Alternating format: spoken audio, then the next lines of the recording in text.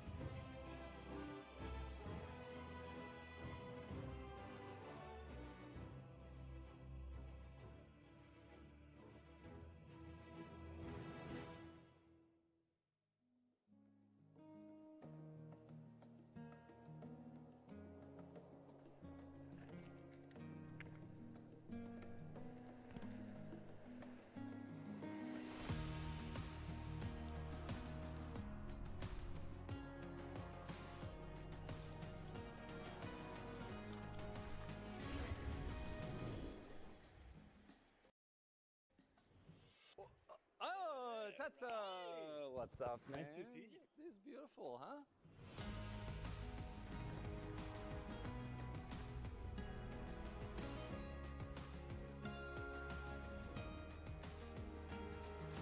Hey, Open.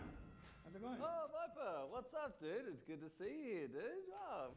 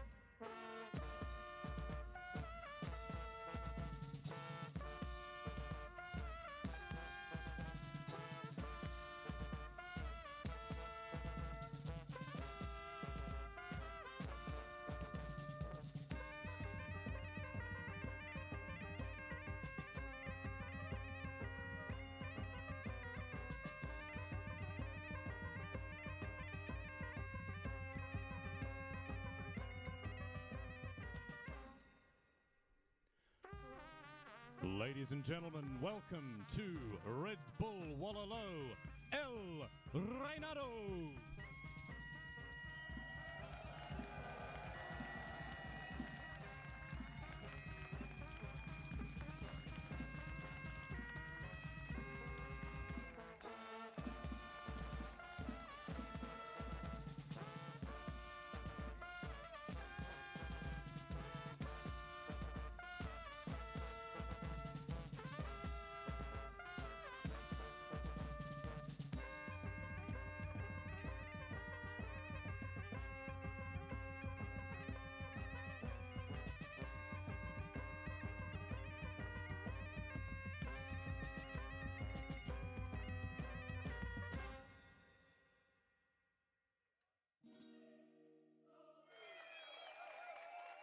Ladies and gentlemen, boys and girls, watching right here in Spain and around the world, welcome one and all to Red Bull WOLOLO El REINADO. I'm your host, Riley Knight, and joining me here on the stage, my co-host, she's back.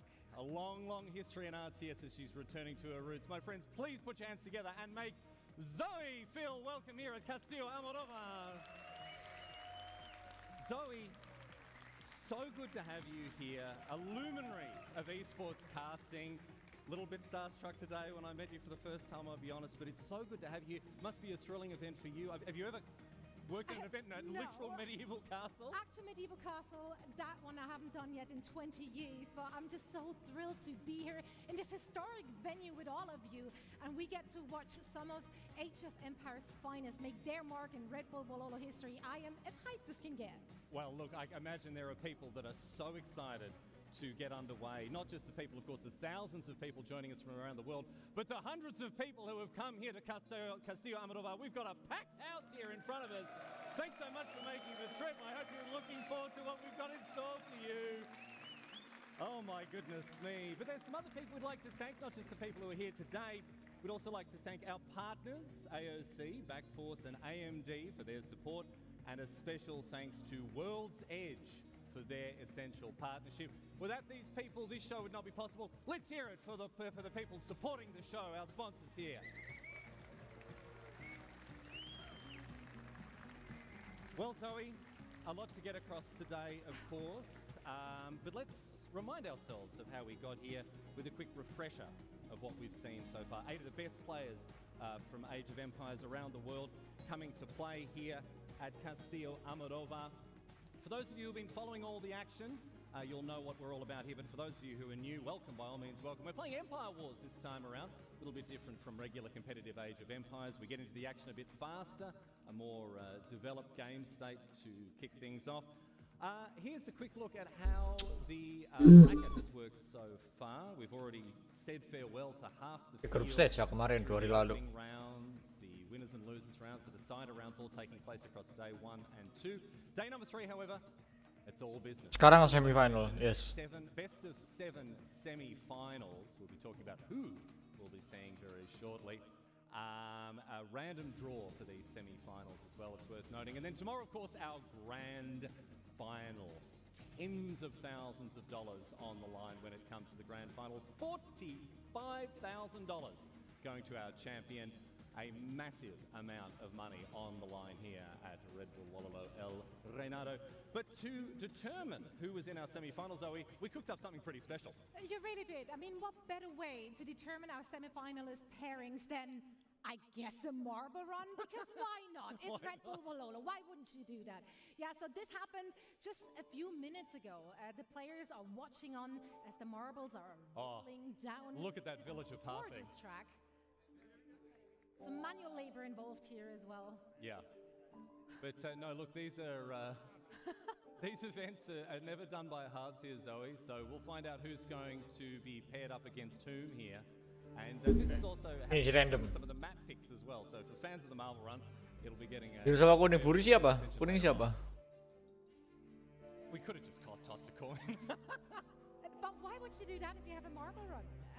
Alrighty. Specifically built for this event as well.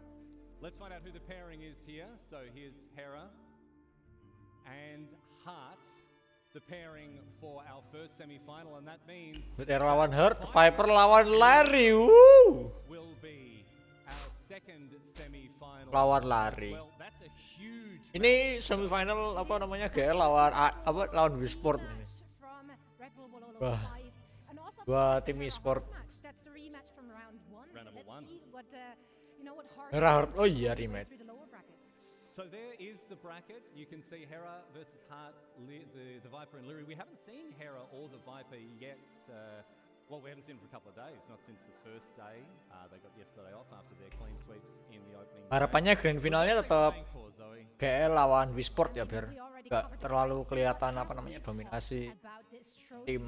Every time you think Red Or- Bull can't do any better, they Tahun do lalu itu better. siapa? Oh, And tahun I lalu already told Tato this lawan story, I Yeah. do not know. Well, last time, of course, we had a trebuchet as the trophy. This time we've got a castle. Let's just rebuild the entire castle. Exactly. It's quite an incredible thing for the... good luck getting it home and you carry on, I'll tell you that. So here's our schedule for today. Zoe, talk us through what we're seeing here. Kicking things off with Hera and Heart. We do indeed. So that's our first semi-final pairing, and then afterwards we're gonna dive into the second one, the Viper and Lyri.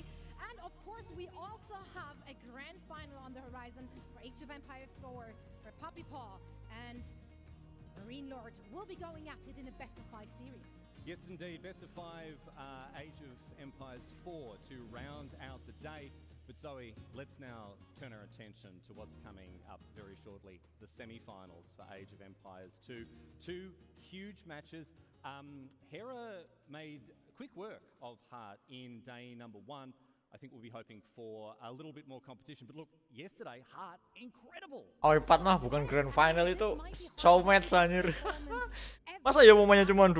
Come on. 8-8 lah. PoE 2 emang turun sih. Tahun lalu 16. Sekarang 8. Harusnya 16, 8-8 gitu lah. AoE 1 8, AoE 4 8. Lyri, one of the all-time greats in Empire Wars. The Viper, one of the Kalian gitu kan. Stop and AoE 8. Masa iya cuma 2. Yeah, you have to mention here that the Viper is coming off of a day off. He got to kick back yesterday, enjoy the castle, and watch the game. So, he had a little bit more time perhaps to prepare for this one. Whereas Lyri was put through his paces by Tato yesterday. Anyone catch the match yesterday? Anyone at all saw Lyri and Tato go That out? was such a good How one. about we have a big round of applause for the fallen hero, Tato, on home soil here in Spain. Devastating to see him go down, but well done, Tato, all the same. I know lots and lots of fans rightfully so. I mean, the performance yesterday was incredible. Unfortunately, this time Leary came out on top, as that was also a Red Bull WOLOLO Grand Final rematch. But I'm so interested to see what all of these players have in store for us today. Yes, indeed. So we've got Hart, we've got Hera, we've got Leary, we've got the Viper, we've got an action-packed semi-final set for people all around the world to enjoy, but most importantly, the people right here. Who's excited to see the semi-finals here at Red Bull WOLOLO El REINADO? Well, I've got some good news for you all, because standing by, ready to take the reins right up here in our casting area, you can see our casters. It's Dave, it's Tristan. T90 and Dave, take it away from the casting area up the top of the castle parapets. Oh. Well, Pertama T90 sama Dave. It is semi-final Saturday here in Cordoba, and we've got a packed house behind us. We've got two amazing semi-final sets in front of us. I'm Dave. This is T90. Are you excited? I'm very excited, dude. I got chills right now. The introduction could not have been better. Yep. And man, the fans are even more energy than yesterday. I think every single seat is filled, so it's going to be a day. And we begin this one with Hart versus Hera in a best-of-7. Now, Hart went 6-0 yesterday on the main stage in all that pressure after losing his opening round against Hera. So let's see if he can get some revenge here for that defeat. Hera, coming into this tournament, was basically the uncontested #1 favorite. Coming in here, he's won the previous events leading up to this. So the one championship he doesn't have yet is a Red Bull title. We're going to get into the draft shortly, but right now it's Hart's to claim and Hera's to defend, essentially, coming into this set. Absolutely, and the draft is a really important part of any level of success anyone's going to have here, and a big reason they have got here. So just a basic explanation on how it works. Basically, you're going to alternate back and forth between the players. It's evenly spaced, starts off with some bans, then goes to the picks. The fun thing is, to determine game #1, all the remaining maps are thrown into the marble run, so we will see that here in a second. That determines game #1 instead of... Oh, marble run. We need an online program. End of The run. fastest marble win. Yeah, exactly. And then Civilization is similar, only no marbles, unfortunately. And again, there will be a series of bans. This will be something we talk about a lot once it comes through. It's really important. And then it's the picks and the preference for the players, which is pretty self-explanatory from there. So 4 bans per player. That's 8 total civilizations that you could have practiced with, you could have prepared with, that you just don't get to play. And then from there, you have to adapt and go for the picks. And like with these two, they know each other so well. Yeah. It's an interesting one, right? I think that like Hart and Hera have known each other for pretty much 10 years. They're as close as friends as can be, right? And so I think that they know each other very well. Does that help one player? Does that hurt another? I'm not sure, but I would say that at least like probably Hera's got the confidence in the matchup. I'm really hoping Hart can pull some confidence from yesterday, because he truly looked a different player yesterday than he did when he played Hera the first day here.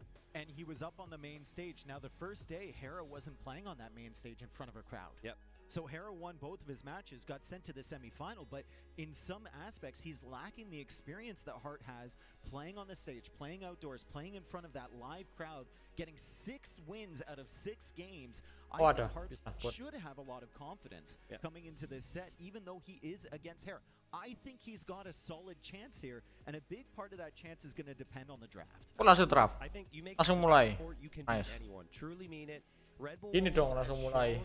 to be very Lama-lama. difficult to repeat victories, right? Viper 1 victory out of what, 7. You got best of 7 kan tinggi banget. Online or sorry, offline events, LAN events.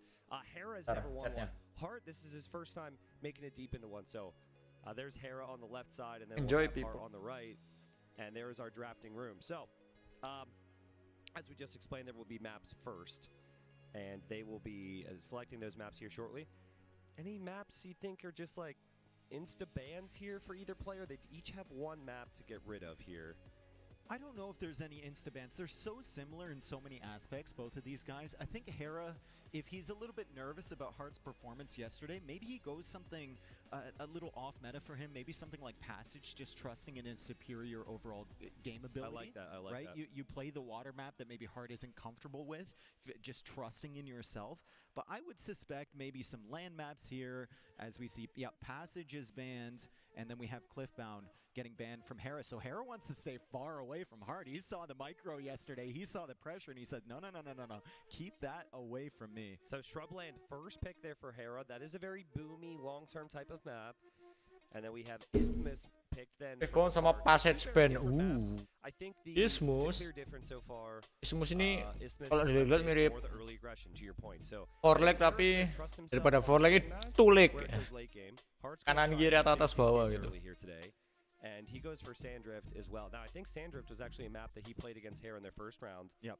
And he felt as though he should have won that game, if not for a couple missteps early. So I like the confidence to go back to that pick despite losing there. I believe Hera goes for... Shrubland. There's the Sama Shrubland pick, Gulch. and I think there was Gulch there. Yep. Gulch is coming in now. That's a new map to this tournament, but it will suit both of the styles from these players. Yeah, I agree with you. Now, remember, folks, best of sevens. So we're going to see a lot of maps here. There was only one ban for each. So I do wonder, like, at this point, I don't know if there's going to be many surprises for either. They banned out and picked already some of the maps that stand out from the others. We got Karst here, so any Arabia nerds out there, Karst is pretty much, you know, Arabia 2.0, at least for Empire Wars. Gulch may be fairly similar to that. River Divide as well is kind of like an Isthmus kind of gameplay without the deep fish on either side, but still the same style of approach. So, interestingly enough, since more maps have been picked by the players, we now have fewer marbles for this marble. So we can really cheer for the marbles. We can really cheer for the marble. Oh, and here we go. Okay. An index. Okay, red is Mountain Dunes, black is Depression. Black is black is Depression. No, I'm going with Depression. Oh, we Let's couldn't go get Depression. far beyond that one. How appropriate. Here we go. Right. Okay. Oh, no, yellow. Ada yang nyangkut. It's stuck. What's happened here? Oh, Pathing. Depression is catching up. It always does, doesn't it? It does. Here we go. Let's see. No. We got blue in the lead. Okay. Yang kuning Blue stuck. is, Take it's it away. clear, blue, red. So Mountain Dunes is trailing behind, and I believe green came in first, whatever that was. Yeah, well, I definitely remember what that was, but there it is. It looks green to me. Hollow and Woodlands. That is Hollow Woodlands. And thank God, yes. dude, that map is amazing. I think it's one of the best Empire Wars maps ever. We've seen Hollow Woodland. We saw Woo. Tato Leary close out their series yesterday. Hollow Woodland We first. saw Tato Sebastian at one point, I believe. I mean, just Panas. map to start the series. Yeah, and this is about the draft that I would expect from both of these players. There's not many mix-ups here. We don't see something like Mountain Dunes being picked. We don't see Passage. Obviously, that was banned. Or Golden Stream, right? There's not the boomy maps. There's the maps where you can get a snowball started early. You can continue that pressure into the Castle Age and hopefully win it there rather than going to Imperial Age. Do you think they'll let me take the marble thing home? The Red Bull, maybe. Customs? Maybe not. True. I'll try and explain that one. So, I will say this. Now, right now, they're going to just list out the civilizations they think are the strongest and design their whole draft so that we have a bit of time to talk. I felt what helped Hart so much at the start of day yesterday was that game one was a boomy chill style, right? And so he wasn't instantly smashed in the face. He had time to ease into it. Which he didn't have against Hera when he played against Hera on day one. Yeah. Right? And I remember talking to Hart after game two, if you remember, it was very short, and he was just like, man, it's just like one or two things went wrong, and then the series was over. I think Hollow Woodlands is potentially better for Hera just because he is maybe the favorite here. And he can assert his dominance earlier in the series. But if Hart manages to take that map, we've opened a can of worms here. Like, if Hart gets up 1-0, that's a huge confidence boost for him. Suddenly he doesn't feel that pressure, like you mentioned in the best of three. And I'm really expecting something here from Hart based on his results yesterday on this first map in Hollow Woodlands. If he can get over the nerves and just get a good opening, even if he doesn't win, just get a good opening in the game, something he can feel proud of. He can carry that forward to the rest of the best of seven. I mean, and who's gonna have more confidence up on the stage here, right? They're gonna march down between our crowd. Who's gonna be excited? There's, you know, Hera hasn't been up on that stage yet at all, right? So I do feel genuinely that maybe, to your point, maybe game one is actually Hart's moment. It's just really an interesting map to be. It is one of the hardest maps to play. So to just be thrown yes. into that right away is just truly something else. Yeah, and these are probably the two highest EAPM players when we're looking at Capture Age EAPM. Yep. They're both going to average around like 140 or something like that on this map. So their hands are going to be flying throughout this game, and it's going to be an intense one. We ended yesterday with Hollow Woodlands. We're going to open today with Hollow Woodlands as we see the first bans coming in. Hera banning Byzantines, presumably for Isthmus, and then Heart banning Magyars. And Magyars are just good on every single one of these maps, so that's just a solid ban. I find it very interesting. Hera has banned Aztecs. Aztecs, yeah. Aztec. We haven't even seen them picked. or Incas picked much. No. I'm not surprised by Hearts bans. It seems like I think he said he likes to ban out mobile cavalry civilizations because it's annoying to play against. And then he said, well, but I also like to play that way. So you can't ban out too many. He didn't forget the Saracens this time. Yeah, Saracens is banned there from Hearts. Ban Saracen sama Byzantine guys. Jangan lupa Georgian. The consensus ban between all of us casters and players shouldn't make it through the draft. Yeah, which is too so good, strong man. in this Empire War Georgian setting. itu too good. I think Hindustanis is a really big one here. I think we have yet to see their potential on Gulch.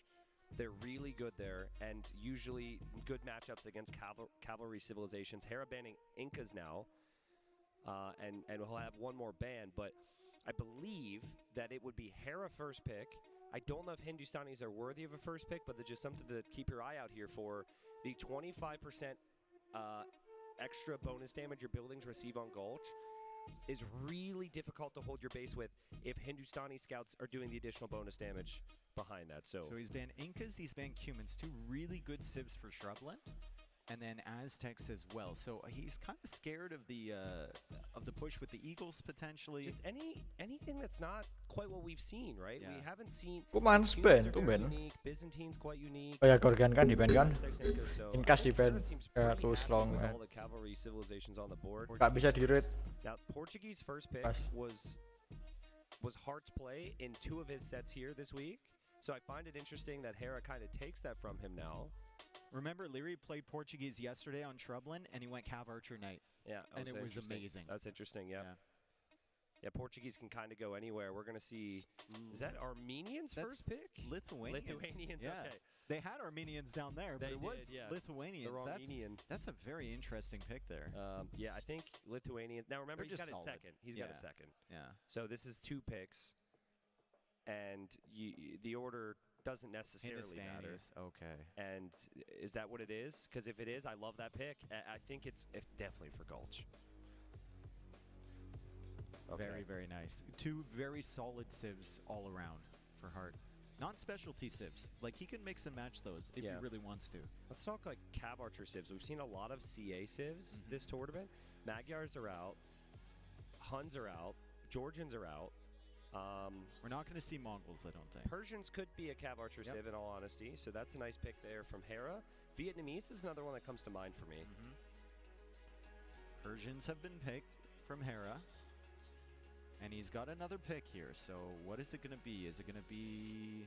She's spinning, it's spinning, it's spinning, and Mayans! So he fans out both of the other Mesocivs, and he goes for Mayans. So when I first arrived to the player room on day 1, the players were practicing with each other. And then Hera, I don't know the reasoning, maybe he probably practiced a bunch with humans.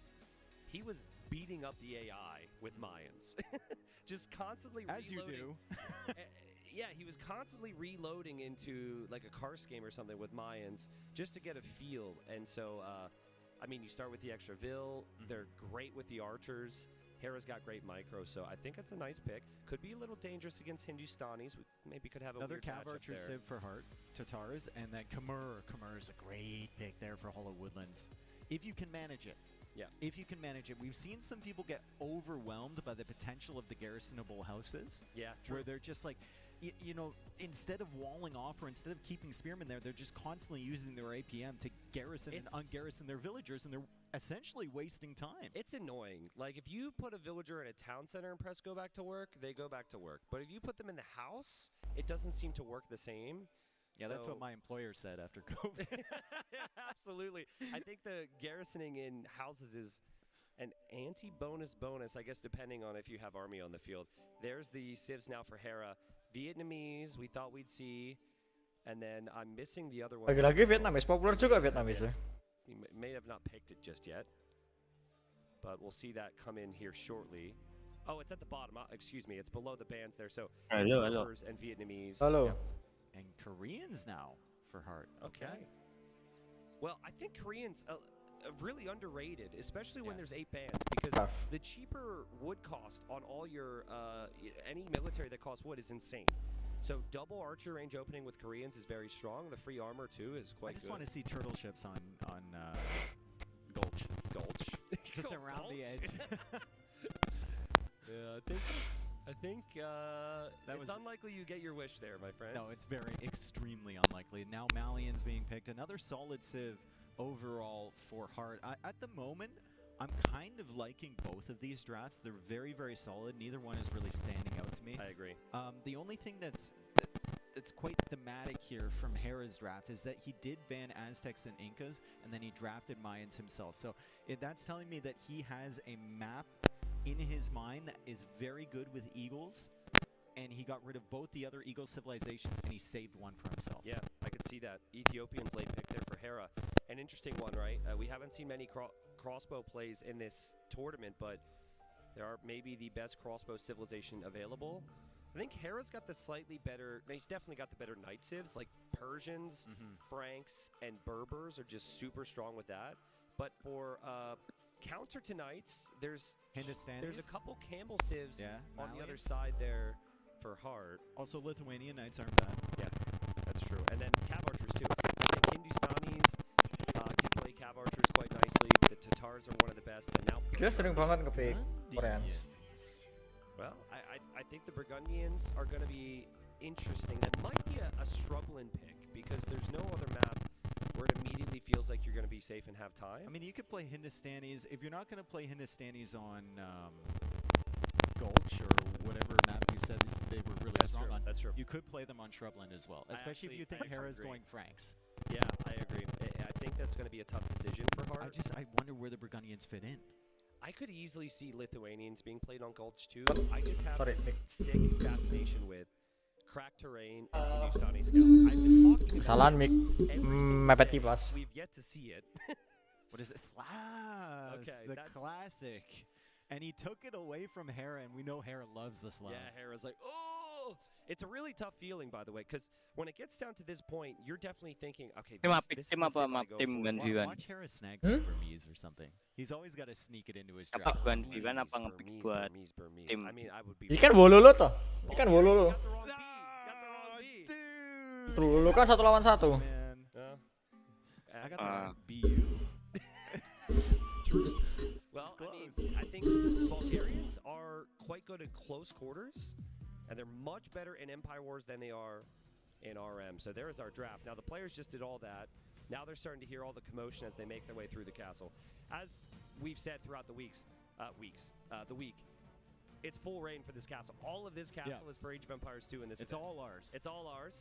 We have enjoyed it. I have walked up many a flights of stairs, and my knees have not thanked me so much in the morning. We're getting old, bro. But, yeah, so they're going to be making their way kind of like back this direction. It's probably hard for you to figure out back behind us here, and you'll see the crowd here soon. So, Heart versus Hera, semifinal number 1. Remember, we have Viper and Leary, semifinal number 2, before the final. Terakhir Slav sama Burgundian. Burgundian bagus tapi Slav. I'm just pumped, dude. I can't believe we're here already in the semifinals. I'm going to enjoy every single second I can. It's gone by so fast. Hopefully this set will not go by fast. We want all 7 games here between Heart and Hera. Heart definitely the underdog coming in here, but after yesterday, we feel like he has potential. We feel like there's a real chance here for Heart to go to the finals. Yeah.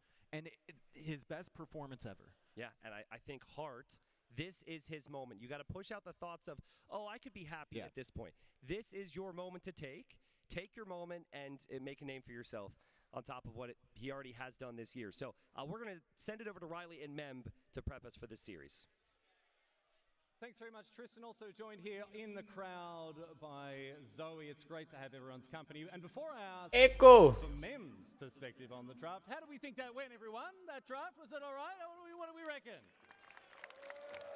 All right, we've got some excited fans, but never mind what everyone else thinks. There's only one opinion that matters. Mem, what were your thoughts on the draft? What did you think about what we've just seen? Well, it's the first series that is best of 7. You know, both players are kind of similar play style, but here a better execution. We have seen maps that are aggressive in both sides, but I think Hart could be happy. He has, if I'm not mistaken, 2 aggressive maps as a whole map. The first one is also aggressive, so I think Hart should be happy with the overall result. But don't you think the opposition obviously expected that, so therefore they came prepared? Since they both have an aggressive play style, do you feel like there is actually one player who has an advantage? Well, in this situation it's very tricky. I think it depends also how they are going to play with this incredible crowd here. You know, everyone is kind of excited. We are excited as well. So the nerves is gonna be really important. But we have seen also some situations like Hera ban Aztecs and Incas, if I'm not mistaken. And then pick Mayas. Then pick Mayas. Himself. It's complicated, really complicated, because Aztecs is not being picked, you know, and now he's banned. Mayas in what map? I don't know really what they are going to do, and that's what makes this series even more exciting. We saw some spicy-ish picks towards the end there. We saw the Slavs get picked up, the Bulgarians. What do you think about them? We got some secret strats that might be coming out. Ma'am, you looking forward to these civs? Yeah, well, the good thing here is that I think keeping Slavs to take from Hera. So that's why I think Hart is happy, because he probably wanted to pick that one, and then he picked Bulgarians. Bulgarians is better than Slavs, don't think so? All right, well, we'll see how it goes. Right now, however, we are ready. We are all geared up and prepared to go with our first semi-final. Let's hear it for the competitors making their way out onto the stage. It's Hera, it's Hart. Age of Empires 2 semi-final number 1 begins here at Red Bull WOLOLO El REINADO.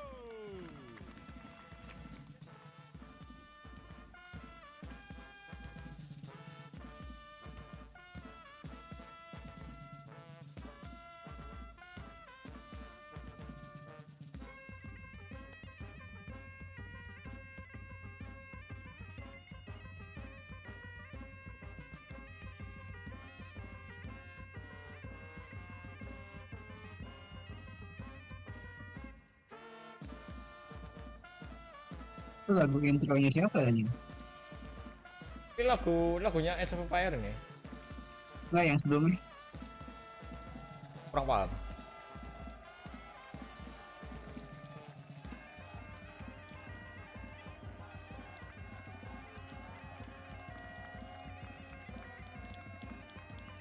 Yang nonton kaum milenial. Kongresnya AOE kan emang besar di Eropa.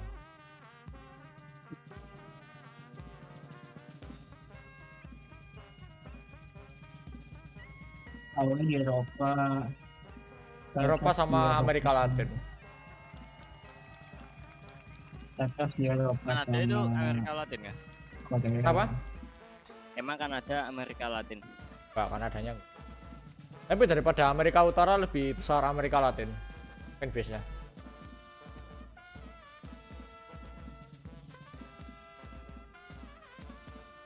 Amerika Utara itu full Counter Strike sama Valorant kok. Full FPS sama PUBG. NA itu terlalu FPS minded.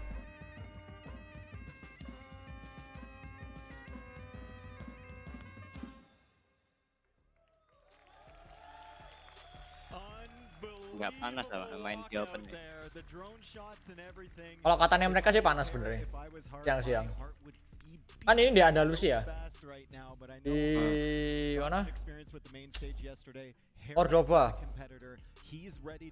Tahu nggak di mana Cordoba itu? Sejarahnya Cordoba. Sejarahnya Cordoba itu ibu kotanya Muslim Spanyol dulu. Islam di Spanyol dulu, ibu kotanya di Cordoba. Oh, Maya. Maya. Itu Maya.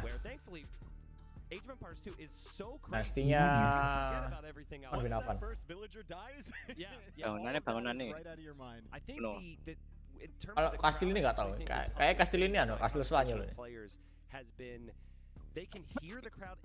Tapi kalau Andalusia memang agak deket, agak tropis, agak panas daripada Eropa yang lain. Kan di Mediterranean, Spanyol kan lebih ke What? F. Reload. We good? Oh my god. We good. Okay, we good. Refresh people. Oh, stuck.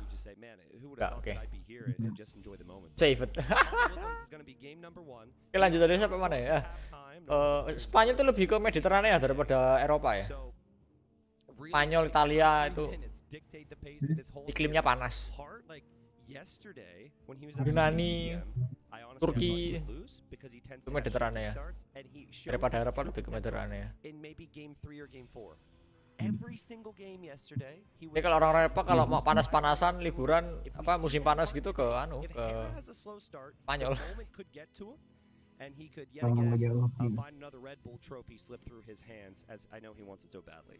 And remember, it's just a singular moment that Ini, on a map ya like belum Hollywood, pernah ada if you Teuton were a pick little bit BTW. late with that first Teuton argument belum pernah where you dimain. choose a stable when you should have chosen Banyak nggak sih yang belum RCB nyipit? Yep. Pasti. you could be absolutely screwed. Like you could lose Cuman the game daripada tahun lalu, 2 tahun lalu, but you could lose the atau game 3 tahun yang seven. lalu Here's itu our head-to-head. Hera looking like one of those Iya, video lebih- characters that you semua. unlock once you've 100% ya the udah game. muncul banyak shift sih. Tapi ini 75 lawan 25 gila. We look at micro macro strategy experience 3-1. all the way to the edge.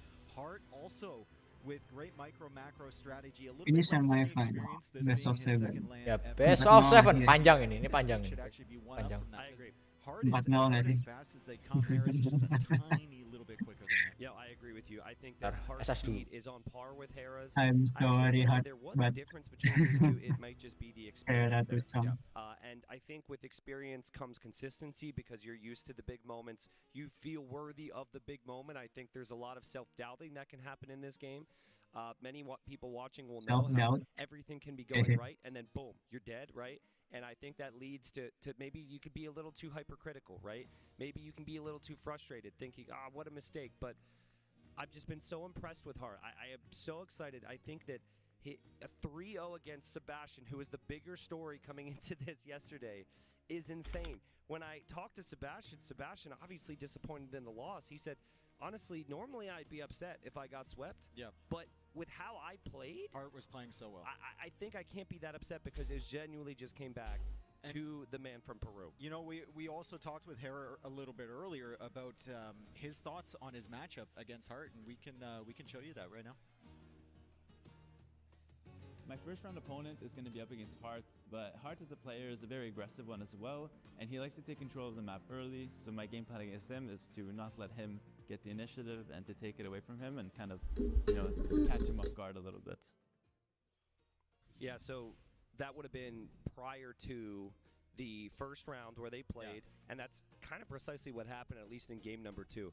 Hart, he had an issue in early game 2, and it was on Hollow Woodlands, actually, if I recall correctly. So, yeah, this game just... Tapi bagus sih outdoor gini daripada Heidelberg Castle. Like it was too late. He felt like it was too late. Waktu di Heidelberg kan indoor kelihatan sumpuk, He's won his enak last 6 games. kebuka gini. You only need to win 4 here.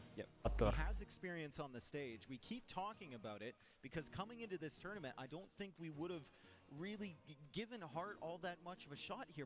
I am giving him a legitimate chance to take down the consensus #1 player in the world right now, Hera.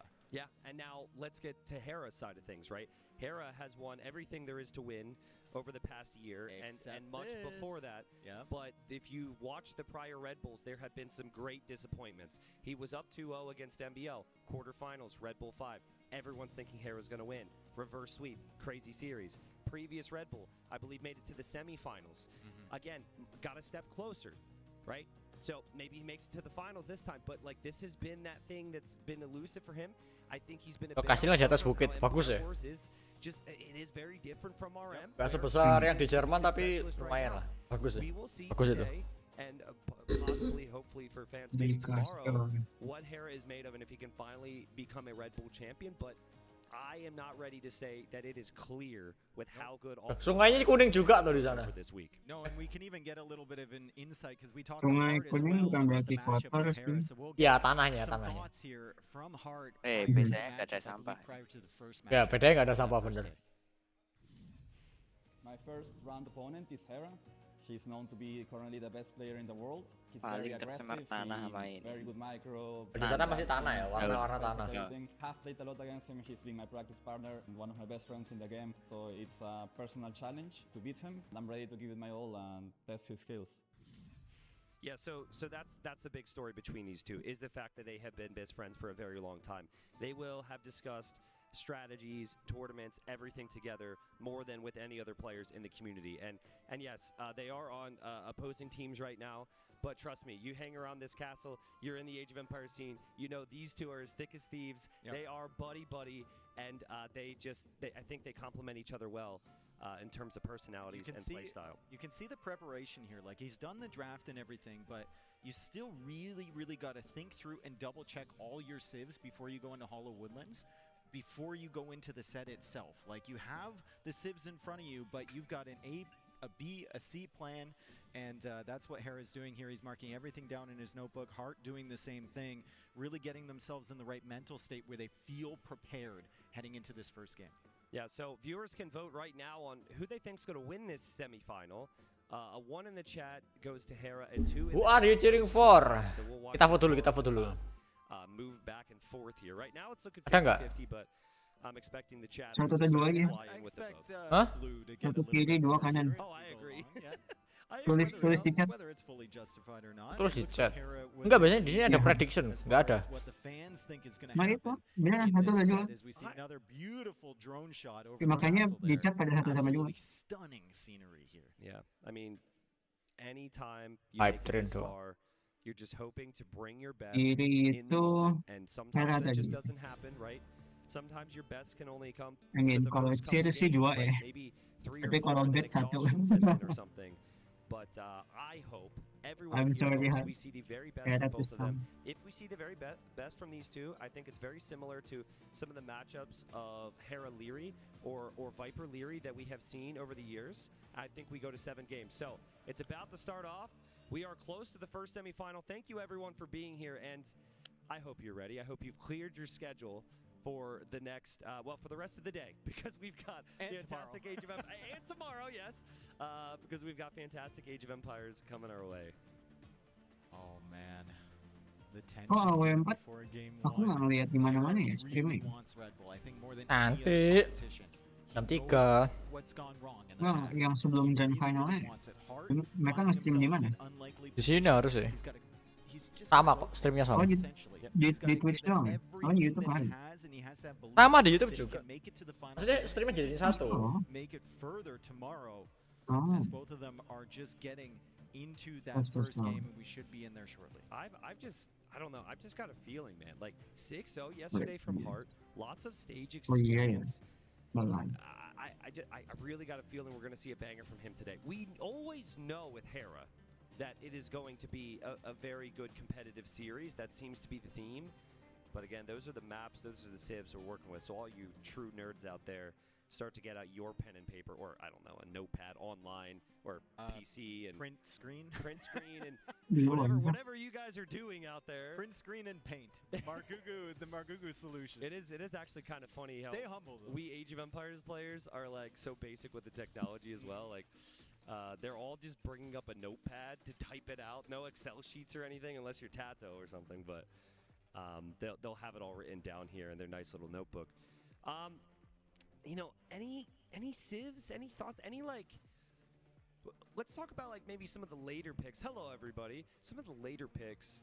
Any civilizations stand out there as Burgundians. like a Burgundians. surprise Burgundians? It's just like where yeah, is the question, right? Are you gonna play it on Kars?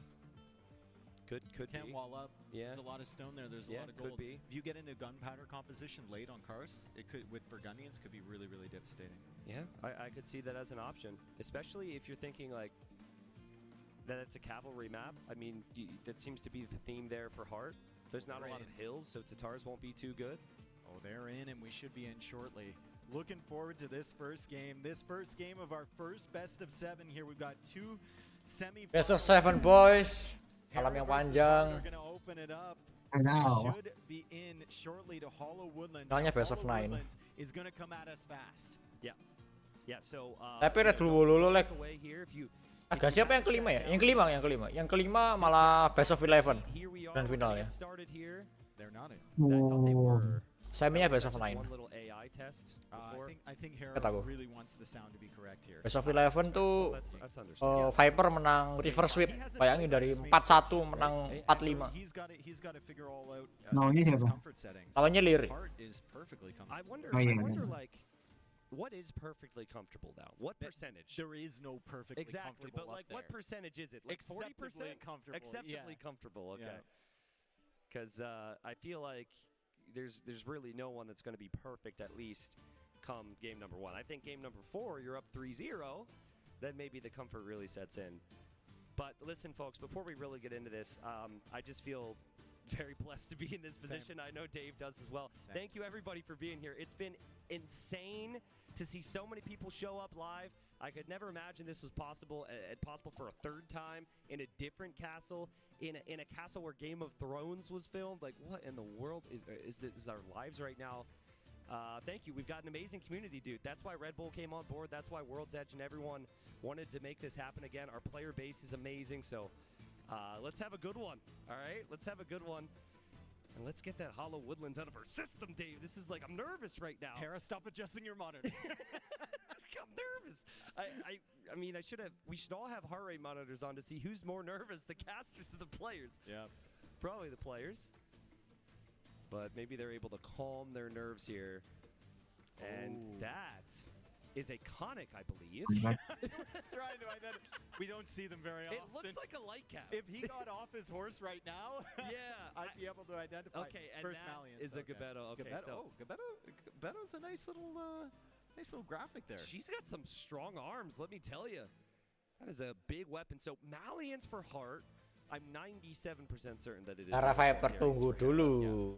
Those are the unique units, amazing graphics. Now, it doesn't look like it now because they walked off stage, but they Belum masuk sini. physically Discord bareng. on stage with the players. Udah join belum? Don't fact check me on that. And they should be getting into the game shortly. Discordnya ini sih, Discordnya anak-anak AW4 sih. Hollow Woodlands is going to be our first game of this first semi-final here at Red Bull WOLOLO REINADO. I almost missed that one, but game number 1. Wah, ini prediction ini baru mulai nih. Game 1. Hera. And it's going to be on Hollow Woodlands. Take it away, T9. Okay, so the big Ya, kalau ada yang belum tahu, Hera itu orang Palestina. actually dictates your opening a lot. Darah Palestina. Heart needs to find out Darah itu darah Palestina. what his opponent is doing. Orang Kanada, darah Palestina, tinggal di Argentina. The fast archer switch. Malians are considered way more flexible. They're able to do so much more and get those military buildings out. But the Bulgarians, because you start with the blacksmith in Empire Wars, and the blacksmith upgrades are cheaper and research faster, it's all about those fast timings with the upgrades here for Hera. Yeah, as we see Hart just trying not to lose HP on those scouts. He's pulling them away from the spearmen. He added the archer range in addition to the stable. So Hart is going to use the mobility of those scouts, and he's going to try and pick off the villagers from Hera while keeping himself defended at home. Hera's opened with the archers here, and he's got a few spearmen to help them out, but Hart still looking for value. Yeah, I was just going to say, a little surprised Hera didn't have spearmen around, but he was able to correct. Belum ada trade ini kan, belum ada trade. One of the most stressful ones to start off with. Belum ada trade villager kan? Kalau belum ada trade villager masih aman. Tower, investment tower itu selalu bagus lah. Apalagi satu lawan satu. Karena emang micro scoutnya yang bisa nge-rival micro scoutnya Hera cuman Viper doang, dan yang bisa nge-rival micro scoutnya Viper cuman Hera doang. Sebelum Hera ada ini, ada Viper dulu. Scout nerd. Darah lebih kecil pun, darah lebih tipis pun menang, dapat satu villager. Siapa? Hurt, nice. Penculikan villager pertama Hurt. Like, with all the things that Hera can do, to go forward right there instead of lingering around for an extra 30 seconds in defense is amazing there. You're going to need moments like that in the series today if you're Hart to beat Hera. Hera does oftentimes try and buy himself a little bit of time and then greed up, right? Get those walls, play defensive, but it's double stable from Hera. It feels like a lot of the games on this map have come down to scouts, so Hera also going to switch out of the archers because Bulgarians aren't necessarily great with that. Hilang satu. Makan town center. Eating the town center hero. Hart needs that food from the shorefish. But that was fascinating that Hera opened with the archer range. A lot of spearmen to support the archers, comes forward and then instantly just double stable. Yeah. Look at how Core-nya masih Hera's base at this point, right? menang Hera malahan. Perfect job. Kalah KD padahal. Oh, idle TC 13 detik. Worker efficiency sudah 14%, lumayan besar. Besar juga. Largely due to that fact. Now, Hart knows about the first stable. What he's not expecting is forging and bloodlines. These are crazy upgrades combined with Hera's archers, and this is why Hera picked Bulgarians. This is going to be really difficult for Hart to hold right now. Yeah, those blacksmith Oh iya, cheaper and they're coming in. Bulgarian meskipun nggak punya crossbow tapi tetap main archer ya, itu masih viable di Feudal Age. Kenapa? Karena fletchingnya murah, diskon 50%. Iya. Kalau nggak salah dulu ada yang pernah ngetawain orang main Bulgarian archer. Bulgarian kok main archer, lucu banget gitu katanya. Ya kalau 1 lawan 1 gimana ya? Kalau tim game mungkin ya ketawain gitu. Kalau 1 lawan 1 mas, segala unit viable tau. Apa Spanish pun kalau butuh archer ya bikin archer udah, meskipun nggak punya crossbowman ya. Jeleknya nggak bisa dilanjut gitu aja. Masih viable. Upgrade-nya gila benar. Namanya juga Bulgarians ya. That's a bonus ya. Kelebihan Bulgarian. Snipe. Cavalry armor for his scouts, but still only Nice. 1 scout in the queue, 2 archers on the field, and we see Hera with 2 scouts in the queue, 8 on the field. Berapa militer? Fully upgraded. The archers 8 lawan 17. Gede banget difference-nya. Tuh towernya kena tau itu toh. Oh, agak sulit. Hilang 2 archer, wah. Tinggi banget sih, hilang 3 archer. Mahal banget itu. Kalau kataku archer lebih mahal daripada scout ya, meskipun harganya lebih mahal scout. Tapi oh GG kok, langsung GG. First game cepet banget, berapa menit? 8 menit, gila. Sweet victory man. Hera. Kok perlu lama-lama ternyata. Ya. Apa Bulgarian nggak dapat crossbowman, game aja nggak sampai Castle Age. Big investment, ya itu kelebihannya Bulgarian. Dulu kan pernah ada turnamen 1 lawan 1 kan Empire War. Dulu waktu zaman aku masih ke net. Itu andalanku Bulgarian kalau mapnya deket-deketan kayak Hollow Woodland tadi. Bulgarian andalan.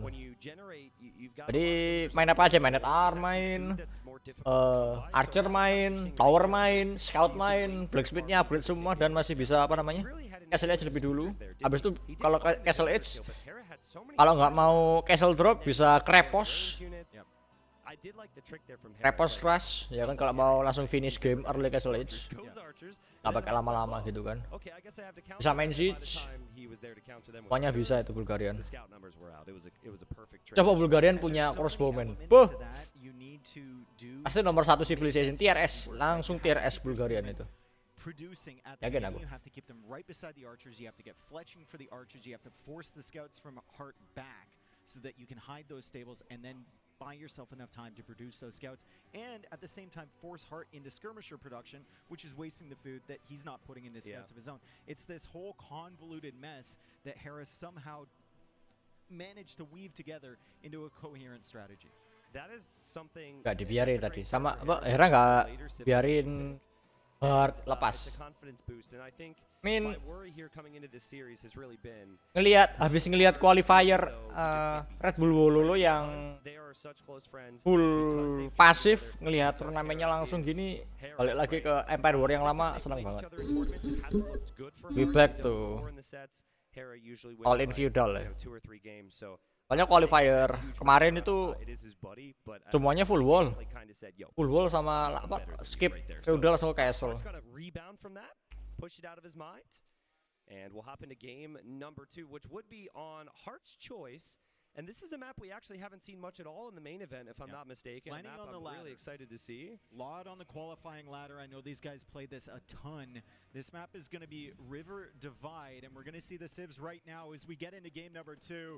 We have Hera playing as the Berbers. We have Hart playing as the Berber. Towers, and Hera is opening with a scout here. Now, River Divide. Landingnya outdoor. Ya, outdoor bener. Each player has Itu di apa puncak kastil. opposite river. Puncak kastil. If you're going to wall off your base, you have to make sure whatever Jadi kastil di atapnya. transport on, you can't wall to Kan genteng sih, kastil nggak ada genteng.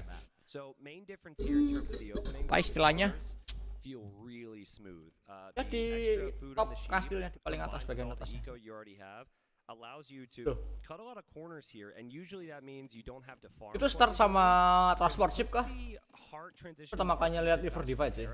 I think the comfort Iya, situation for the Berbers is really to farm heavily, to delay your archer range and just stay on the stable units. They have cheap Scout, units. culik satu. Bisa ini. Basically winning the game with, and Hart Satu. is gonna go in here for Save. No, oke. Keculik satu. First snipe. Lagi-lagi buat Hurt. Forest Villager snipe. Drop. Artinya pakai facing ship, facing ship. Transport ship. Nah, ini kan ada fotonya toh. Bentar, chatnya ke atas ya. Lalu naik. Atau ke bawah. Around the backside of his base, so he's trying to defend himself as he comes in again with another couple scouts. They are weak though, so the villagers might be able to fight. Atar lawan berber ya. Being just very patient here. Tuh, notice ya. Not the first time he's been and I mean a little, but apa namanya? Hurt scoutnya tadi berdiri doang nggak nyerang padahal ada scout EB. Itu triknya player rating atas, triknya pro player. Itu scoutnya dipakein standing ground, jadi biar nggak kemana-mana, biar nggak kebablasan, kayak makan TC lah, kebablasan ke spearman lah, kebablasan ke tower lah, jadi biar nggak lari kemana-mana. Triknya mereka pakai stand ground. Expecting Hera to really ramp up the aggression here. Another little misstep there from Hart. Now Hera's transport's on the left, so he can actually wall to the water on the left. Yeah, and Hart can wall to the water on the right. Exactly. Yeah, but the reason players won't wall to the water on the side their opponent's transport is because they don't want the opponent to use it. So that's actually like, that's something that had to form over time. That's something they figured out. Yeah. It's a little disappointing they know about it now, but I think it's such a nice detail, and well done from them to make they're sure very on top of it. look at all the posturing here. It's mostly defensive, right? They're trying to pick away, they're trying to look for opportunities, but at the end of the day, their main objective for both of them is to get the walls up and get to Castle Age. I want to see Hera. Berapa militer lawan militer? I mean, he's not 10 lawan a 8 huge militer. player, but if Tatars are going to play into Cavalry, I mean, you could open Genitor and then Mine Stone and go into Camel Archers. Maybe. The alternative is you go for the 3-town center economy and you can just go Camel. Camels can still be great against Cav Archers, but the risk is if the Cav Archer mass gets to 15 to 20, they'll start to kill those camels off quickly, and then even going Camel Archers is tough because you're going to start from 0 against 20 units out in the field. And also, Tatars get Thumb Ring automatically. So their Cav Archers are very, very good to begin with. Hera on the way to the Castle Age first. We see Hart, he's trying to build his way up there. I'm not certain if he has a market, so he can't buy the food yet, but he should be up shortly. He is idling his TC to do so. Yep. Hera's economic management is just so smooth yet again here. So lost a Ville, right? Lost a Beruangnya ngejar spearman. Karena apa? Karena scout nggak dikejar sama beruang, sama wolf, sama buaya. But I think Hera will be more than fine. So Hera's just not the player to go for the castle. He's going to go for the eco first. I think he might be adding double stable behind. Yeah, most likely, because I see the archery ranges, Genitors. Think about it. Does he go Cav Archers instead? Genitors are the Cav Archers Genitors of the are skirmisher mounted. world. Yeah, so they're a mounted skirm, right? It does make sense. You can't. You could have some struggles, I would say. Dua-duanya kasih Age ya? Genitor, like you can't win. Dua-duanya kasih Age. No, it's an option until you get into Camel. Beneran Genitor tergantung. And they take the same upgrades as the Camel Archers. Also, Hart will have seen armor and bloodlines on those scouts, so he's going to be expecting the stable, and now he sees an archer range there, so he has an idea. I wonder what he suspects from that, though. I mean, I wasn't expecting Genitors from Hera. He's really not a player to usually do that, but what better? Tapi nggak ada, kalau nggak ada fletching ngapain Janitor? Beneran Janitor dong. Janitor tanpa ini, tanpa apa namanya? Tanpa fletching. Tapi emang naik-naiknya meta skirmisher ya, jadi make sense kalau Janitor ikut naik.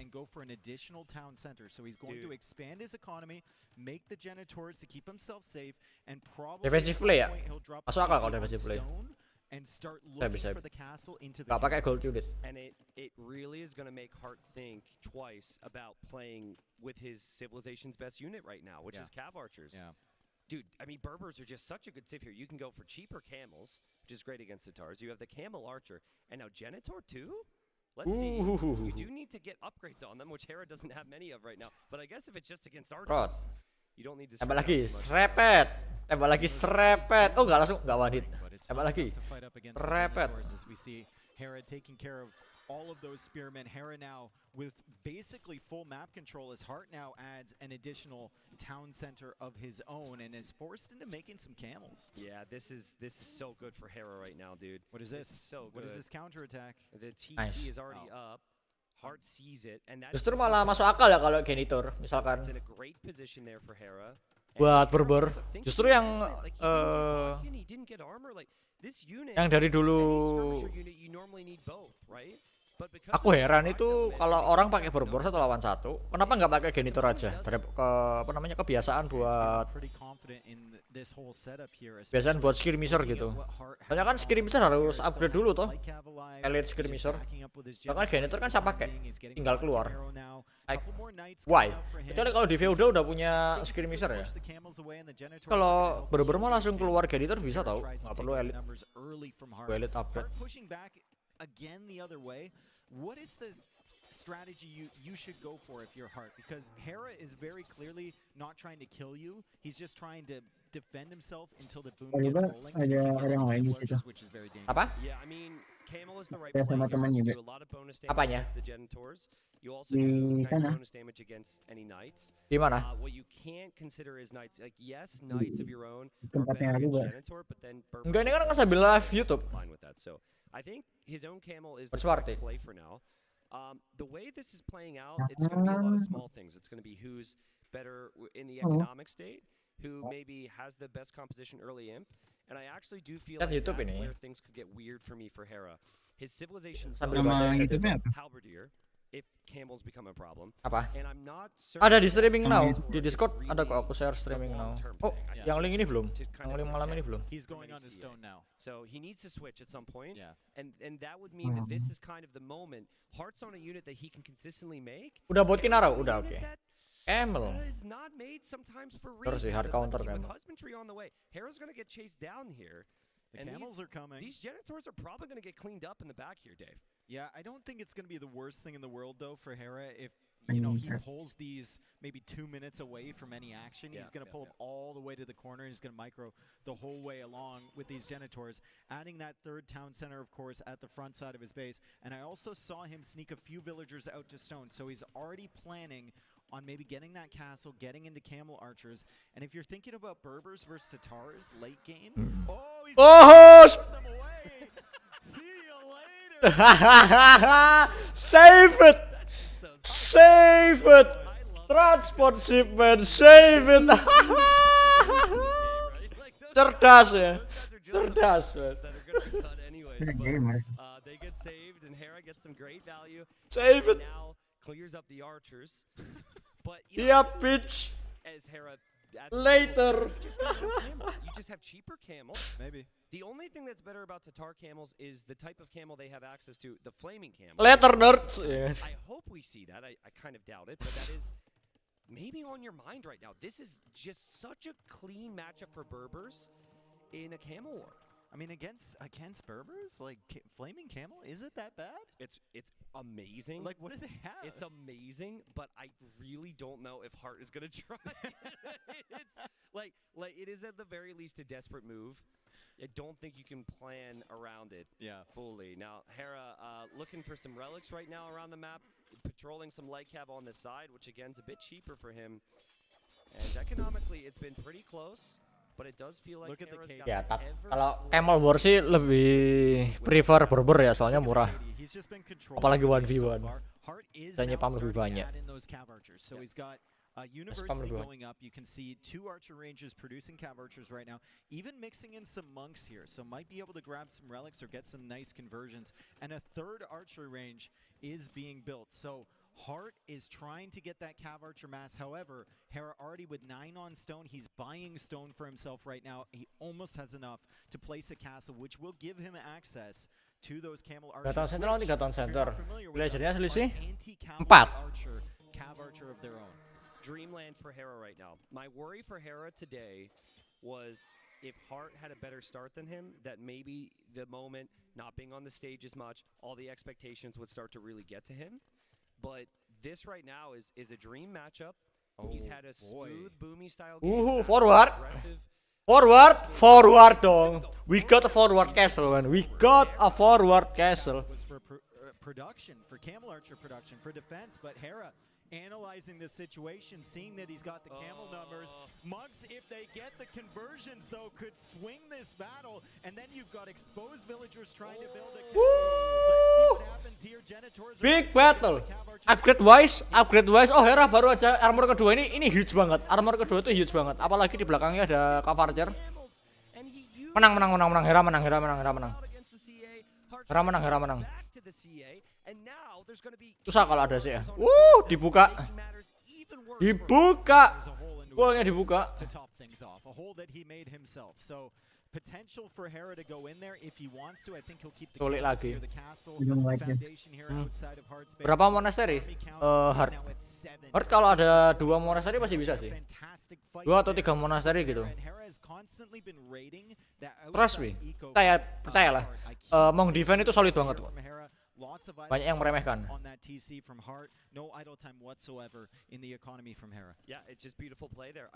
Defense itu terlalu kuat di Age of Empires 2. And the forward castle is potentially game winning. Camel Archer, yes. I think in Heart's mind you have to trap that down. Heart udah ngelihat Camel Archer harusnya udah stop Cavarger, cuman kok masih produksi tuh. Lihat. These guys are immediately under a lot of pressure to wave towards the crowd or act like they don't realize they're on the camera. There we go. We'll work on that. We'll work on that. Yeah, it's game number 2. And it's going to be probably Camel Archer from here for Hera. I don't think WOLOLO? too many more. Gak ada WOLOLO Hera? Ada, oke. Selisih skornya lumayan jauh ya, 800. You can't take the fight against this army. You can't push back that castle. And it's just like, what composition of units can you make now that the Camel Archers and the Camels are here? I don't have any suggestions. Any suggestions I could give would be more based on the game state, right? Yeah. Areas you could push, things to do. Ever since that castle has gone up, I have lost any idea except for Trebor. And Heart's going to click up to Imp. Heart's going to hope for that. He'll drop a castle. Oh ya, Imperial duluan, Heart Imperial duluan. Beli resource. Pakai market. That's the downside of the forward castle, right? It shuts off the stone from Heart. It shuts off that whole front side of the base. You can't go through the middle of the map. But if he loses it, then the Camel Archer production installed, as you mentioned. Ya, hati-hati ya. Sniping a few more. Kayaknya ketika ngelihat Heart Imperial Age bakal langsung, atau dia harusnya udah menduga. Score drop soalnya. Juga sih, skor drop gitu ya. Score drop. Is important if we're talking about a castle drop. And Hera needs to unqueue Vills right now. He needs to unqueue Vills. Ya, rule of thumb kalau kena forward castle itu faster imp aja udah Trevor. Oh, ada masih ada yang bisa ngantar unitnya Hera. Masih bisa apa namanya skirmisher sama Gusar. Kalau mau maksa CA juga masih bisa. Pakai emang juga bisa. And his Imperial Age timing is going to be about 3 minutes ahead, maybe 2.5.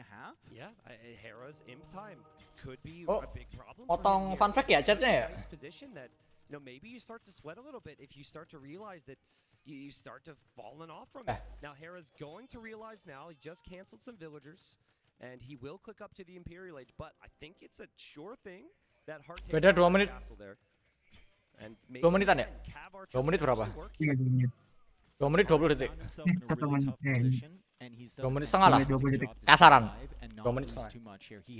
Ini masih kasar. Bam! Ini Hera mesti nyimpen camelnya sih kalau tahu. Camel nggak begitu bagus buat nge-raid soalnya gampang mati sama Town Center. Lihat, Town Center punya bonus attack lawan camel ya. Jadi bukan cuma camelnya yang low pierce armor, tapi Town Center juga punya bonus attack ngelawan camel. Jangan lupa. Banyak yang kelupaan. Atau banyak nggak tahu malahan. Camel sebenarnya kalau bukan Hindustanis nggak begitu bagus buat makan town center. What do you think about just going back into camel? Just like 5 stables, heavy camel play, could that work? It could work, yeah, and especially if you're raiding on the sides. If you have Hussar as well to mix in with that, and with Berbers, I mean, Hera could get it done. Hera will likely start to expand his food eco a little bit here. We see him on 35 right now. I suspect in a few minutes we're going to see him at about 45 or 50 or something along those lines, especially if he realizes that his castles won't survive for a long period of time. I mean, he does have 16 camel archers. Dan aku mau buka WA dulu. Aku lagi pesan makan. Jadi kalau ada makanan masuk WA-nya masuk. And getting Casbah too. So he's planning on having castles. Yeah, and he's also going to get relic number 4 here, folks. So the way this game is gone really is skirmisher aja udah. So, itu nggak di repair ya? He's going to win this game and go up 2-0. Hard has, as you said, done a Nggak, good dibiarin. job, but I think after this Dibiarin nggak di repair. One tile, relic. Hera hunting for relics as Mapu points that one out in the darkness. Can't see that. Hera going for another castle on the southern side of the map, on that little right edge, as he isn't able to push at the top. Those monks supporting the cav archers well. That initial castle has fallen, given Hart access to the gold and some stone at the front there. And now so Hart goes for a castle on the right side, so he's going to attempt to push. But like you said, it's so No, ini pet fight. Hart jangan ngambil fight ini sih. Hart jangan ngambil fight ini. Oh, skin biasanya keculik. Skin besar itu kunci. Skin besar itu kunci beneran. Skin besar sama Wong itu kunci. Kalau keculik ya udah selesai. Who probably felt like this matchup was impossible before, he's going to look at this now and find it very difficult to justify staying in this game. I think the only upside to this fight is that their trebs aren't dead yet, but Hart still calls the GG. Hera taking game number 2. He put Bahkan himself semua in such masukannya. a good Selisih skornya juga position jauh, there. 2000-an. Hart was kind of stunned. He didn't know what to do. Yeah, Genitors. I mean, one of many things Berbers can do well there. I'm going to say perfect series so far for Hera. He had the aggression in game 1. He had the control and the Swift 2-0. But Hart is going to feel like game 2 was as close to a Civ win as it gets. I think that's where he's going to think. I actually hope he thinks that, because it's not excuses. You can just say, okay, that wasn't the matchup we wanted. We can have some good matchups. Best of 7 masih panjang sih nafasnya. Tapi Hart harus fokus. Maybe Franks, that's a big one to look to. Maybe Lithuanians against like Vietnamese or something. So he needs another Red Bull. Yeah, I think he's going to chug his Red Bull, but I actually don't think. I think that Hart hasn't been able to quite get started yet, and that was like 2 times harder for him to play in that matchup. Itu yang hijau, tameng hijau yang di atas. Siapa yang punya si Hart itu Hindustani kan? Hindustani, iya Hindustani. Like beach day. Bro, villagers already are pathing. Bener aman nggak sih? Hindustani kan buat, misalnya buat semuanya bisa lah. Ya, buat civilization yang ekstrinya lebar. Ambil yang namanya aja kata gue lawan Hera. This gets more and more beautiful as the day progresses. As the shade will cover our crowd now, and thank you everyone braving the heat. It's kind of interesting to see people sit down in the shade. Yeah. And like the seats would fill as the shade would progress over our crowd. Mojitos at the bar though, if anyone's hot. I can confirm those mojitos are very good.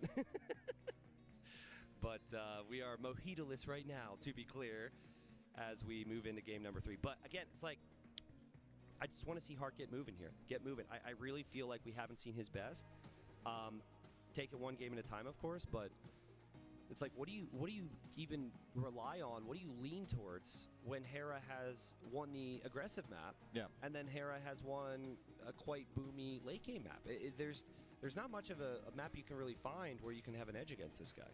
Yeah, it's so tough. I mean, he's such a well-rounded player, right? And he's fixed all of his weaknesses that he had previously, and he's put a lot of hard work into doing so. And you can see the fruits of his labor. I mean, Hera's been the favorite coming into this and coming into the last few tournaments, and he's proving it here in the first 2 games. Hart just needs to find himself in an advantageous position once. Yeah. He hasn't yet been in either of these games. I agree. I think, was there maybe a little bit too much respect to give into Hera? that it was just going to be an easy wall game in the previous one? I think he didn't consider the Genitors, and he opened crossbow. He tried to open crossbow with Tatar, which is usually like is a pretty good idea, but not when your opponent is already walled, already has Lycav, and can just make a few Genitors and counter you completely. Look at that castle. We are in terlalu OP right ya. Age of Empires. Era sekarang kayak Viper tahun 2018. Look for a shiny head. Dominasinya terlalu terlihat. Shut up. Let's talk about me. I've got makeup on, man. Well, I'm caked up. What a venue. What a venue. Next map's going to be Isthmus, and we know the civilizations now. That's a war wagon. That is a caked up war wagon right there. So Koreans here for Heart, and we've got the Vietnamese there for Hera. I think this could be a pretty even matchup, all things considered. I think Vietnamese maybe more well-rounded as a civilization, but Koreans better at what they do. If you get the towers set up in the middle of the map here, if you get water control with Koreans, very, very strong in an Isthmus. It's just whether you can, deal with that early pressure from Hera. But Koreans are pretty good with the cheaper wood cost on units. Very, very nice if you're going skirms, if you're going spears across the center. The only downside is that your scouts and your cavalry isn't very good. I think if you get free armor upgrades and you get cheap units, you go aggressive here. Hart likes the aggression with scouts, but will it be possible for him to get any aggression in with the archers?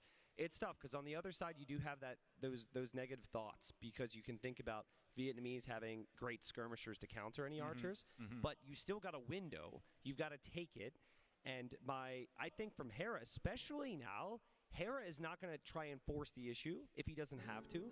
He's going to ensure that he is in a protected place and playing, defensively here, Dave. Yeah, and we actually have perspectives from other players on how they currently are viewing Hera. We talked to them before, and we're going to go to that right now. This event, my biggest rival in this event will probably be Hera. It has to be Hera. Well, we faced in a lot of finals already. People know he has a good streak going with S-tier events. So Hera probably is my hardest opponent right now. I think he's on a sharp.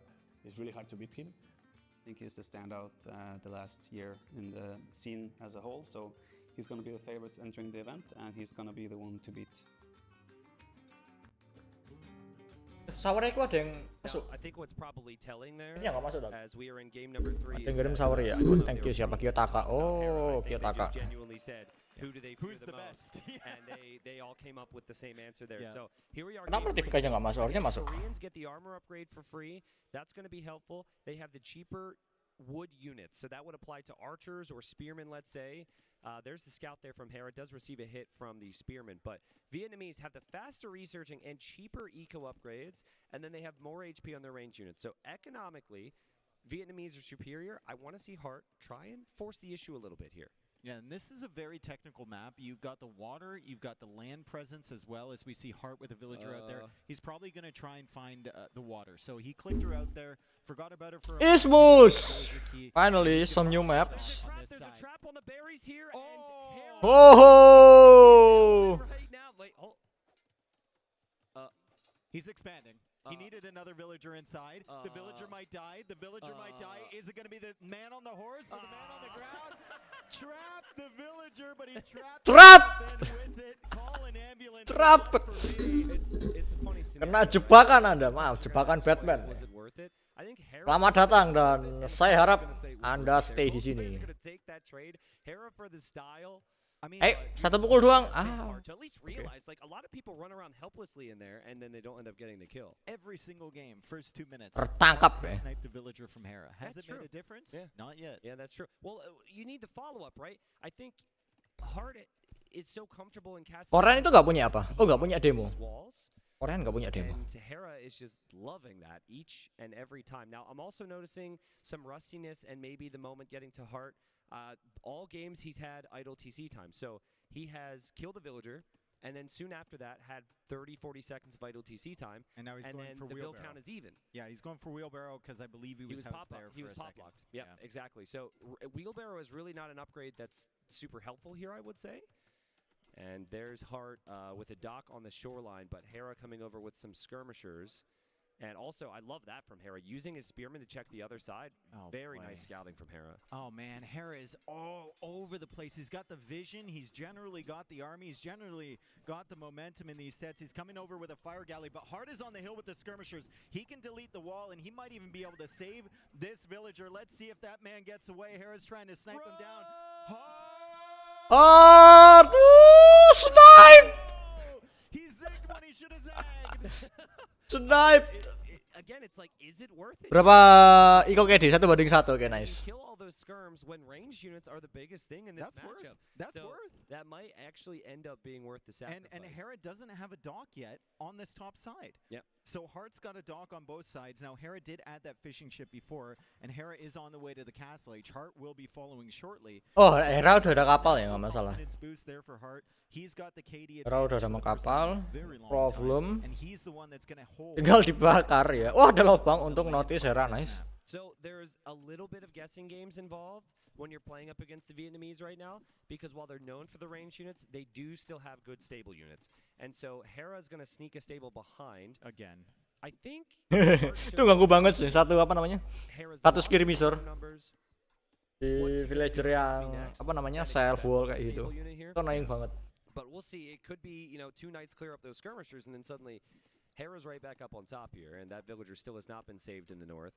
It's also worth pointing out that Hart played this map so many times on the ladder. Yeah. I think I watched him play like 15 games in a row against Sebastian one day on when he was doing the ladder qualifier. It was absolutely insane. He's got plenty of experience here. I know it's not the same civilizations, it's not Mirror, but Hart knows generally how the sequence of events is going to play out on Isthmus, and he's got a really, really good feel for it. Fair to say that water control is like more of a mental victory than anything here. I don't know how big it is. You don't want water control for your own fish. You want water control more to prevent your opponent from fish booming. Yeah. So it's just a level of comfort, like you said. Yeah, and later on you can take the stone on those islands, but when you're looking at 40 villagers on both sides and then just 1 or 2 fishing ships, I don't think it's really going to change too much here. But any amount of control is still helpful, and Hera is going to click Elite Skirm. He's going to click the Bot Canero upgrade, and also make a couple knights. So it's clear here, Hera still wants range units, but he needs a little bit of help, and that's why the knights are going to be there. I think Hart senses something because he's immediately backed away. It could just be that he's expecting Hera to go for the skirm upgrades, but Hart's on 10 skirms. Hera's going to have upgraded skirms, and Hart has not seen any knights yet as he backs away to the TC. Yeah, Hart continues to make skirms here. He's adding the occasional fishing ship, same with Hera, supplementing their food eco a little bit, and now Hera getting the armor upgrade for the knights. No elite upgrade could be a bit of a problem here. I think 2 knights with armor are enough to really disrupt Hart here, but he does have a couple spears around. He's going to get it soon, surely, right? I was thinking that. Surely. But he still hasn't clicked it. It does take a long Sama-sama nama Tom Center. Right? Yeah. So he opted Oh, doknya udah hilang. Doknya Hart udah hilang di bawah. I think where he needs to be is actually behind his own walls just because of those knights, but he hasn't seen him yet. And Hera didn't expect that TC there from Hart. Who's got the advantage in this game right now? Is it Hera? I think just because of the series and because of what we've seen, you got to lean towards Hera. But also, I think the economy is still so much better for the Vietnamese. Again, cheaper and faster researching. Hera hasn't actually done any Castle Age techs yet, but I'm going Vietnamese. I think the difference maker between these 2 civs is the cost on the range units. So in theory, you would want Hart to have more of them. And then the siege aspect with like mangonels and Castle Age. But if it's not that, yet again, it's like there's just a few more bonuses to work with as Hera just waltzes right in. Hart had to run back into his base. He didn't know there were knights. And now he's under so much pressure here. Yeah, he was dancing around outside of that palisade wall with the skirms for too long. If you're going to retreat, retreat, and then you can make a wall of some sort with the villagers, but the knights come in, and now there's knights protecting the skirmishers, and say goodbye to any sort of forward pressure from Hart here. He's going to have to defend this. Hera's just going to hang out by that gold. Hart's forced to go for another more defensive TC on the wood line to the right, and Hera's just hanging around. He's picking off some HP on the villagers. He's trying to take care of the skirmisher army, and he's sending his reinforcements in uncontested. This is a tough moment for Hart right here. One hit lagi, one hit. That is where you nice. yourself. Just your opponent waltzing into your base like that is going to be a frustrating thing Convert. He needs to win Convert. these fights. Now, No Arnold convert, doesn't no matter conversion. all that much. Enggak, masukin. Skirm more, the monk goes into the TC. Masuk Tower Center, oke, nice. And Hart's still hanging in here with the Vilcount. If he can clear this up, it's great. But the problem is, Hera can bring in more units. It's still open here. That man is spry. That old man was hopping in and outside of that TC, still didn't lose the monk. Great job from Hart to save that monk, and now he's got 2. However, Harris still on the doorstep. He's still knocking here. He's got the army outside. He's moving it around to the left side. He's looking for opportunities, and he's adding that aggressive siege workshop outside of Hart's base. He's also adding a 3rd TC as he goes over and uses the knights that have no other purpose currently to take out that dock. I really, really like that. I do think this could be a moment for Hart to actually advance forward and take engagements, though. Bolong. How is it again? But like he could Ini gak? Ditutup gak? to try and fight on the skirms. That's a good point in the house. Again, that's been a theme, and there's just so many things happening here in these games. It's clear that Hera is able to manage it more than Hart today. Yeah, Hera's been all over the place here. Idle TC time now, racking up again from Hart. It's only 33 seconds from Hera. He's been really, really good on that front as he pulls the knights back and pushes the skirmishers from Hart away. The siege workshop is almost complete, and let's see what he produces. He's got a mangonel in the queue, and he goes for that +2 armor, and he clears the dock, which means fishing ships nowhere to drop off the resources. Let's see if Hart can get an engagement here, Dave. I mean, this has been all Hera here today. It has not been close, and again, we're just looking at Hart's base all the time. Hera's finding Kadanya rata 14-14. area to pressure. Kadanya 1/1, 14-14. On any opportunities Hart's able to give him, and Mati kah? still waiting for a difference maker here. The problem is, every single time it seems like Hera has that next step here. Like, he has the siege. He is dancing here, which I guess, you know, is impressive, but like the siege could hop out, kill those skirmishers as well. That dance as well as confidence move from Hera, and Hart needs the conversions. Dapat 1. Dapat 1 doang. He gets Dapat 2. Okay, 2 is acceptable here as Hera loses 2 knights to Hart, and Hart finds himself with 2 knights of his own. 3rd monk finally going down there as the skirmishers from Hera still unable to push. Huge, mahal. Dua knights itu mahal.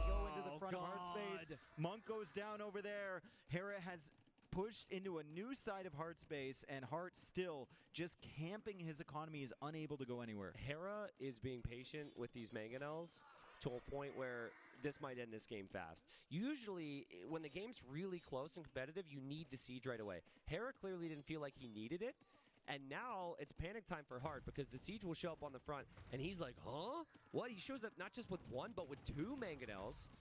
And villagers, skirmishers, archer range, all in jeopardy right now. Hera, look at it. I mean, just looking to finish the series as quickly as possible, Dave. This is ruthless. It is. Market now going down from Hart. He needs to balance his economy a little bit, floating a lot of wood there. Going for more monks, which ideally is not what you want to make as Koreans against Vietnamese. That's not part of the game plan. Was that a double university over there? I think that was a market. Oh, market. But okay. I can see why you think that. He is studious. Well, now skirms are less of an option for Hart due to the siege and the lack of numbers.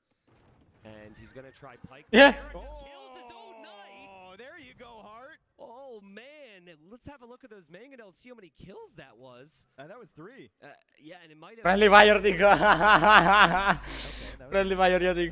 Let's see the Mangonel Micro Hart. He's played against MBL plenty of times. Mong, nice! Good snap. Good snap. Good snap. Good snipe. Tries to snipe the skirms, doesn't get him. Bunuh diri, guys. Friendly fire, friendly fire. 2 mangonels in reserve. Still has the production coming in, and ballistics is about to complete for him. Friendly fire. Monks as well, not necessarily a unit you want to rely on here. They don't get great upgrades, so you can't convert the siege. You can't really compete with it long term. And I'm wondering, like, can you compete as he deletes the fishing ships? Can you compete long term against Hera, against Vietnamese? With the situation here, we've got big. Aware, Hera, aware. From Hart, he did take damage though to the shot. Oh, and Hart going to recover here, gets a big one, and Hera's going to recover. Oh, he gets it! Snipe! Woo! Let's go. Hurt. That's what he needed. All the good trade, man. Are gone. bloodlines coming in, Lightcap coming in, Handcart coming in for Hera, but a big good trade. there for Hart. That's gonna buy him another Good fucking minute trade. to kind of Waktunya stabilize. Hurt waktunya stabilize. what he needs to do to win this game. Hurt harus stabilize. He's thinking about Imperial Age. He's thinking about a castle. Koreans, if they get into the late game and Hart. Oh ya, Imperial Age bener. Hurt Imperial Age apa berarti? They've got options here against Skirm sama ini? You need the middle and you need the siege to really do some big things. Skirm sama Halberdier kah? Curious on is where we're going to see the castle. There's the castle there. Now that's obviously he loved more map control, but that's a safe castle. You don't Loh, want to go kok dihapus sama bot? But Hera Semuanya anjir. feels like he should be able to walk forward as well right now to build What? his own. What the heck? Have the stone for it. Yeah, both players on the way to Imperial Age. Hart just slightly faster as Hera. Only with 8 knights on the field, he's got a decent amount of skirmishers. Obviously, with that option to go Imp Skirm, which could be devastating against the Koreans. But if Hart gets those towers set up, man, if he's got the castles in the right positions, if he gets the siege, there is potential as Hart grabs the first relic of the game. Okay, so again, armor isn't the biggest role in Skirm v Skirm battles, but it will help. Cepet banget. And Hart's going to get that upgrade for free. It also frees up resources to be able to get the other attack upgrades, as oftentimes you're trying to get everything. The towers, as you said, should probably play a role here. It's a little awkward, but you can actually use Korean towers to protect your bombard cannons. So if you know where Hera's castle is, he could place some towers close by. This almost seems to be like that area there is where he wants to push with bombard cannons. Yeah. How many golds does he have available? Like, how many? Okay, he's got the main gold, which he's not. Oh, Hart's got plenty of gold back here. He's rich. Plenty of in a gold. good spot. And there's stones on the island if he thinks about transporting out there. Kena That's caps. a lot of distractions Peringatan. at this point in the game to, you know, build the Malah sini timeout. transport, bring Ini udah tak setting peringatan dulu loh. stone, but it is available on those islands in the water. Hera has a lot of cav here. Hart is really vulnerable on the sides. I'm a little surprised Hera hasn't tried to raid this. Whoa! Dapat 2, nice. That was an attack round directly between two mangonels. Hart is going to be so frustrated with that. Precision shots coming out from Hera. And he only ejected one of them, too. He's like, one's enough. We'll wait again for another day to eject our second. As the tower now goes up from Hart. Both players in the Imperial Age. Imp Skirm immediately from Hera. In addition to Bracer and Chemistry. He actually canceled the Cavalier upgrade, which was coming in. We see Chemistry and Bracer on the way from Hart. And he's got more pikemen in the queue. Skirmishers. Where are we going? Hera is going to land some shots. I mean, that could have been so much worse. Oh. Hart just like weaved his way between like 4 houses there. Benerin. But beautiful job from Hera, Dave. I mean, we've been saying it nonstop. Imp Skirm now. I mean, he's going to win the Skirm war. He gets access to bombard cannons. I like the tower setup though from Hart. I like the fact he's pushing forward with these towers if he can take care of the traps. Yeah, I think the upgrades need to be in, so he's able to use the towers to outrange any bombard cannons, and then his own bombard cannons can decide this game. 3 bombard cannons, landing a proper attack round there on the Imp Skirms, they're all dead. So that's the key here for Hart. Imp Skirmishers, 42 HP, 4+4 attack. They've got 8 range. They're a pretty decent unit. However, regular elite skirmishers can match up against them relatively well. And with the towers included, Hart should be able to hold this position, provided he gets the bombard cannons on the field. And he's working away on that right now. Something we haven't talked about a lot is how weak Vietnamese castles are. They are very weak. So it's something that doesn't really lend a helping hand in defense a lot of the times. That castle's likely going to fall here for Hera, but his Cav is going to try and split off to the side here as he's hoping to micro down the Mangonel. He does do so, still repairing his castle. Cav are in the back of Hart's base here. Bombard cannon shots on the front are going to happen. But, Hera's just splitting away from it, and he's forcing the cannons back. That man, these Imperial skirmishers just don't care about the tower. I mean, that bombard cannon's getting some pretty decent shots in on these skirmishers. The skirms are coming in. Another bombard cannon firing away. Hera snipes down one, but he's lost a lot of elite skirms. Still a couple towers in the castle. Masuk akal tower. Fallen from Hera. Meanwhile, makan aku udah datang bentar. It looks like there's a little bit of a raid. Those knights are trying to wreak havoc back there, but we have the pikemen that Hart made on the way to Imperial Age, defending his economy at home. Really good job from Hart. That raid could have killed him, but he tracked it the whole way through. But these Imperial skirmishers have proven to be a problem. I'm wondering, like, Does Hera need to even spend gold beyond Siege right now? I think just Skirm Lightcap is doing the job. Yeah. He's got great upgrades. He's banking that gold for later, and he's just going to dive here, and he says, bye-bye, Bombard Cannon. I'll take the Treb as well, and this tower defense, it was just not going to work here, it seems, for Hart. He needed the Bombard Cannons faster. He needed the transition faster. The Trebs behind for Hera have just been working away at these towers. And let's look at the resources from Hart. He doesn't have that much in the bank. He's got 27 on food versus 46 from Hera. Hera's got 1,000 gold in the bank. Hart's got 270. Yeah, and yet again, Hera has been able to find just a slight lead in every scenario, and it has felt inevitable. Like every single game, I guess the first game wasn't really that long, but game 2 and now game 3 has felt like it's been Hera's the whole way. It is like a predictable movie that you toss on the TV because you want a certain type, you want to be able to know what's coming, no surprises. And when this guy plays, he is just this dominant, David, and Hart's trying now, like hoping to find a way, but if there was a moment, I think it would have been with the towers there. I mean, Hart does get 2 Bombard Cannons with his own. He snipes that down, gets another great shot against the Imp Skirms, but still an impressive army behind this from Hera. Hart is actually making a transport ship. He realized he was out of stone. He's going to try and go to the stone on the outside, but it takes a very, very long time to get out there and really start gathering in a meaningful way. Snipes down another Bombard Cannon. This man is a hero. He needs to do the job. It's the only Bombard Cannon left on the field here for Hart as he tries to dodge the shots from the Imp Skirms and takes them out with his own skirmishers, the Bombard Cannon. I think in this, still alive. Right now, I mean, Hart is fighting with everything he has. Hera right now is taking his foot off the gas to make sure everything's sorted out, right? Make sure he can diversify. I mean, he can do anything at this point. He can consider elephants at this point. He's going to go elite battle elephant. Probably could get the unique tech as well if he gets a castle up, which would mean 420 HP elephants to finish the game. Hart doesn't really have much anymore to counter the cav, and tapi Imperial Skirmisher ya kuat sih Imperial Skirmisher. Tapi Korean punya Mangonel yang kuat so fine. One at a time as the elite skirms now kill the imp skirms. The Bombard Cannon's still alive, still being repaired. It's already killed, I believe, 4 Bombard Cannons from Heron. He's trying to kill more. If Hart doesn't call it before, you know, call it in this moment, we may see him call it when he sees the first elephant. The elephants might not even attack. I mean, potentially. I think it will honestly be like that because it's such a strong. Elite, lo ada elite elephant.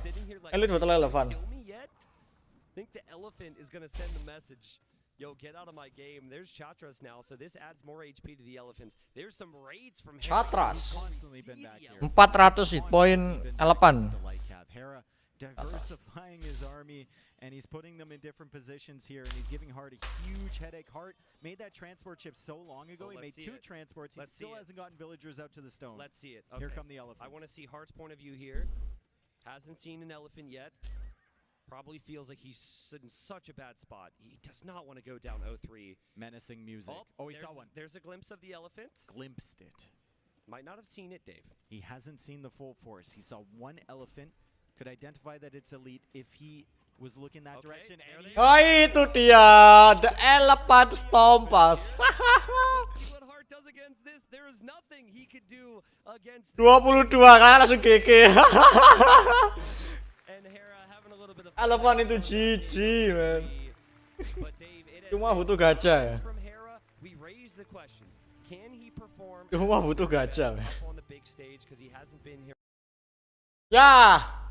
Rip lagi.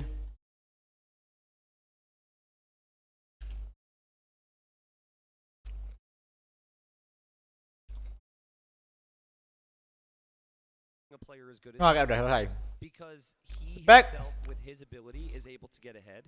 But I do feel like in the last 2 games I have just felt like, man, the Civ that Hera's playing is really good. Yeah. Aja tuh lawan satu cuma perlu dikasih lihat doang, nggak perlu maju.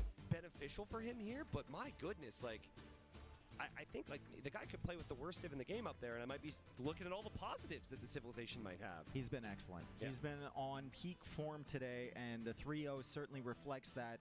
Hart is going to have to figure out something. If he wants to win this set, he's going to have to win 4 games in a row. Now, he did win 6 games in a row yesterday. True. So Against it's 2 different not opponents. an impossible task, but it wasn't against Hera. Well, I am reminding myself in this moment of the feeling we had, the things we were saying, Red Bull 5, when Hera was up 2-0 against MBL and had stomped MBL. Yeah. MBL won game 3. We thought, okay, well, you know, MBL's a great player. Then game 4 happened, then game 5 happened. Eventually, MBL reverse swept. However, this would be 4 games in a row. Yeah. And I think Hera is a better player now than he was in that Red Bull. So it is currently very hard to find a lot of positives for Gila, belum dibalas. See if he can get 2-0. some hits on the board, I suppose. I would rather climb the outside of this castle wall than trying to come back against a 3-0 versus Hera. That is an impossible task. Well, for you, certainly. For Hart, maybe as well. We actually were analyzing the arrow slits. Many people will know that tech. There are arrow slits in this castle. And the fact that they are spaced like they're not very symmetrical, let's say, and that bothered me initially for whatever reason. And Dave pointed out that it may have been due to they don't want to make it easy for anyone to scale the outside of the castle. If you look at the far tower there's a couple one arrow slits at on the top yeah, right, and I'm not then on the certain. Like, if you go straight across with arrow slits, like, does the arrow slit 2 feet further down the wall give you a superior angle? Is that an arrow slit or a murder hole? No, a murder hole would be like a little tube on the outside that you can drop things like that. Ah, I see. Yeah, like rocks. Okay, or like oil or some hot. No, oil, just hot water. Who's wasting oil on that? Masih bisa ngecat ya? Some water and throw it across. Nggak, mana nggak bisa. Like they might have been on 5 TCs for an hour, man. No, man. Who's Botnya nggak ngasih peringatan langsung di Did get rid of time out. oil. That was a tech at one point, and it's gone now. So yeah, I guess Just drop a rock. Kayaknya break dulu deh ini deh. The tech equivalent. 3 Is game. that Citadel? The new tech? Top 7 kalau It's di not really hajar. jumping the rock, it's shooting the rock. Citadel shoots a bullet. Yeah. Yeah. That's could be a part of a rock or something. I don't know. Here we go. Man, who was in charge of fixing this banner? The wind has been pretty extreme up there. I'm surprised Someone it's held climbed on. up there and fixed that banner. It was flopping around earlier today. Okay. There's the view from the top of the tower, It is folks. stunning. Oh, That's amazing. bagus ya. Stunning. Pandangannya bagus ya. Little Waiting for that drone to get mixed up with the flag. I mean, just look at this. And this castle is so far up on the hill, it's really hard to tell from this view. You can see everything in the surrounding area. Yeah, it's amazing. And so many people have made it up here. They had fireworks Bagus down nggak? on the tower Bagus the banget. other day. They had a celebration down there, so I was sitting up on the castle wall watching fireworks. That was awesome. It was, oh man, unreal that we found ourselves here, and the Age of Empires 2 has found itself here. Huge shout out to Red Bull, to all the sponsors involved, to all of our fans in the audience waiting for game number 4 to get started. Thank you for being here. I'm hoping that you're having a great time and looking forward, of course, to the remainder of these games and our second semifinal coming later today. As we see our beautiful view, the drone is about at its limit. At any point here, we're gonna get a signal. I was gonna say, like, what is the range He's on this going thing? out, man. What is the range on this thing? That's pretty insane. Can we test that drone guy? No, Does he have... no, Oh, come on. You know Twitch chat, they want that. I might get fired, so they might not want to do that at all. And oh. Oh. Okay, we found it. Okay, we found it. Come on back. Come on back. Well, it's been cool to see some of the different rooms in this castle, and some of them have been used for the broadcast as well. The backup stream we did on day 1. Itu kereta. So Oh, itu real. Oh. Halberds and swords, Sebuah kontras ya. shields and everything. Peninggalan abad pertengahan sama dunia modern. On how what was the kill death ratio? How many of those Hasil di atas bukit sebelahnya, apa di bawahnya ada rel kereta. It's been like 1,000 years. Have you owned a car for 10 years? I mean, like metal doesn't last all that long, bro. Okay, you have to take care of it really, really well. Okay, that's fair. It has been a long time, and I wonder if this is the first time we've had an esports event in this castle. I imagine so, but maybe that's a theme elsewhere in other communities. Other people might know, but it's certainly been an amazing experience here. I mean, everyone who's bought a ticket here has had access to food, drinks. We've got some, I believe, they must have received a hat with their ticket because everyone's got the same Red Bull hat on. Yeah. And there's the front of the castle. Itu ada kereta lewat. Ada kereta lewat. Well, you kind of drive up the hill there. Yeah, very windy. It is amazing. Tapi bagus ya, sawahnya masih luas. You know, they've put Kalau this together in the time between us. Kalau di sini udah jadi perumahan. The castle. We actually have an overview of some of the history of the Oh, di castle Sidoarjo and udah the jadi arrow slits themselves. Really? So we can learn more about that coming in now.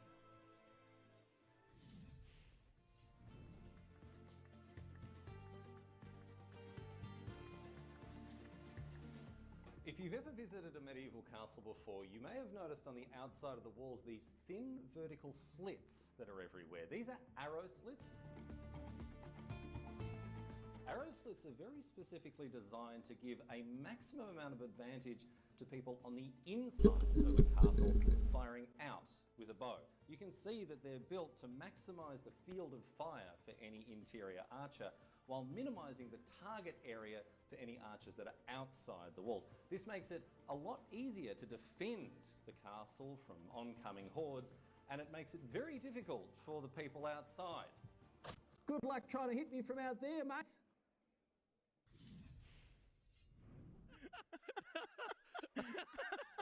I wonder if that was his idea. That had to be Riley's idea. Oh, that was not in the original script. Oh my goodness. Well, there's actually a bow and arrow setup in the little courtyard we have here as well. Yeah. There's no arrow slits for you to try and shoot your buddy through the Arrow slits itu teknologi university yang tambah attack buat tower. They really record that in the 10 minutes we had there. That's impressive. Well, game number 4 coming up here. We did have a established break for the players in the midway point of the series, but honestly, as there's our little shooting range, our setup. Honestly, mini game? the series may not last longer. Hera has come out. He has played Cutthroat Age of Empires. He's got a great civilization for his skill sets, and this map is very, very aggressive. Here we are. Game number 4. We've got Hart playing as the Lithuanians on Gulch, and we have Persians for Hera. Some really aggressive civilizations with cavalry here. Okay, I think based on the way the series has gone, the best possible thing that Harry could go so far is not killing a villager. I agree. Just like don't get that villager. Don't you dare come in with those scouts, because if you snipe a villager once again, and yeah, this is not going to go well for you based on previous results. It's been a very interesting theme, right? Hera losing the first Vil. Maybe he just gets angry. Don't make the bad man angry here, Hart. But I do think army consistency is key on this map. So if you do sacrifice army numbers for one Vil pick, sometimes it's not worth it. But here we go again. Hart looping around. Yeah, this is a positive. Lagi-lagi villager pick pertama buat Hart. Villager, and Hart should be very happy. He didn't actually receive a hit from the spears there. So for the 4th straight game, Hart off to a very fast start here. He is. And he's still got pressure forward. He's got the spearmen coming forward. And for the first time in a long time, Harris actually concerned with defense around his economy. He's not the one pressuring Hart, so he's trying to go for the quick walls, keeping his scouts around. Hart will regroup with these scouts with his reinforcements and with the spearmen right there applying pressure against the wood line from Hera. Now he's getting forging upgrade for his spearmen and his scouts. Nice opening here from Hart. This is what we want to see. Early upgrades, lots more army. Do not allow Hera to sit back and just kind of chip away at you and boom here. You need to make it messy. I actually think that players should occasionally do some things that might not be incredibly optimal, right? Just go for the unexpected. He does overextend a little bit there, but his scouts still have forging and could loop in if Hera doesn't get the wall up there. I would be very nervous with some of these angles coming into Hera's base. The one-tile gaps, maybe, you know, the gap in between the mill and the blacksmith. Very trappable for a player like Hera. Hart's got to be nervous about sending the scouts in and then finding himself behind a series of walls that Hera fabricated. EPT goldnya banyak banget itu. Disappointed if he doesn't get through there. Berapa tile itu tadi? Yeah, and that as well is not in position. 7 tile. Trying to break through. He has the forging upgrade, but man, he didn't break through there. Now, some of the map is cracked terrain, not all of it, so you do actually have to pay attention to certain areas.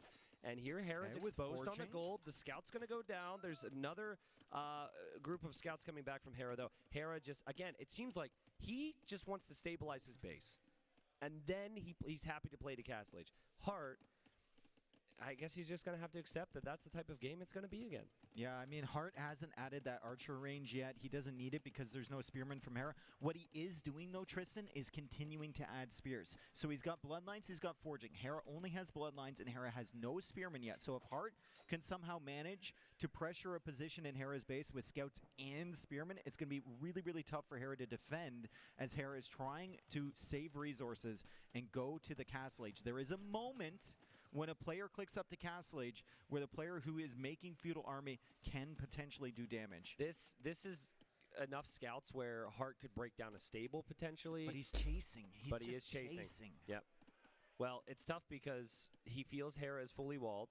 Spearman-nya banyak. Because Hera's been able to play so defensive here, he can't use his numbers.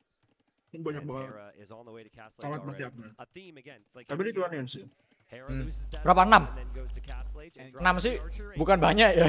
Spearman 1 banding 1 sama scout itu jumlahnya. Oh ya. Banyak banget. 1 spearman untuk 1 scout. Okay, so the scouts are over there from Hera. No Overchop. Spearman-nya ini bisa lari kencang. Iya. Oh, bolong. Ada bolong. Nanti sih nggak tadi harusnya notice sih. Scoutnya sendiri yang keluar soalnya. Harusnya notice sih. Scoutnya keluar gitu. Tapi emang sih. Woodline kayak gini tuh benci banget loh. Aku sendiri benci banget woodline kayak gini.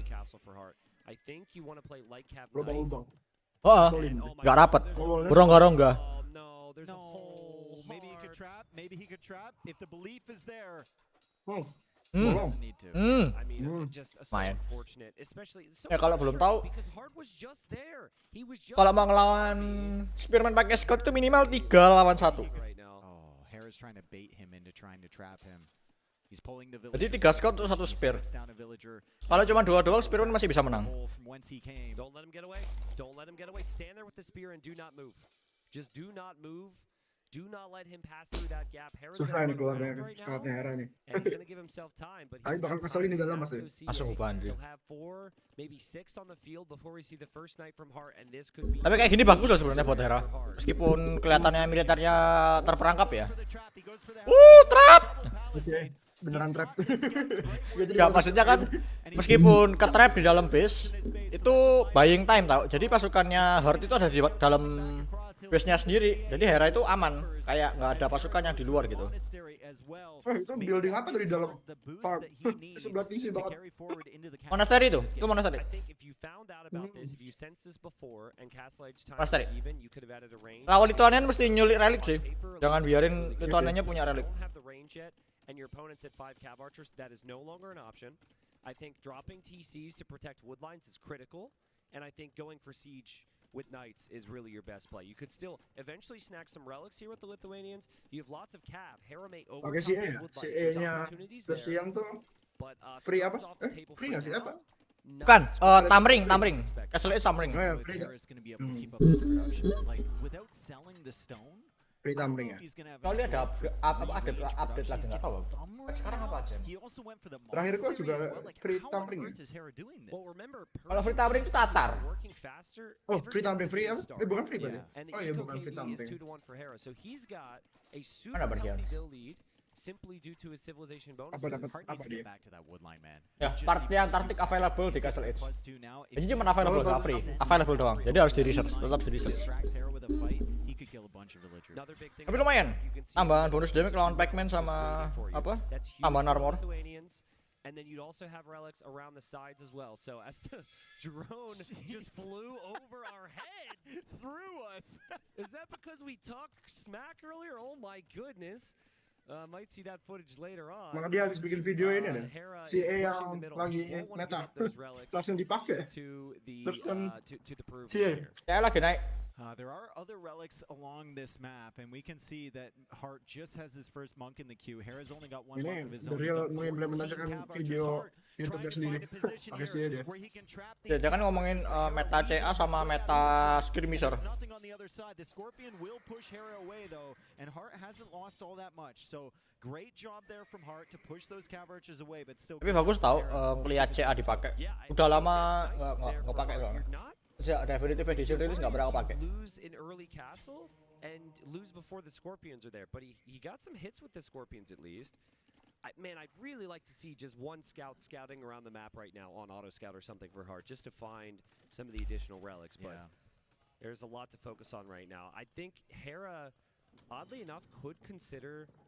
Well, I think Hera's actually in a pretty nice spot. Camels are nice, but monks convert a knight, and then you can Tapi use bagus that nggak sih ya knight di to sini? take care of the Dia Scorpions. bakal Sometimes you nge-counter don't monk, actually bakal need nge-counter to take knight. here for Hera. Susah buat Universal sih bagus-bagus aja kok CA itu. Buat di sini, buat kondisi kayak sekarang bagus tuh. Nge-snipe monk gampang. Bagus banget. Juga nggak ajar. Bagus, emang secara umum unit yang bagus ya. Naik CA emang apa? Meta CA emang lagi naik. Sejak crossbowman dinaikin harganya. Kan harganya crossbowman sama arbalaster dinaikin. Terus fire rate-nya CA juga dinaikin. Tapi jadi jarang, makin susah sekarang buat mainin ya. Kalau buat V1 main crossbow, main early opening archer susah ya? Iya, lebih susah sekarang. Makanya win rate-nya yang opening archer turun banget, apalagi di low elo. Betul. Sebelumnya terlalu kuat, sekarang malah terlalu lemah. Lemah bang. 55 villagers against the 60 from Hera, so a comparable eco here, but we look at the resources collected, and Hera is ahead by 2,000 resources. Only thing I can think of is counterattack with the Knights. Yeah, and that's a good position to attack from. He probably should have been here before. Yeah, I think like you can't use your Knights in the middle anymore, as Hera sees this as low HP, and Hera says goodbye Knight for we are villagers. Dapat satu lumayan. Nice awareness there from Hera. But yeah, like the Knights don't help you at home. So I think it's looking bad. Use the Scorpions at home with a monk or two, and those Knights just avoid the middle. Tapi notice nggak? You can't keep giving Hera. Kalau buat counter CA itu orang-orang pada milih Scorpion. Kalau counter crossbowman mereka lebih milih Mangonel. He needed that first group of Knights to be around the outside. Soalnya movement speed ya. Iya, movement speed. And then you can build up the Scorpions in defense. CA lebih gampang buat prediksi. Lebih gampang buat ngeles, buat menghindar Mangonel attack. Jadi nggak ada serangan yang sia-sia kalau pakai Scorpion. Kalau Archer kan gampang diprediksi geraknya. Tembak aja kan. Jadi Mangonel lebih worth it. Still only has 17 cav archers, so it's not really an army that can kill Hart at the moment. He's just gonna have to try and bait Hart into some really bad engagement. Hart's just had a really 5 Scorpion. hard time getting into Hera's base. Like there was an opportunity, there was a hole, but he didn't see it. And Wah, 3 tahun center Persia sih. Hera shows up and he's gonna see a hole in Hart's base. Like it just really has been unfortunate. Bolong. Good. The Scorpions are coming back. The Knights are over here. Just a couple camels around from Hera. Just one camel actually, trying to stop these Knights. That's not going to be Dihapus. Fondasi farmnya dihapus. He will help a little bit. Cav archers on the other side though. A little desperation here for Hart. And the Cav archers are looping around. It is a 20 villager lead. Sianya jengkelin kemana-mana. Nge-pick Ferrari. Is going to mix in Knights. I like it. I think the Cav archers are accomplishing enough. What you really need is something to snipe the Scorpions. I'm a little surprised it's Knight. I would have preferred to see Light Cav, just because there's monks out on the field. But either way, I think Hera, as we've been saying, just in the driver's seat here. Everything is going according to plan. Some Knights targeted by conversion, so Hart needs Balik, Hart belum dapat. their line of sight and then come back for another day. Cav baru dapat satu. the full loop around the base. Hart with 2 town centers, Hera with 3. However, he has the Persians, so his town centers are producing faster. Resources advantage for Hera is climbing here as well. 35 on food versus 29 on food from Hart. Hart has 6 Scorpions though. So if these Cav archers just run in and they're not paying attention, the Scorpions are there. He could belum balistik. Oh, mantas. clear up this army Yeah, pretty quick. I think that's why Hera is adding the Knights. The key now also becomes those monks for Town Hart. center. Hart's going to need all the conversions he can get. Hart did get 1 relic, so he gets +1 extra attack. Waduh, 4 tahun centernya Persian. Middle area Kencang banget is ini. what it all comes down to. It just Kejar countnya udah jauh. Ya mau di outboom. The upgrades as well that it's taken to Ya, like Kevin ini bagus nih buat Ballistics actually Hera. isn't in yet, but I know he has the university. Ahas, awas. Careful.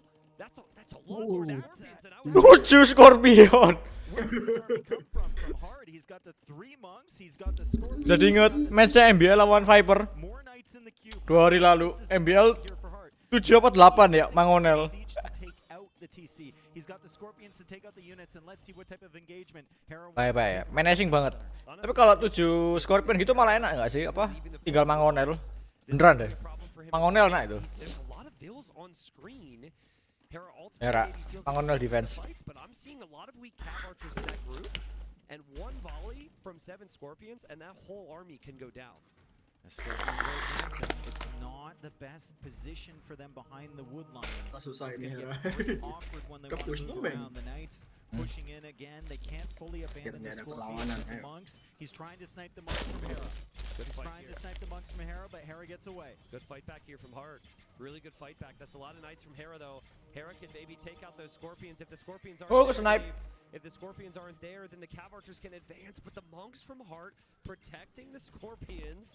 This is a very awkward fight to cast. Weird. So weird for both players and for us as the Knights come All in. Trying to All get in. value. 3 Knights targeted for conversion. He gets 1 conversion. He gets 2 conversions.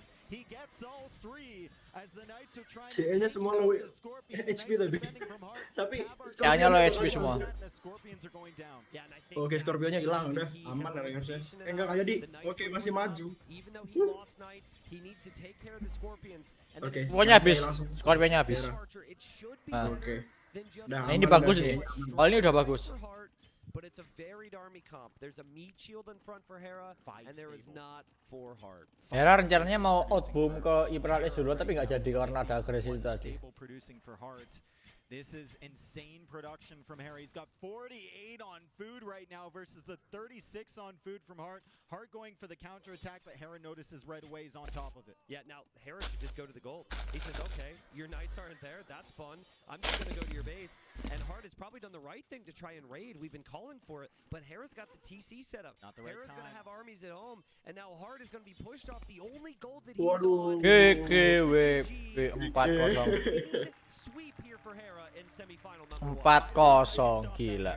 I don't know how you stop that version of Hera. Gak ada balasan sama sekali loh.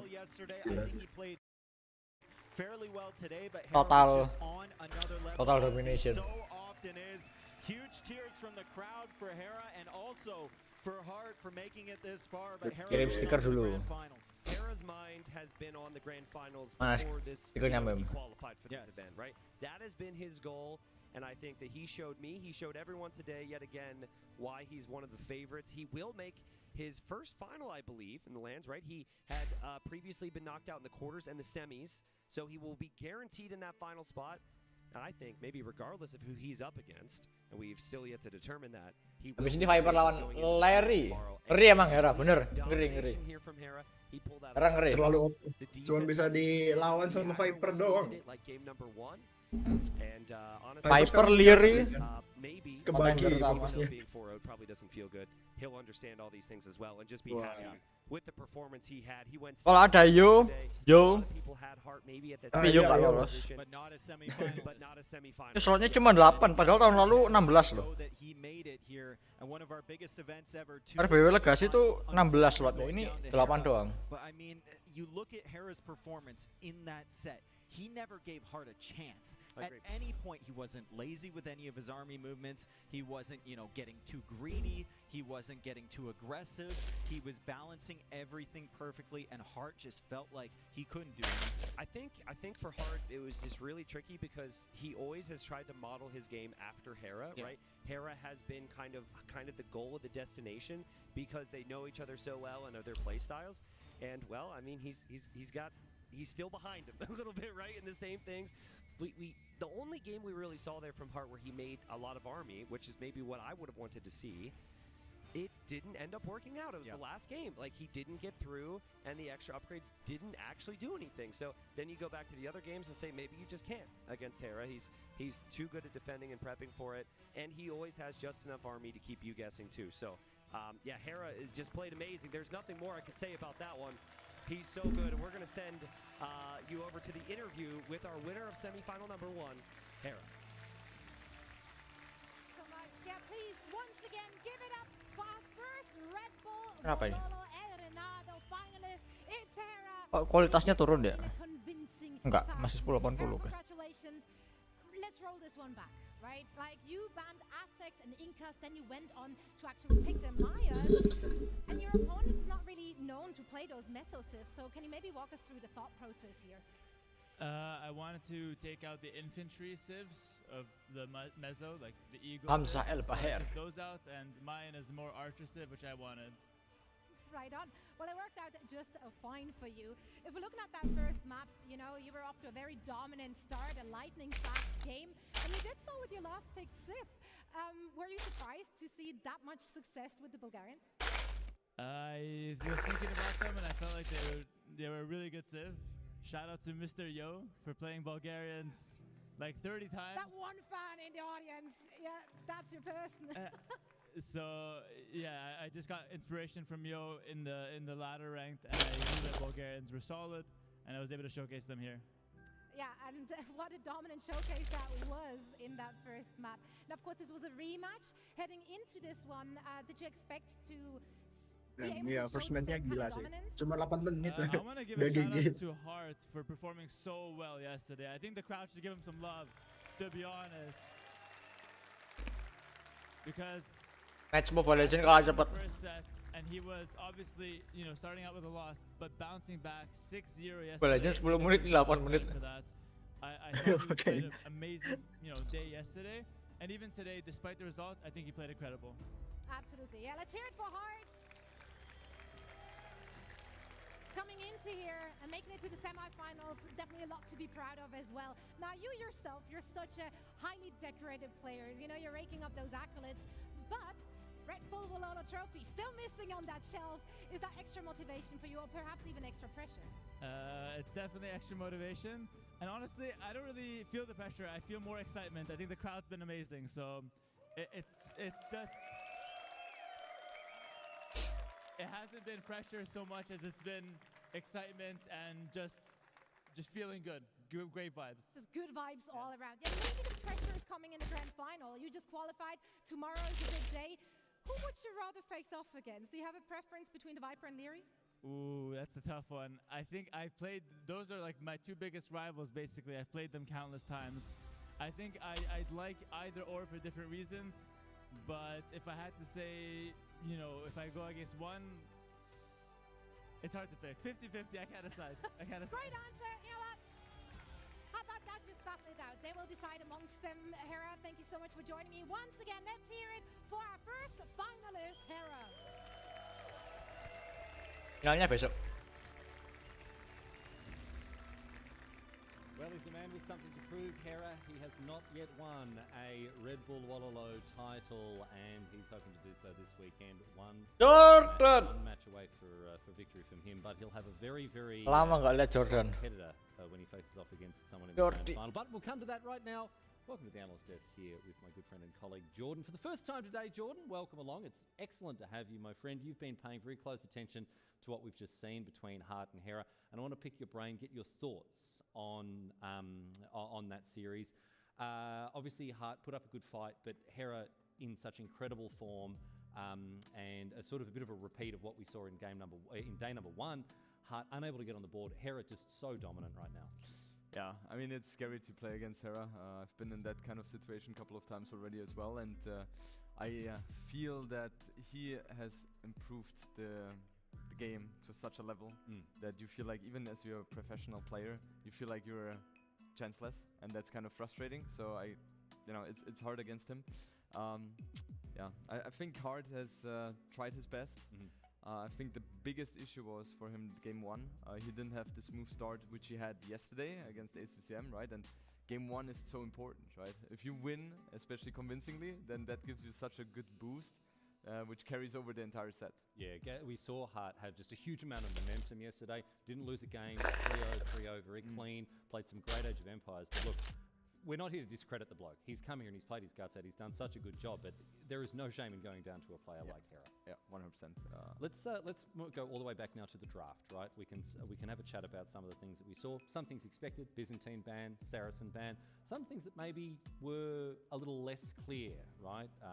The meso picks from Hera, what have you. But I want to focus in on his last pick, right? The Bulgarians, which he brought to bear in game number one. on the neutral map, which was Hollow Woodlands. Talk us through your thoughts on what Hera may have been doing here, utilizing his last pick on the neutral map. I was very surprised to see Bulgarians as well, because Bulgarians as last pick Viper jam 12 ya, jam 12 malam. For Empire Wars. Harusnya dipercepat. Shenanigans they can especially on close maps with the 3-minute on upgrade. Break di atas 30 menit sih panjang banget I think it was more about him having Bulgarians as the last pick to counter a Civ from hard. Right. I think he had a different Civ planned on that map initially, but you know, it worked out pretty well for him. He really showed why Bulgarians can be extremely dangerous on Empire Wars on close maps because of the timing attacks, fast upgraded blacksmith upgrades, and he showed that. Well, yes, for those of you who missed game number 1, it was, well, certainly don't blame me for missing it. It lasted, what, 3.5 minutes? It was over before we knew it. And we saw the Bulgarians really... there's some very precise timings that you need to hit when you're playing with the Bulgarians, but we saw Hera do that here. Yeah, exactly. And now there was a nice moment where Hera was also having some good saves with the transport there. And also something to mention here, Hard was able to kill a villager from Hera every single Ini game. snapnya epic kan. Set! And the early damage can really snowball into the later games. We're looking Ini. this game number 3. We saw some very exciting manga. Ini bagus ini tadi nih. Highlight. Up and about. Titik balik Hurt. Kan saya nggak bisa di capitalize sama Hurt. This one was very smooth from Ngeliat gajah langsung GG. And here we see again another villager pick off by Hard, and in this game specifically for me it was standing out that in Castle Age, beginning of Castle Age, Hera was going for the CA, which was a surprise to me, because usually as Persians you want to go for camels, maybe switching a little bit of knights in there as well, because Lithuanians with the knights, camels are the perfect counter to that. But Hera has proven that the CA seemed to be the better choice here, and you know, he played just a perfect game there. Well, let's talk more about Game 4. A little bit of surprise for you, Jordan. We were talking about this before we headed into the match. The fact that Hera headed into CA instead of the, I guess, more typical or the more expected camels, knights camels. Yep. So talk to us about the way that Hera was able to switch things up there and maybe steal a march on Hard. I think it was him thinking that if Lithuanians get into the relics there and getting the plus attack on the knights, it could be dangerous even though you have the camels. So with CA, if you're capable of massing them, then you always are able to keep your opponent at bay, and he showed that he was able to do so. And after Hard has you know, added some scorpions as well, Hera was just waiting until his economy was thriving enough to get the production for knights as well, and then Knight countered the scorpions, getting the monk kills as well, and the CA with the knight camel combination are just overwhelming for the Lithuanian knights there. It's interesting you bring up the eco, because we can go back to Game 3 now and talk about it. I mentioned before the Vietnamese eco. Something that Hera does really well is boom up effectively, efficiently, right, and pick his moment, right, to launch into an attack. He's able to take material advantage gained through booming, through early picks, value that he's able to put together, and decide really decisively when he wants to attack, right? And this is, I think, one of the core strengths of his gameplay, and the fact that he can recognize the best opportunities. Yeah, exactly. That's what makes him so special, and also something which I had a talk with him a couple of months ago, and it was funny because he has that mindset of, okay, if I kill 1 or 2 villager of my opponent, I will always be ahead. So in his mind, he is always playing perfect, right? And that's really interesting to see. And yeah, he shows that performance, his strengths, and it's lovely to watch. I mean, he was able to beat someone who managed to get in the top 4 of the biggest tournament 4-0. That's really convincingly. Yes, indeed. It speaks to his dominance in the game at the moment. We're going to see more from Hera tomorrow, of course. But right now, it's time to turn our attention to our second semi-final here as we continue our coverage of Age. Kan langsung second semi-final kan? WOLOLO REINADO. We've got the Viper, we've got Leary, 2 titans of the game, and we can't wait to get stuck into our second semi-final. Standing by, you can see it's Mem and Nilly. They're going to be taking us through langsung langsung Viper. For semi-final number 2. Thank you, Riley. Nelly, the first series, 4-0. Viper and Leary. I don't think it's going to be 4-0. I don't think so either. I was a bit scared there for Hard facing Hera after the opening match wasn't that pretty for him. But completely different story there with Leary and Viper. We feel like Leary is performing really well, but Viper has also been performing on Proud. incredibly high level. And I talked to Doubt and Tato, and they were saying he is so sharp right now. And I'm a bit scared for Leary actually. People here sharp as well, as you can see. Tato just walked by. know? Yeah. When Tato is here, when you see that the crowd is going crazy, it's Tato. Anyway, Tato lewat. We can see now the players already. Yeah. The Viper and Leary. It's going to be a crazy matchup. The Viper, well, we have a Red Bull champion, but he's facing the two-time Red Bull champion there in Leary, the draft. About to start, Leary on your left, the Viper on your right. Krasini as the admin in the back. Now, for best of 7, we're picking 8 civilizations, and we are obviously picking Draftnya mulai. maps. We're starting off with the maps, then going to the Kita lihat draftnya 2 orang. First Oh, one statnya lupa. map Naik. and each. People have been talking here, oh, Hera, give him the title. If there's two players that can beat him, it's these two. It's only those two. It feels like... actually, before going into the tournament, I thought Tato could have been an option. But looking at this, it feels like one of those two guys. And we have to decide who will get the honor to challenge Hera tomorrow. Well, there's Doubt too, but he must be happy this time, you know. We love you, Doubt. Anyway, we're gonna start with the draft. Joe's aside, mountain dunes already banned. Well, it makes sense because Viper in those kind of macro maps, really good. Looked really sharp there against MBL. Was on an incredible level. Felt always in control, and Leary doesn't want to see himself in the Throwback Grand Final ini mah. Grand Final Red Bull 5 ini. Viper lawan. We'll love to know what they say. Let's see what is going to be the next one. He's gonna ban now aggressive maps with the Viper. Yeah, something like Hollow Woodlands make a lot of sense. He didn't look too sharp there with the opening against Sebastian. His only loss on the opening day, so I think that would be a thing. And well, Krasini scrolling around here. Hollow Woodland di ban, okay. Point.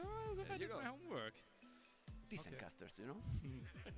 Yeah, it just makes a lot of sense. And now we should see something super aggressive for Leary that is the most likely scenario there to break the Viper. Because if we think, okay, we're going into the super game, that will be tricky. And Sandrift, it's tough to wall, it's tough to farm. And Viper even struggled against Sebastian there. Only won because of the hold, is what we are thinking. So I think very reasonable pick there for Leary. Yeah, he's gonna try to bring his game. His game is trying to go very, very aggressive. It's not that the Viper cannot do it, but he always feels more comfortable with his map. Oh, Viper ngambil map air. The map that Leary lost to Tato. Map yang ada air ya. Squeezing that one in. And Golden Vibrate. Passage sama Golden Stream. As well. Viper wants to play water. Maybe he tries to squeeze in Dune Springs along the lines as well. And now we go for Cliff Bound. Oh, Depression. Another super aggressive map. So yeah, it is the clash of the styles. The slow control player of the Viper and the super aggressive micro-intense player of Leary. And Karst as well. It's completely different, both players. I mean, it's crazy how they are going both for what they think they benefit the most, but also what he's trying is to probably counter Leary, because Viper could play against all the players, maybe all the maps as well. Yeah. But he's trying to pick exactly what he thinks that Leary is going to be a little bit weaker. It's not going to be weak, but weaker. It's tricky, right? We see Leary, the top 2 micro player in the world, together with Hera, so you want to fight those fights. And yeah, Dune Springs. So the 3 maps with most water in there included for the Viper, and Leary doesn't seem too surprised. Ya pakai air-airan ini. Viper pakai air-airan ini, guys. Big question, what the marbles will give us.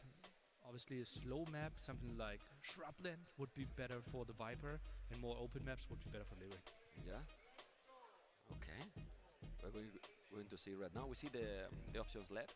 Only 5, of course, because this is a best of 7. So Gulch would be the best. So you are cheering for white if you're cheering for Leary, and you're cheering for blue if you're cheering for the Viper.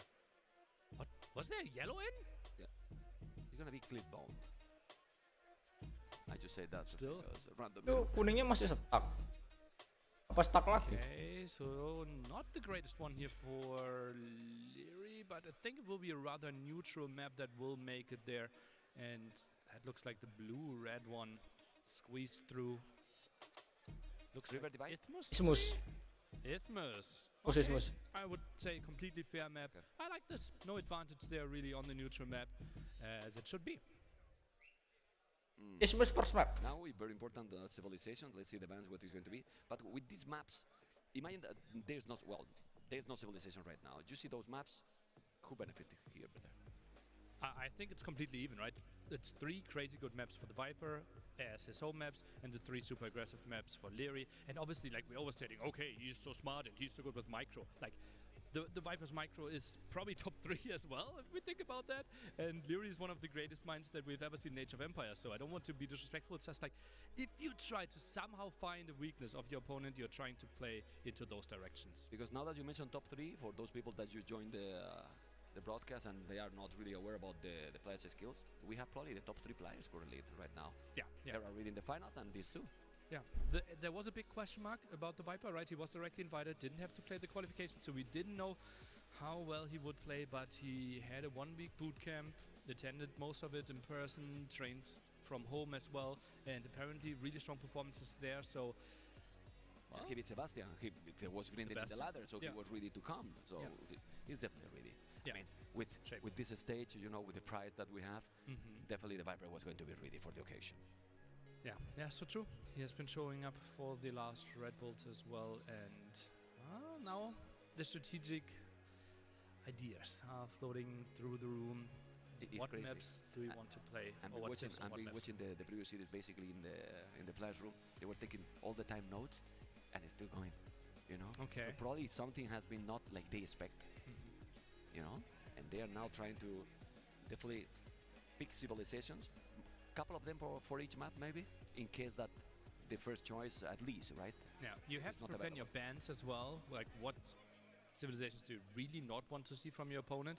There will be a run for Vikings. There will be a run for Armenians, and those will be either early picks or even bans. Okay. Let's see when I start soon. I was going to ask to the crowd, but the crowd is taking a small snack. So when they are coming, for who they are cheating, who do you think is the crowd cheating? I think Viper's an all-time favorite, but the crowd has been so incredibly respectful as well and cheering for Leary. I think we will be happy no matter what happens. Byzantines, the first ban from the Viper. We don't see the Byzantines in the tournament. Byzantine! First ban. Georgian udah pasti ya. Single time Byzantine? Don't think so. Itu Saracen nih. Yeah, Georgians we have Saracen seen, di-ban ini. and they won the Tato game. Byzantine sama Saracen selalu comeback. Oh enggak, Hans. So Leary Iya, is kind of interesting Hans, that Hans. he is banning the hyper-aggressive civilizations. And the ones that has been using the Viper in the tournament. Saracens banned the Viper makes lots of top sense. 4 ban Otherwise, ya. Leary's first pick. Byzantine, Georgian, Another strong Hans, Saracen. civilization left. Could be Incas.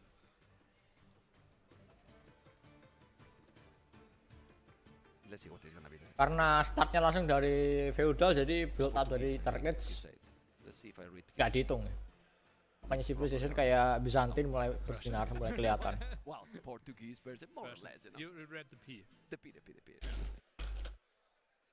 Leary's continuing with his aggressive bans. No, Koreans mixed in. Okay. Still have a crazy civ like Magyars that some people don't want to play against. Incas can be strong. Bengalis. Okay, so those are 2 bans for water maps. And for the players who he is facing. Yeah. And like it's still he lost against Bengalis. So Bengalis ban. If Leary is going for an early Vikings pick and feels like okay, passage should not be lost then. Okay.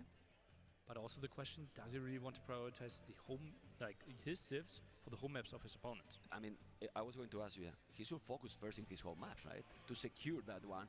But a break point, like it was tennis, right? But it's tricky, right? If there's a clear number 1 civ for one of the maps, and that kind of guarantees you a point, then you should go for it. Okay, goes for Portuguese first. Well, we saw yesterday how well it works, but the maps they played yesterday, it's not here. So, what Portuguese for here? Would have been great for shrublands. And it will be Cumans. Wow, that First is... pick. That could be for depression. But not double TC. For the double RT range or RT range unstable, the crazy aggression. Magyars, aggressive. Ada lagi civilization. Cumans. Okay, so the Viper goes for the really aggressive approaches. Wants to maybe take a map away from Leary. Gemas tricky banget sih. This is nice. This is really. Oh, Leary a bit sad there. Yeah, that's not how I planned. It's like it's not going well. It's not going well. Let's see. It's gonna be Romans. Ooh, likely pick for Dune Springs. Can play really aggressively there. Contest the water. Contest early on. And Armenians as well. And Armenians. Okay. I think Viper has to pick Vikings here within the next 2 civilizations. Viper nggak ngambil Dravidian, aneh sih. First, incredibly good on Sanddrift. Oh. Iya itu harus rapid test tuh. Water mapnya banyak banget. Ngambil Flair. Oh, buat ini ya, buat map yang diambil. And very fast. Diri. You have seen he's not thinking a lot in the bigs. Depression paling. Kemarin buat depression. He has the idea very clear. And going right away. Vietnam. If this is the Vikings pick for Leary now, I think he secures passage already. And then Golden Stream will be tricky for the Viper as well. In the sense that he would need to play something like Boganians. Leary now checking, okay, what are the civilizations still left? He's trying to find them. It's the Vikings, no? Yeah, makes lots of sense. Vikings. That is really surprising to me. And Viper's face? Is he surprised by this? No, There's Lithuanians? still Incas. Hindustanis as an option as well. Dravidians could be still a pick for the Viper. It's clearly weaker than Armenians. Lithuania. I think my prediction, last pick for the Viper could be something like Dravidians. Simply that he has something to play on Golden Stream and the passage. The law for that civilization for me, you know how much it is, but for this match it makes a lot of sense. Dravidian passive, Viper propaganda. Well, you also want to have some Over versatile no? To make think your opponent, oh, maybe he's gonna not pick that one. Dravidian is one of those that you kind of know in what map is going to be almost 100%. Yeah, but if you don't have any other civilizations, that's not such a big loss. Otherwise, yeah, you can keep your opponent guessing, but it's just like between 2 bad civilizations. Emang bonusnya Dravidian terlalu kuat sih. 200 wood, naik edge. Kuat banget. That has to be on Japanese. Is that as a counter against Romans? I don't think we have seen Japanese. There were Japanese. Mills are cheaper. Your fishing ships are a bit better. See, can work. Play passage. This is Ethiopians for Leary. Okay. Been picking. The love from Ethiopians for Leary is still there. Huh? Historically, has been always picking those. And now Malay or Dravidians, Hindustanis, we see those 3. Which one is going to be? I think he keeps scrolling. He's moving a guy. It's not sure. He's definitely not sure. Obviously, that's very unique to them, this drafting format. And he decides for Slavs, yes. Slavs. Viper still underrepresented on his own home maps. Slavs in what? In which one? Slavs. For cards? Sanddrift against Vietnamese doesn't excite me that much. Cars, maybe? No, Sanddrift, you cannot make the farms around the TC, right? Yeah, so it's exposed. It's tricky.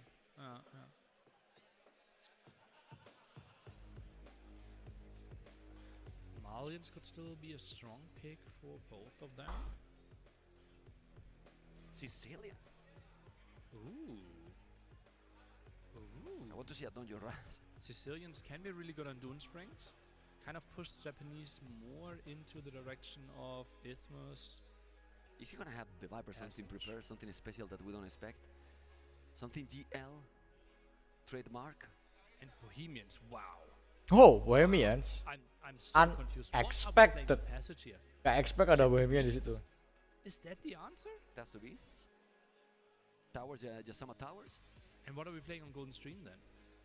It's just a boom. Wow. Okay, I'm really surprised. Viper will struggle to contest water on his own home maps. Or did they play Hans and didn't go for water, but that's Hans? Yeah. What he can do here? Well, he can still play aggressively with something like Magyars, right? But BTW Inkas lepas. Will be tricky. Hindustani now against not too many calf sieves that he's facing. Magyars, Khmer, yeah, I see those. We might see a lot of mind games. this, I mean, you see the maps, you see the ships, and it would be a very big surprise that this is going to be a fast series. It's really, really surprising that this can be a fast series. And if we focus in the first one, it's which one do you think is going to be? It has to be Japanese for me. But Japanese, I'm really surprised by the focus here of the Viper. Armenians and Vikings both gone. We had Bengalis and Koreans already banned. It just feels so reversed. Like Viper drafting for Lyri's maps and Lyri drafting for Viper's maps. That's what it feels like to me. So the Viper is going to be aggressive, and Lyri is going to play defensive, and Boomy. Yeah. With castles on the hill all the time. That's what the civs would imply to me. Yeah. 4-3 and we finish at 1 a.m. Yeah, something like that. With time limit in all the games. And 1 a.m. AOE4 finals is starting. Good luck. Well, let's see what it's going to be, because we are going to start very soon. You can see, guys, how the weather is excellent. Now it's cool. Now it's cooling, you know, because before, excellent weather, but this country, who likes to come here? This country is an amazing one. Spain, an amazing one. People is just getting ready to keep going. But then now analyzing all these maps, now we have all the civilizations. Siapa ada jamet? Hard to say who has a better draft, no? Di sebelah kiri. So we see the last two. The last three. Apakah Sula? Apakah Sicilians and Bohemians? Yeah. Sicilians, we've seen that multiple times from Tough, the Gel crew, so they value them pretty highly. And Dune Springs, we have seen it before. I think Doubt played in the qualifier as well, had some good games there, so that's not the biggest surprise. But Bohemians, we have seen it drafted by Sebastian. We have seen it a lot on Mountain Dunes as well. But yeah, I've not seen them in the main event yet. Yeah, okay. And Japanese. Tapi ya draftnya aneh sih ini. Dua-duanya. Actually, we have seen at NAC. Draft dua-duanya aneh. I think Viper also played Japanese. Do they get extra wood bonus? I mean, since you have no. They're not saving that. No. Not saving that wood. Yeah. I was wondering that maybe it was that. Yeah, so it's like faster attacking men-at-arms or spearmen, but that's not too important. If you build more mills, that's nice. Your CA attack to have more damage against archers, and your fishing ships are a bit better. So maybe he wants to play it there. I'm excited for those. I'm excited for our second semi-final.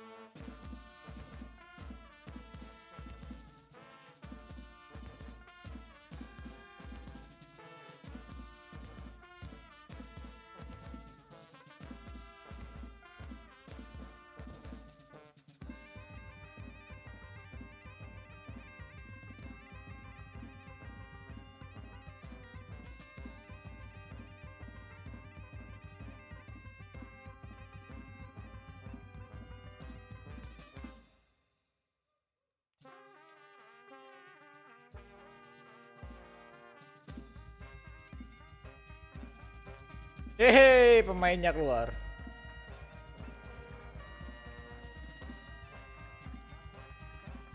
Itu Daud. Daud bawain benderanya Viper.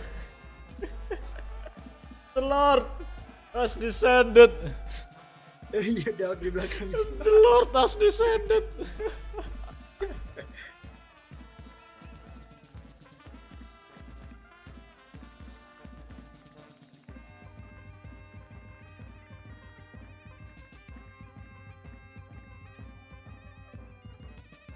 Beliau nggak qualified malah jadi staff ya, diam-diam. Side quest. Dia jadi panitia dia. Dia udah jadi apa namanya interviewernya. Nah, yang duduk malah Daud.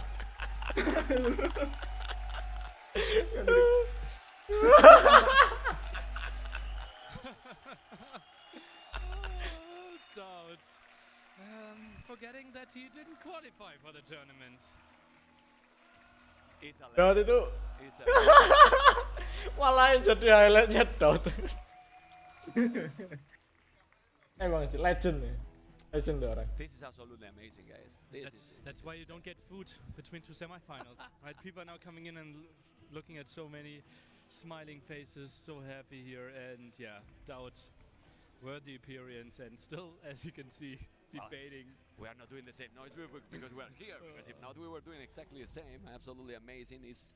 You cannot imagine what you. Dia itu udah jadi interviewernya Hera, terus jadi apa namanya, staff. The production is amazing, but being here jadi is special. Panitia. It is the best crowd in Age of Empires history. Yeah, it's that easy to say. It's just like so many fans flying in from all around the world and just here to experience this one. Even people from down there waving up here. They didn't listen that we say that you are, guys, the best crowd of Age of Empires, el mejor público del Age of Empires. I have to make it in Spanish because you know. Well, we are going to go with the first map as soon as they are ready. It's going to be absolutely amazing. And you see, Mayan, it was Tatot here, you know, because there's a lot of people that were telling, man, we did Tatot yesterday, but they didn't lose the passion because obviously they were cheering for Tatot, but what they love is the game and the community. They love the game, and we love the depth that we get in the game with all the drop. And we had the pleasure to talk to the Viper about the importance of the drop. To get to the finals, I need to beat my opponent. Just kidding. I need to have a good day. That's essentially where I perform the best. And yeah, you might not realize how important the draft is for players because essentially you might enter a map with a complete civ disadvantage or a civ advantage depending on how the draft goes. So first and foremost, good draft.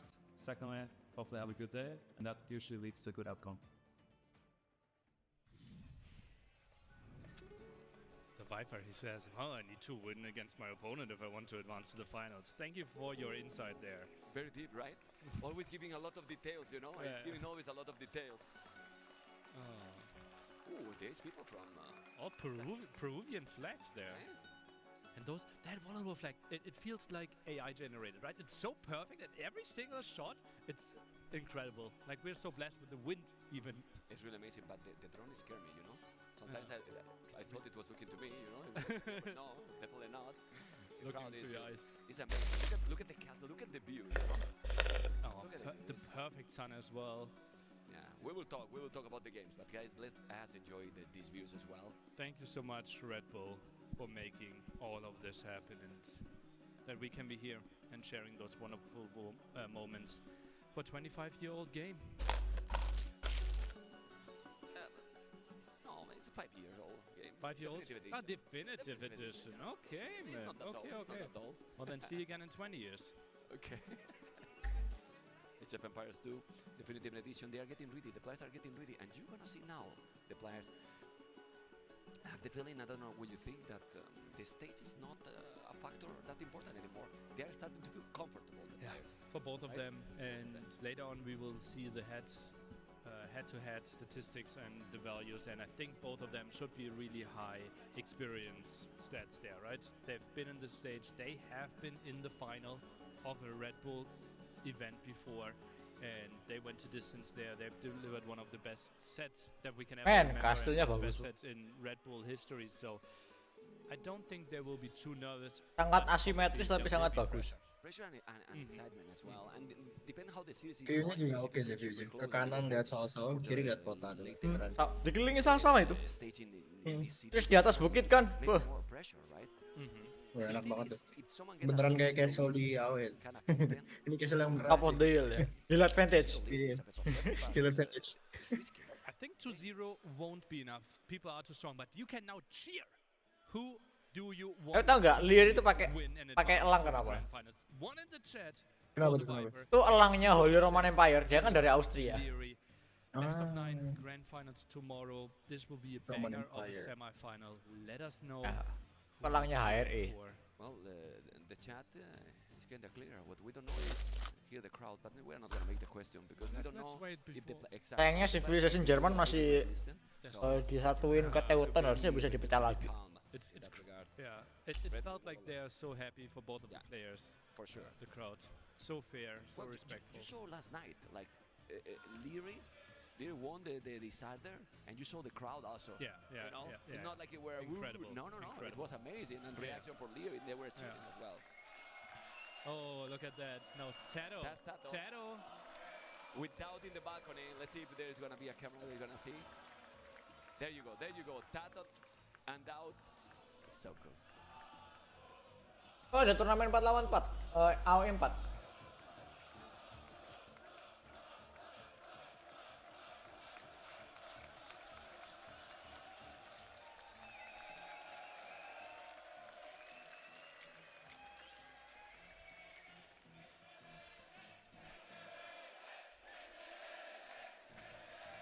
I don't even have to translate, right?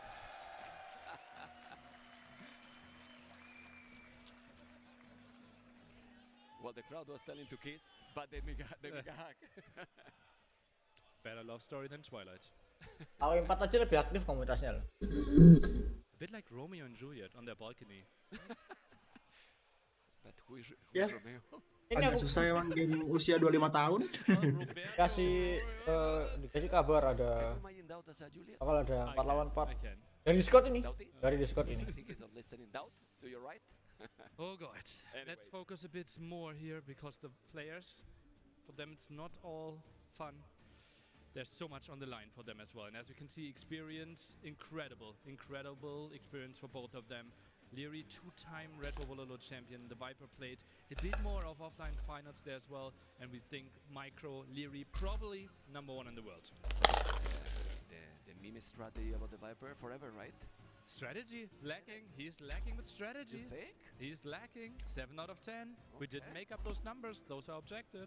But with so much experience, then he doesn't have a strategy? What is this, really? What is this? A speed 9 as well? Well, Strategi Viper 7 out of 10. according to this and according to the maps, Strategi 7-10 ya. or it's gonna be. Setiap kali ada Red Bull WOLOLO ini harus nih. Plus there will be a big element in the 7-10 map as well. Apa 7? Soon putting up their headphones here, trying to adjust the screen a bit more. 10. I'm starting to get a bit nervous here. Just one set away from the big grand final, or with a very respectable semi-final finish there for both of them, but they didn't get here for semi-final performance. And you don't see now anymore any smile. It's gonna be a GL final. It's gonna be GL versus Wii Sport. Now we need to talk about the favorite for you. And with a score. Really tough to go say. for the score even. Okay. I think we didn't really see everything from both players yet, right? Especially the Viper advantage. Smooth, an airstrip of the land flying by water. More tested after that. Total of the seas will be paramount to harness the abundant. Abundant Abundant fish. You know about that, man. 4-2 for the Viper. Okay. 4-2 for the Viper for I think this series is gonna be a 4-3 either way. Okay, very reasonable. A 4-3 either way, but I will go for Leary. Okay, 4-3 for Leary. I would love to see that as well. Just because you say the Viper, and then I have to go for another because I'm not sure. Honestly, it feels like a 4-3 for the Viper. And if I say the Leary, it could be very possible with these maps. I think so as well. Very possible. But the draft, like if the players drafted more of their civilizations for their maps, it would have felt like, okay, both win their home maps and the first map kind of decides it. But that's absolutely not the case here. Viper with the aggressive civs, Leary with the more slower civs, giving Viper more initiative than we typically might see. Oh, but look at the Viper. You know?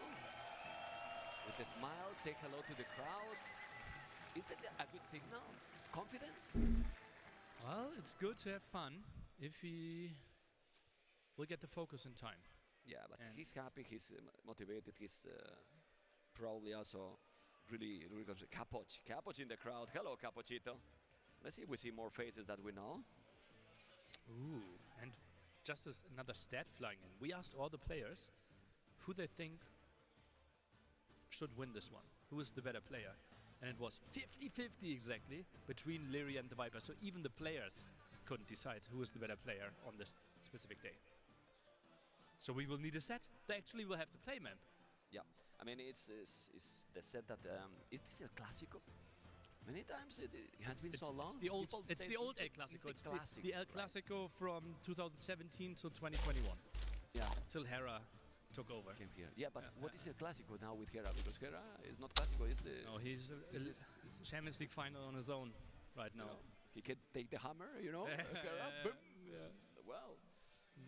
Viper masih ini ya, masih pakai wristband ya. For Hera because right now he's dominating. Tangannya masih belum recover 100%. He has to dominate tomorrow. And tangannya belum pulih sih, mainnya udah kayak gitu ya. Prime itu jelas sih.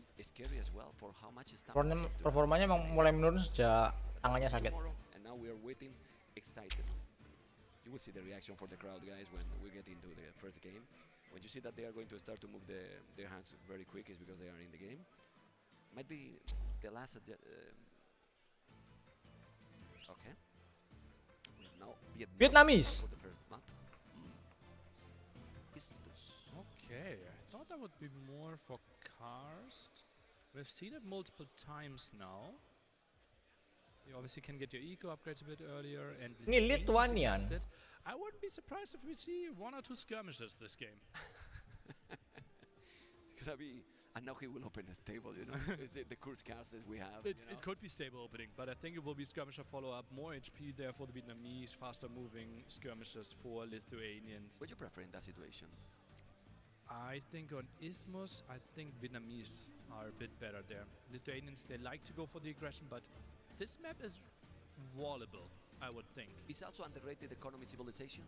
I think it's really underrated. Right now I would think so, yeah. Got some buffs as well. It's better than people think. I mean, you can see how you make those servers not only cheaper, but super fast. So imagine having those 3 TCs going, and then you have handcart in minute, well, very early. We have seen handcart very early with Vietnam. Yeah. Everyone that is using them. Look at the snake. And, like I like to call him, the kid. Doesn't look kid anymore. He doesn't. You remember those times? I remember times, Memp, when we actually played Age of Empires against each other before Leary was even born. Why do you bring this up? I don't like Memp is not happy. Memp is not happy. He just gave me a really angry look here. He wanted to stab me. Well, the Red Bull taking some pictures. The beautiful venue. And now it's great because now there's no sun anymore. The crowd now, they can enjoy a lot. Look at these views. Oh, just beautiful. And if you enjoy Sore hari. Empires 2, later tonight we'll have the Age of Empires 4 Grand Final, and tomorrow we have Age of Empires 1 and Age of Mythology Finals. And then obviously Sunday evening, best of 9 Grand Finals for Age of Empires 2 in this beauty. Who you think will be more dangerous for Hera? Because that's another topic that we didn't talk yet. Who will be more dangerous for Hera? That's a great question. In a best of 9. It feels like in recent history, Hera has Typical landscape against the Vipers. Eropa ya. Di scarier for Hera. tata kota dulu itu kastil. Di sebelah-sebelahnya di sekitarnya itu ada urban city, jadi kayak market, basically pasar sih biasanya. Tempat populasinya peasant tinggal yang kerja di sawah-sawahnya landlord yang punya kastil. They stopped you. Yeah. Apa namanya? Terpapang jelas tadi di sini. Really? Dalamnya kastil ada pemukiman. Okay, sorry. Do you sign me? And I said no. Oh. Anyway, that's it. We are going to start. We want the action. I think they started now. Yeah. That's really. That's the clicking. That's the clicking. Wasn't that too much head movement?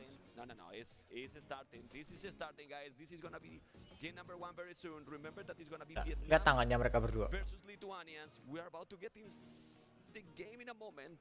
I can't wait anymore. We obviously wanted to make sure that players could play under the best conditions and could perform the best games, because this is such an incredibly important set for their careers, for their tournament, and we are live. There you go, game number 1. Red Bull WOLOLO El Reinado in Spain, España, Córdoba. Lithuanians, Lyrias are red. The Viper Vietnam, and we have the Viper on the right, Lyria on the left, and a scout opening for Vietnam. And we also have a scout opening here Vietnam for scout opening ya. Lithuanians. So both players want to get their map control. No one really starting to wall off yet. We've seen the approach earlier from Hart and Terra, just scouting to then get the walls up right now. Both going for the aggression. I wouldn't be surprised if Biasa ya, duel spearman. Typical. There though, Viper might spot that one. Yeah, Close and gets it. Good opening for the Viper. This is very good because he's gonna deny now. Let's see if he's gonna make some quick wall. We need to focus in that villager and. You can't quick wall. That's a stony area, man. Impossible unless he tries to make something with the dog happen. Not has to accept to fight back. And that villager is down. This is so important. Nice. Villager down. Dapat satu. Not only he lost that one, he did already the dog, but he's doing another. It was not a forward villager. Sent a second villager. Maybe one is a double dog, and that will surprise the Viper, right? He might open with too many fishing ships. As you can see, double fishing ship open. And I wouldn't be surprised if Leary opens Fire Galley first and will surprise the Viper. Yeah, that could be a problem for sure. We'll see what is going to happen for now. He lost a villager, but look at the Viper IWTC nearly 36 seconds. Remember, 25 seconds to make a villager, so he's already the same population in that regard. Army almost the same as well. For a scout, for a spears, they are not going greedy. And quick walls by the Viper, so should be fine. Is going to be any hole? Seems like not. Spearman. Toward the wood line. Block, nice. Nice gate. Get some damage done on those scouts, but nice blitz. Nice. Ya ke-delete. Villagernya ke-delete. Villagernya ke-delete. Only that Eco KD 01. Villagernya ke-delete. Kita lihat reaksi chat. Deleted will.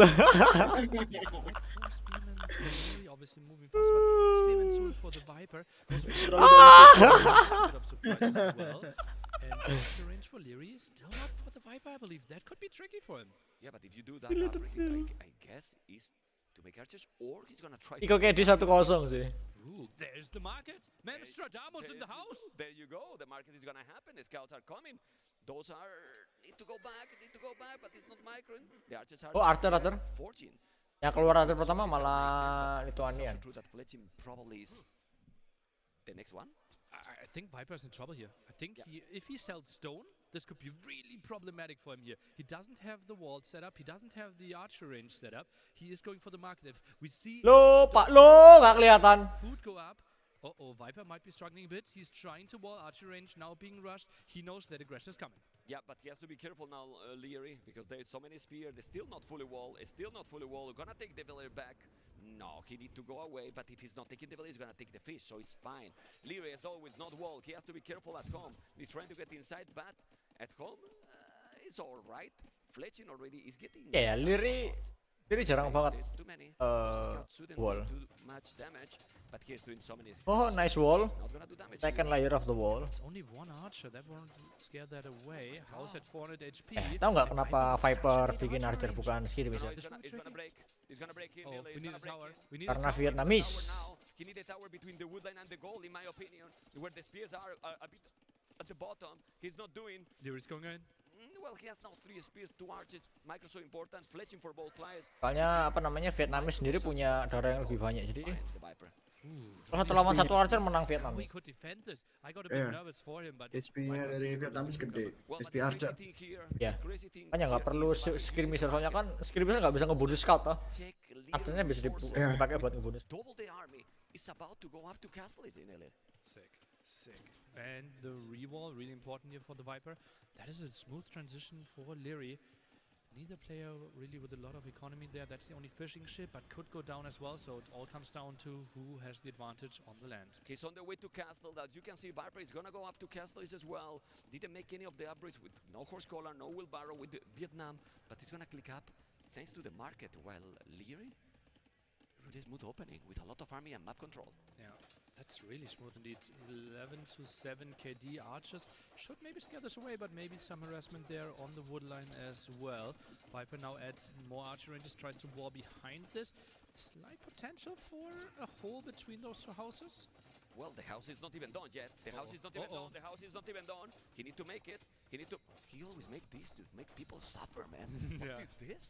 We're getting nervous. Last second.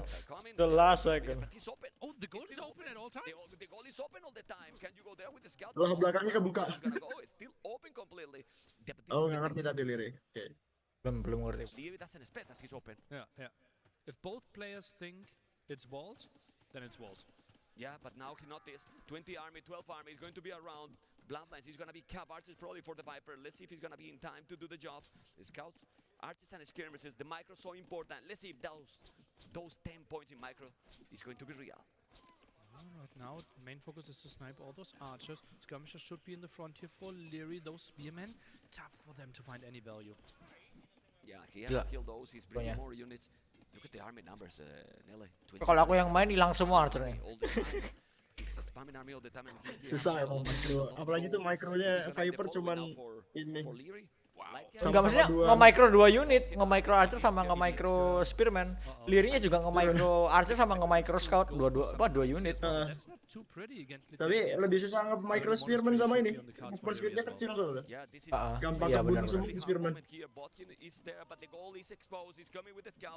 Nah itu dia baru hilang 1, kalau aku udah hilang semua dari tadi.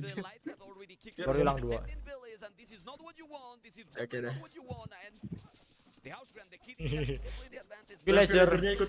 Villager maju itu meta Cina tau. Oh. Beneran kalau apa namanya, kalau Viper nggak pernah ngelawan player Cina nggak akan niru Villager maju.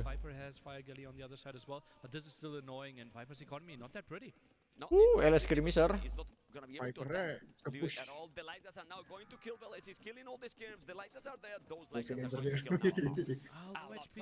Low HP, that's the only saving grace there, but villagers, you don't really want to use them to fight against Castle Age army. So much aggression. Knights now coming from both sides. Viper is switching into cavalry archers. Cap archers, but the skirmishers are there as well, so he's gonna micro take the knight. He still didn't make the town center. 28-22 KD. Population, not that big difference with all this aggression. The Viper is holding more or less okay. Crazy. As a player would have died there quite easily. Lihat micronya Viper. 1 naik, ambil value banyak-banyak tuh. Pakai 1 naik doang. Bisa ngabisin skirmisher sama light cav. Villagers fighting there really helped. And Leary with low HP, just really nice micro from the Viper as well. And it will be a 2 TC. Tapi enaknya Lithuanian di sini nambah town center, nambah food sih. Viper is ahead in village. Okay, 1 player ahead. It's still behind in the military, but now it's not so scary, that army. 4 knights, 5 skirmishes. It's true that he's doing cow marches, so he can counter that one. I don't see ballistic yet for any of the players. It's so expensive to make ballistic. Right now, right? Like we barely could afford eco upgrades, right? Ballistics is something, either you have a big army and you can actually use it, or it's a bit later after we have the 3 TC set up. And right now it was just so intense that it would not have paid off. Okay, let's see, because we have to take this battle. Let's see the engagement here by Leo. He need to put all those skirmishes together with the knights, and now those cabaches will suffer. How is the upgrades? Well, no bloodlines for Leo. He has plus one plasmid, but no bloodlines, and he's coming out with the knights. He's gonna wall in the last second. Well, doesn't need it. The game is stabilized. Even if the score say that is 500 the score ahead, I don't feel that the difference is that big, or it is, because the army numbers is there. Yeah. I don't think the advantage is that massive. Obviously, water will help out a bit there in the stats, and the big question mark now will be how many relics are we getting here as Lithuanians? +1 attack on your knights for every relic that you got, and well, you should have 3 relics pretty close to his face. I was going to tell you that 3 relics is really sick. He will be already +4 knights. Well, the good thing here, Leary will have map control, but Viper is already getting a good economy going. Will Barrow, Heavy Plow, wow, it's having all the upgrades. 5 eco upgrades at the 60th minute mark. Langsung ngambil relic. Lithuanian. Bam! Now for the first time, Viper can maybe get some aggression rolling, and Messier. Dapat villager lagi. Extra HP for your ranged units there from the archer range, and but he doesn't see those knights. And now those knights are gonna start to kill village. This is gonna be 1 villager down, 2 villager down. At least or not, he's gonna save it. Only 1. That's a good save. That's a good save. Yes. Instant reaction there for the Viper, really nicely done, but loses the CA at the same time. Yeah, he's going back now with those marches, still having all the numbers. Leary, village number is, well, stabilized kinda 4, but with Wheelbarrow, economy definitely is better for the snake. Viper also is getting relics himself, but simply so much map control for Leary early on, and therefore was very easy for him to Udah collect. dua. WOLOLO. Chasing down, that's a fight he can't take. Night conversion will be Dapat. Udah satu. good for him. Waduh. That's really good. For Makin sure. susah deh Starting to grab posisinya. the relics. Leo has 2 relics already, Nile. With the 2 relics. He And will now get doing 3. the bloodlines. Oh man, 3 relics. He's gonna be knights with attack from Imperial Age. Yeah, honestly. Basically like this. Plus 4. And players sometimes are inclined to play Castle Age all in then, because you already have such strong units and, well, you basically only need to produce them. Yeah, and if you put them with the skirmishers, it's a Wih, perfect dapat combo. 3. You know, Plus 3 di Castle Age. Ya bentar lagi 3. So let's see. Didn't take that one will be the 4th. 3rd TC. The game can stabilize. If the game keep going for the longer game, which benefit for you? For Leary? The army of Leary just looks so scary, so I'm not even sure if we can stabilize for that long. If Viper gets to his ideal army with some elephants, Dapat dong. nice, but we see a big engagement before that. Dapat. Battle here. Those knights are really strong. The knight's going to disappear. Those skirmishes are now going to deal with those cab archers, and the knight don't need to go for the cab archers. He's gonna try to make a counter attack. He's gonna take that monk probably, and he will try to find some hole. If he's getting inside now with the +5, the Viper will have a hard time. Dapat lagi. Viper needs more conversions here. He still has only 1 monk left. This will be a really tricky hold for him. Only 2 archer ranges. Doesn't really get the production that he wants to get to his big CA flock. Good thing is that he has the tone center, so with those tone centers, well, he's covering the rates. But 95 population for Leary, 91, 92 for the Viper. He's still so close in that, in terms of population. With only Second armor, Leary. He's gonna go full knights. Leary is going full knights. Maybe. Yang bagus. The +2 armor, he's gonna go full knights.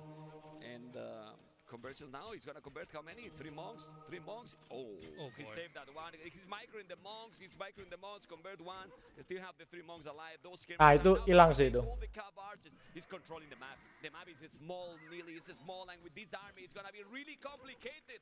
That the Viper is gonna be Hilang. to take the game, even if he has a superior economy.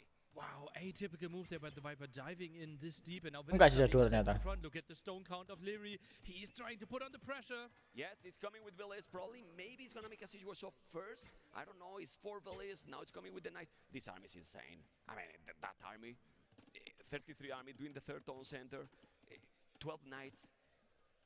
How do you stop that? I think Viper needs a lot of villagers on stone. He has 8 right now. Is at 200 stone, and maybe defensive castle might be the only option for him to weather the storm, and then maybe try to get a run towards Imperial Age that he's winning. That could be his next steps. Okay, let's see if he's gonna make now the castle forward, because he only needs 100 stone. He can buy even. He's gonna take the 4th relic, Nelly. He's gonna take the 4th relic and secure Relic keempat. plus the +5. That shouldn't happen. Man, that shouldn't happen. But it will happen. It will happen. It will happen. And the Viper gonna see how that relic disappear in a moment. Or does it? Well, you say that this shouldn't happen, so it's not happening. Now he's gonna take it or not? He's gonna take now the relic. Gonna take the stable. 120 population both players, but definitely the position is now, in my opinion, better for Leary, for the army he has. But then you check the economy, and he's 30. Viper double gold army com sih susah. Yeah, and the eco upgrade advantage. That's still pretty solid. And those skirms, they are diving. Ya mestinya light cap aja, light cap sama CA gitu. Get the kill, but the light cap now dying to the knights. Well, but those knights, and he's taking more army. It's crazy amount of army. Susah sih emang. Look at the score, Nelly. The score is splendid. Presidennya Lithuanian bagus soalnya. Obviously, it's not gonna be even close to be in that situation, but the knights are going to be +6. Apalagi plus 5 habis ini. Plus 6 malahan. 16 Knights, ya. damage for a castle age unit that you don't even need a castle for to produce. That's unheard of. There you go. 4 relic, and in 5 seconds, we'll have the +2 that in real is +6. There you go. There you go. How you take those? Well, he's gonna eat everything with those units. He will need a lot of monks, but the Viper has how many monks? 0 monks. 0 monks for the Viper. You can see those knights taking the kill. He's gonna be there. He's gonna be there. No, he's going back.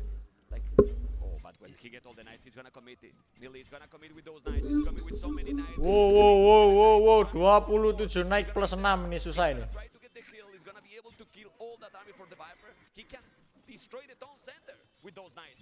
Yeah, feels a bit like it. And those skirms still continuing to do damage against CA. Viper constantly needs to move. Military count is looking really Bawah scary. juga di raid. 18 only against the 40 of Leary, and T keeps on swarming. Nah, this is Leary game. This is Leary gameplay. Full aggressive, non-stop. 3-tone centers now, 4-tone centers with 4 relics. Ready now a lot. Echo KD 19 the skill, 20 now. Still. Kenapa ya Viper gak ngambilin relic ya, dibiarin? One kill archer and one nice taking absolutely everything. Dibiarin sama Viper. Harusnya diambilin. Harusnya relic itu utama ya. Kalau ngelawan Lithuanian tuh. Lawan Lithuanian atau Aztec. Smooth play by Leary. Really impressive gameplay by Leary. He's still so laser focused there. Viper, that's more like. What went wrong? What happened there? Yeah, what went wrong, right? Like, I was a bit curious. What happened there? It's been really smooth, really clean gameplay by Leary.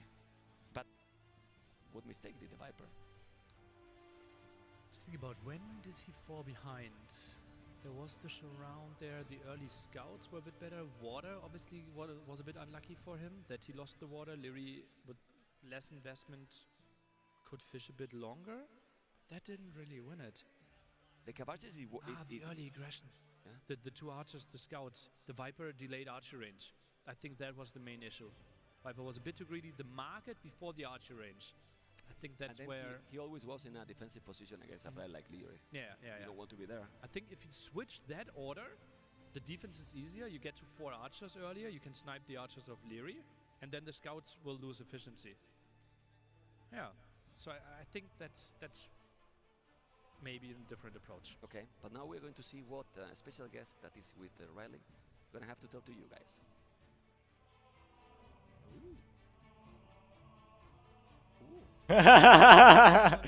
Out. With everyone. Oh iya, hati-hati. Bukan aja nggak apa-apa.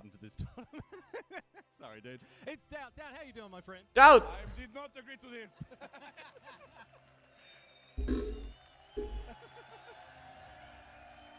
Now there is a huge crowd behind us on their feet, paying homage to the Lord up here. So, Doubt, I want to ask you something here. You are a beloved figure in the Age of Empires community. There's not a dagger coming. This is very earnestly meant. So, you're a beloved figure in the Age of Empires community. You've got a huge fan base. Tell me, does it ever go to your head? Do you ever let this sort of inflate your ego? No. It's like being here for like 7 days and people are amazing. Like I cannot describe the Spanish. I love the Germany, but Spanish is winning so far.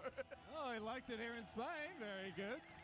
Well, the reason I ask is because we have another expert here I want to bring in, an expert on staying humble. It's Magugu, everyone. Now, as you can see, Magugu, a much more relaxed response to the crowd, someone who is famous for staying humble, obviously. How's your weekend been? You've enjoyed yourself here coming and seeing what the community has to offer here at this incredible event? My weekend has been amazing. I mean, as the best +1 non-qualified, I have to say it has been amazing. I enjoyed so much, and coaching out for the next event is cool as well, right? You need some help, definitely. So you've built a brand on staying humble, Magugu, which you are now burning to the ground here, it seems. No, look, there's been all sorts of stuff for these guys to get up to behind the scenes, and I know we're in a prime position here to watch these matches. But Dad, I'll bring it back to you as a GL member, as someone who is obviously pulling very hard for Viper. You're hoping to see him at his very best in this semi-final. Yeah, like I said, if Viper brings his A game, he is definitely there to probably win the event. And I think we saw a very good Viper. Viper is playing insane. Well, and Magugu, I'll get your thoughts as well. You mentioned before that you were hoping to see Viper get up as well, but Leary is a real competitor, and either way, we're going to have a great final. Well, I'm a bit of a Viper fan, right? But Leary is playing insane, Viper as well, and the best will need to go to the final because Hera is scary, and we want a great final, right? All right, we're going to see who can take it out here. Thanks very much for joining us, Doubt. Magugu, it's been good to have you. I'll let you get back to whatever you were doing. And before very much longer, we'll be back down. We'll be back down with our next semi-final. For now, I think we're heading back to the casters. It's back to Mem and Nilly. Dowd is here for 7 days already? Yeah. He did a lot of rehearsing of carrying the flag. Yeah, well, and you can see if there is someone that can make lose the control of the situation to Riley, that's his Dowd. Because Riley controlled the scene like nobody else. But even Dowd, you know, with Dowd it's impossible. It's so cool, guys, to have not only Dowd, Margugu, and more people from the community here. The Fox team was here, complete cheering for Sebastian as well, and many people that is around. It's amazing, really. Yeah, absolutely. So many people around here. It's such a community combining event. And Dowd said, if Viper plays his A game, he's going to win not only against Leary, but maybe the whole event. Now the big question is like, is Viper not playing his A game, or is Leary even playing better than Dowd would have anticipated? Yeah, and the Vikings, well, according to what he said, Dowd is playing his A game. He can see him even winning the event. And then Leary has won the first game, 1-0. So, how Leary is playing then? It's tricky. Right? Okay, the next map. Yeah, Passage. So, probably the map where we have most water, and we feel like Vikings with the longboats, one of the best civilizations. We have seen Leary dominating with the longboats yesterday, but Tato miraculously a comeback there with Bengalis, but Bengalis banned and Viper is playing Japanese. I'm so interested to see how the Viper is approaching this, because in my books, Viper will have to make something crazy happen, because Vikings are so strong on this map. It's not good to go here with Cav Archers? Yeah, if you can pass, right? If the opponent already won, if the opponent already won water, you can't get to the other side with your save. Yeah, or a sneaky, maybe some transport ship as well, like we saw yesterday. It what it gave the game. It what it gave the game to Tato in that situation. Yeah, the right cap rate, right? They did a lot. Because in late game, I prefer. Well, in this in a map like this, it's kind of tricky, you know. But we're gonna see how tricky it's going to be. Game number 2, the Viper Japanese, Leary the Vikings, and we have Leary in the north as a red, the Viper Japanese in the south as a blue, and we're gonna see what is gonna be the opening. Very, very interesting here. Stable by Leary. He did a stable, I think, yesterday too, and he left only one bullet on goal. Stable as well, Nele.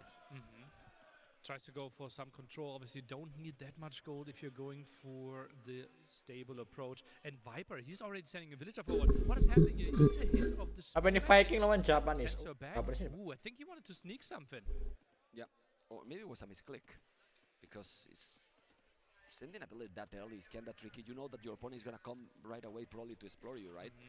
Maybe he was expecting an archer range and therefore a slower approach from Leary. Yeah, maybe. He loves his map control. Is going for the stable save. No way he's killing the deer. Why? Slimming the deers, man. How much attention, how much focus you have to kill this? There is a villager down. Okay, that's a okay trade. I don't know what you think. One scout for one villager. There's 2 scouts here. Is now gonna take a villager. No, it's not taking. The spear is coming. Remember, Japanese attack faster. 33%. There is a fire galley there for the Viper, while we see only one galley yet, with a dog really on the right side. He has to sneak the dog because you don't have the fire galleys with the Vikings, so you need to mass a little bit He's of building it to the left side. Maybe he's trying to build 2 docks next to each other. And ini top passage. There, and then besar juga. Go there. But I think combined you need like kayaknya selat sih. Pada sungai lebih ke so selat. I don't think that's the approach. Oh, that's a sneaky archer range. That's the Leary approach against Tato. Yeah. Same thing. But this could have been scouted, no? You saw it? Or is that a sneaky knock on that side? Well, but yesterday was even forward, you know? If I'm not mistaken, but Tato is spotted. Okay, Spear is fighting, and now he's coming back with the scouts. Leary, no? Like, there's something fishy. Ooh, 3 scouts gonna take a village. No, he's saving it. He's saving the village. Oh my God. Save it! By the kid here. He's gonna run Quick with wall. He's gonna go back, and now that village will go back home and make a farm. Nah, with that one. kayak It's gini, very low HP, and the apa Viper ini? knows scouts are coming. Now scouts going back. So many scouts. 5 scouts, 6 scouts. That he has any of the upgrade? No, no forging, no nothing. Just fletching, and the dog is on Leary's land. Okay, but is that the big advantage, right? Because the Fire Galley, maybe it just is a bit of a surprise factor then. Oh, and Fire Galley arrives, but won't even get the kill. Didn't get it. Didn't get it. Okay, army numbers. Leary again with more.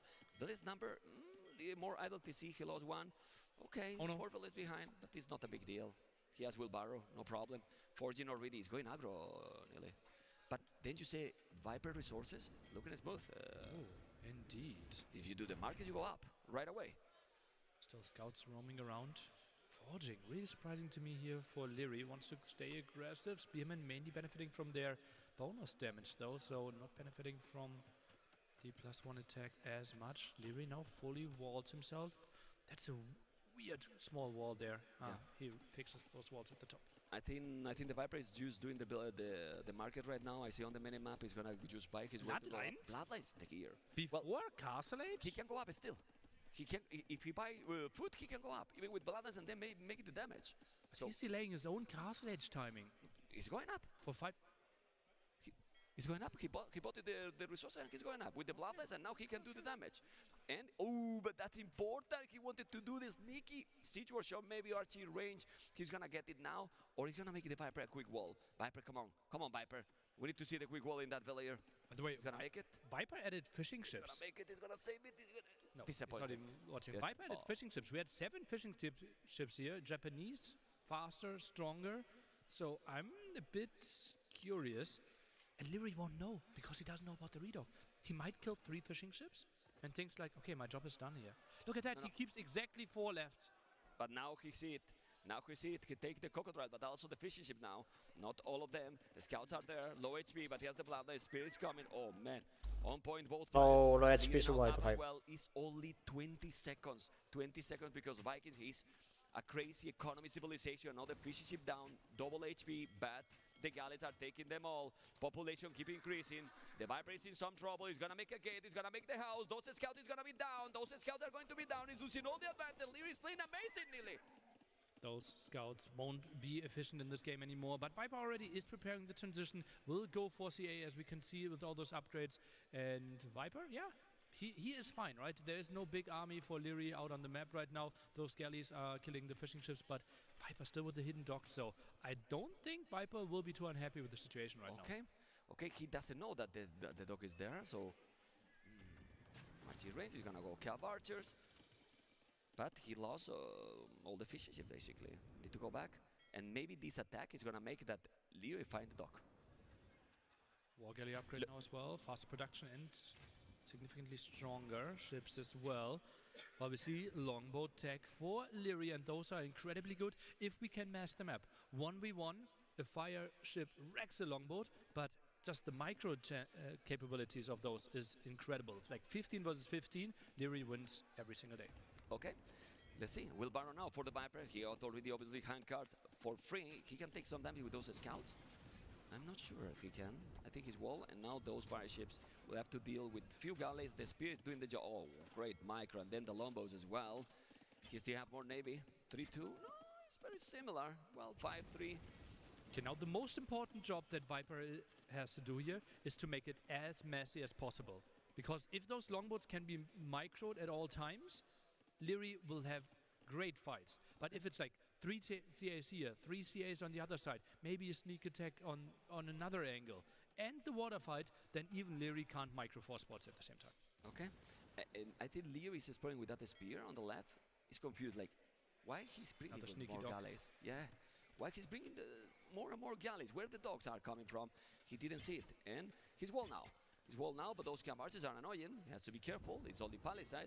The Lombos are going to do the job. He's doing the job, and now light cat upgrade. Both still with more or less similar economy. Scorpions, he has already the siege. And second tone center for the Viper, who has the advantage. And Leary score, it's promising, but population is pretty much the same. I think it's a really even game here. Light Cav around, Leary shouldn't really take too much damage on land. The Light Cav are now coming in. 5 Light Cav. Oh, Viper needs to wall, but how can he see this beforehand? Oh, this is huge, guys. This is huge. 5 Light Cav now. It's gonna take so many villas. Disaster for the Viper here. They don't have the bloodlines, but he's killing absolutely everything. And it's gonna be 1, 2, 3, 4, 5, 6 villas down. That's a massacre. That's a real massacre here. Echo KD 5-11, and Leary with the big advantage now. And loses the CA at the same time. Viper, this Siege Workshop has to win him the game. Perfect positioning. Leary doesn't see it. There's a Spearman patrolling at the left-hand side, but he patrols a bit too short, and that's one tile away as well. Yeah, but more light gets killing more villains. I don't know how many villains those light guys has killed. Oh man, a lot. Really a lot. You talk about the Siege Workshop to give him the game. He's already 5-13, but he has Siege Workshop himself. Yeah. He can't make a Mangonel right away. I'm not saying Viper has a great chance of this one doing damage, but if he wants to win, this has to do damage and save this villager. Nice job. Okay, still 10 population behind. That he has a Mangonel, no Horse Collar. Oh, he canceled Horse Collar. Why he canceled Horse Collar? Maybe add some fish now instead? Okay. Town Center still doing more light caps. Oh, I think he see the Siege Workshop. With that spear, he see the Siege Workshop. Yes, we go to his point of view, and he knows what he's going. He knows absolutely everything. He has more village and handcart. Economy definitely a lead for Leary. Mangonel gonna try to snipe that Scorpion. It's not gonna happen, and now Leary is doing the Mangonel himself. It happened.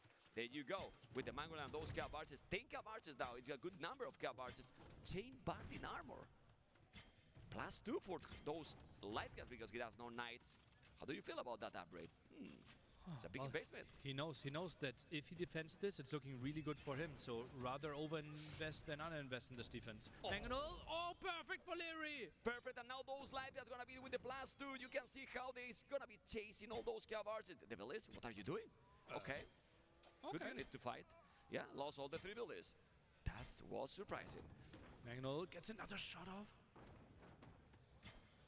He has to be careful. Mangonel coming. He's defending now with that one. The house is gonna be down. It is down. He lost 25 wood. Nice Mangonel shot now by Lee. Another village down. The Viper, as you mentioned before, is doing an amazing job with that Mangonel. He's gonna lose another, and it's still. Oh, in the last second. What the trade? Gila, Leary. But this moment, Viper recovered all that disadvantage with the economy. Yeah, he's only 5 villages behind. Still has those 3 fishing ships that Leary has no idea of. Now the question is, how are we continuing with this aggression? Is it the Mangonels? Are we trying to trade this off?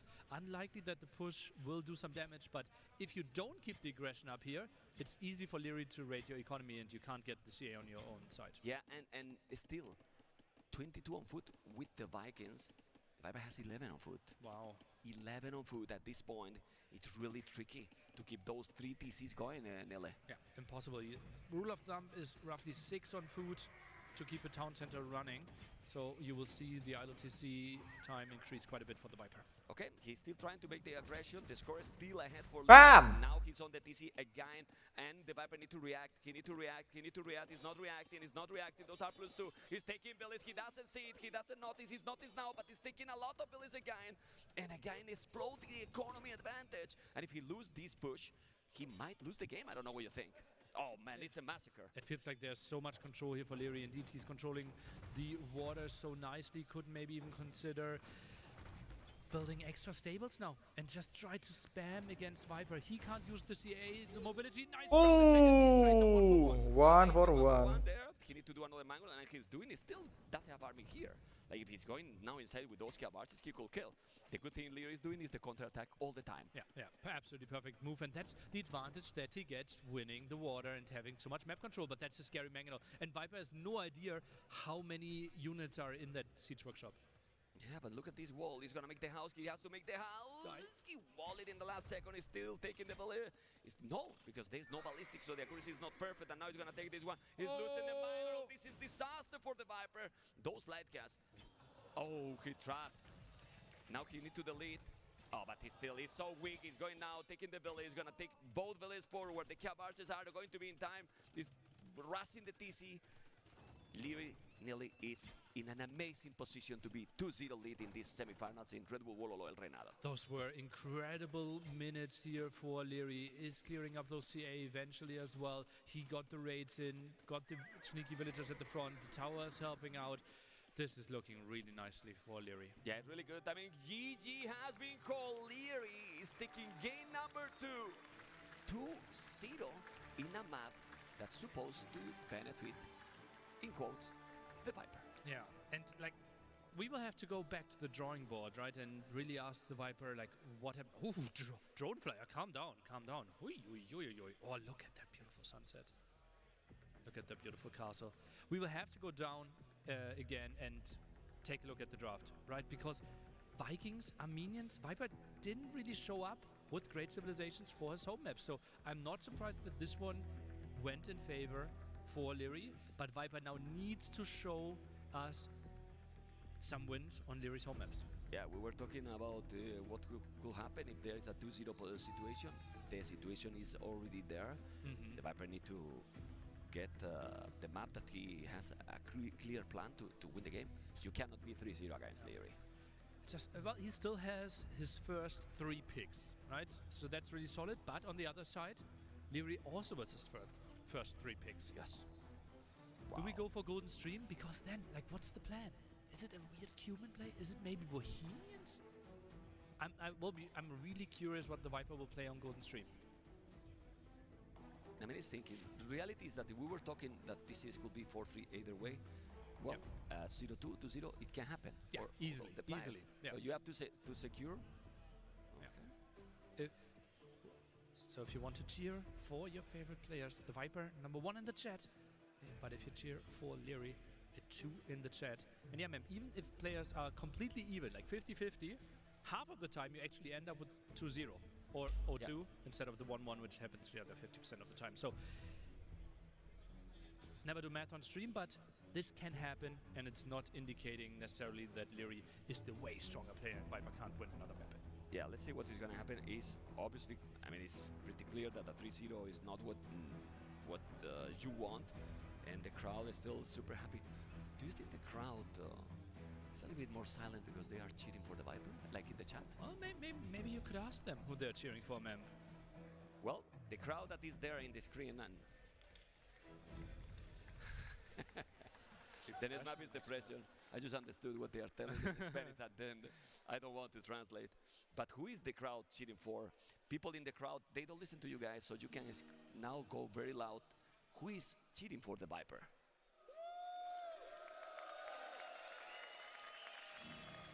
No, I think you didn't understand me. Who is cheering for the Viper? Now they did. And who is cheering for Leary? Ooh. What's going on? You're in the What's going on? here. Okay. Well, Leary surprisingly smooth, no, super clean gameplay, like little to 0 mistakes. Yeah, not too surprisingly, right? He looked really sharp yesterday as well, and well, we know how good he is. He's the best Empire Wars player that we have right now with the 2 wins, the only one that got 2 wins.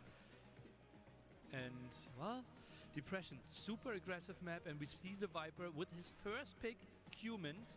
We are expecting a stable and archery range opening, the only civilization that can do this. Windows Tanis as a counter. How do you counter this kind of aggression from the Kumans? I think he's just hoping to somehow get to camels, and then the stronger camels will hopefully kill the army that the Viper has on the field. Tries to kill all the cavalry that the Viper has, but I think this will be so aggressive, and then Hindustanis don't have that many advantages for the first like 8 minutes of the game where humans should really shine. Let's see, because we are going to be in game number 3. Leary as Hindustanis, red on the left. The Viper as a Kumans. Very important to see what is the Viper going to do, and it's doing as we expected. Double stable and archery range. And stable and archery range. Double military building. And stable and archery range, double attacks, 4 on goals. He should keep 4 on goal. That's such a Viper approach. He goes for the super aggressive civilization and gets the eco upgrade.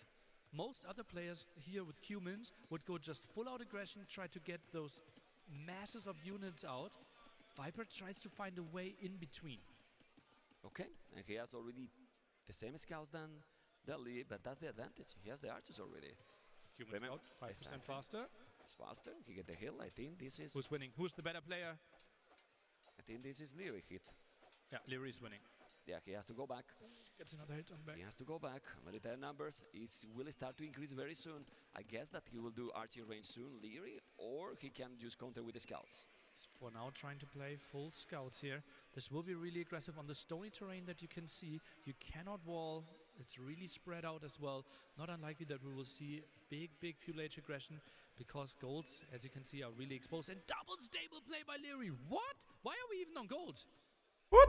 He's gonna go bloodlines. Double stable? Yeah, but he already has enough gold for bloodlines. Yeah, well, good point. Then he should go back with those 2 villas. Maybe, you know, if you get gold. He sends another one. Yeah. Does he not know that scouts don't cost gold?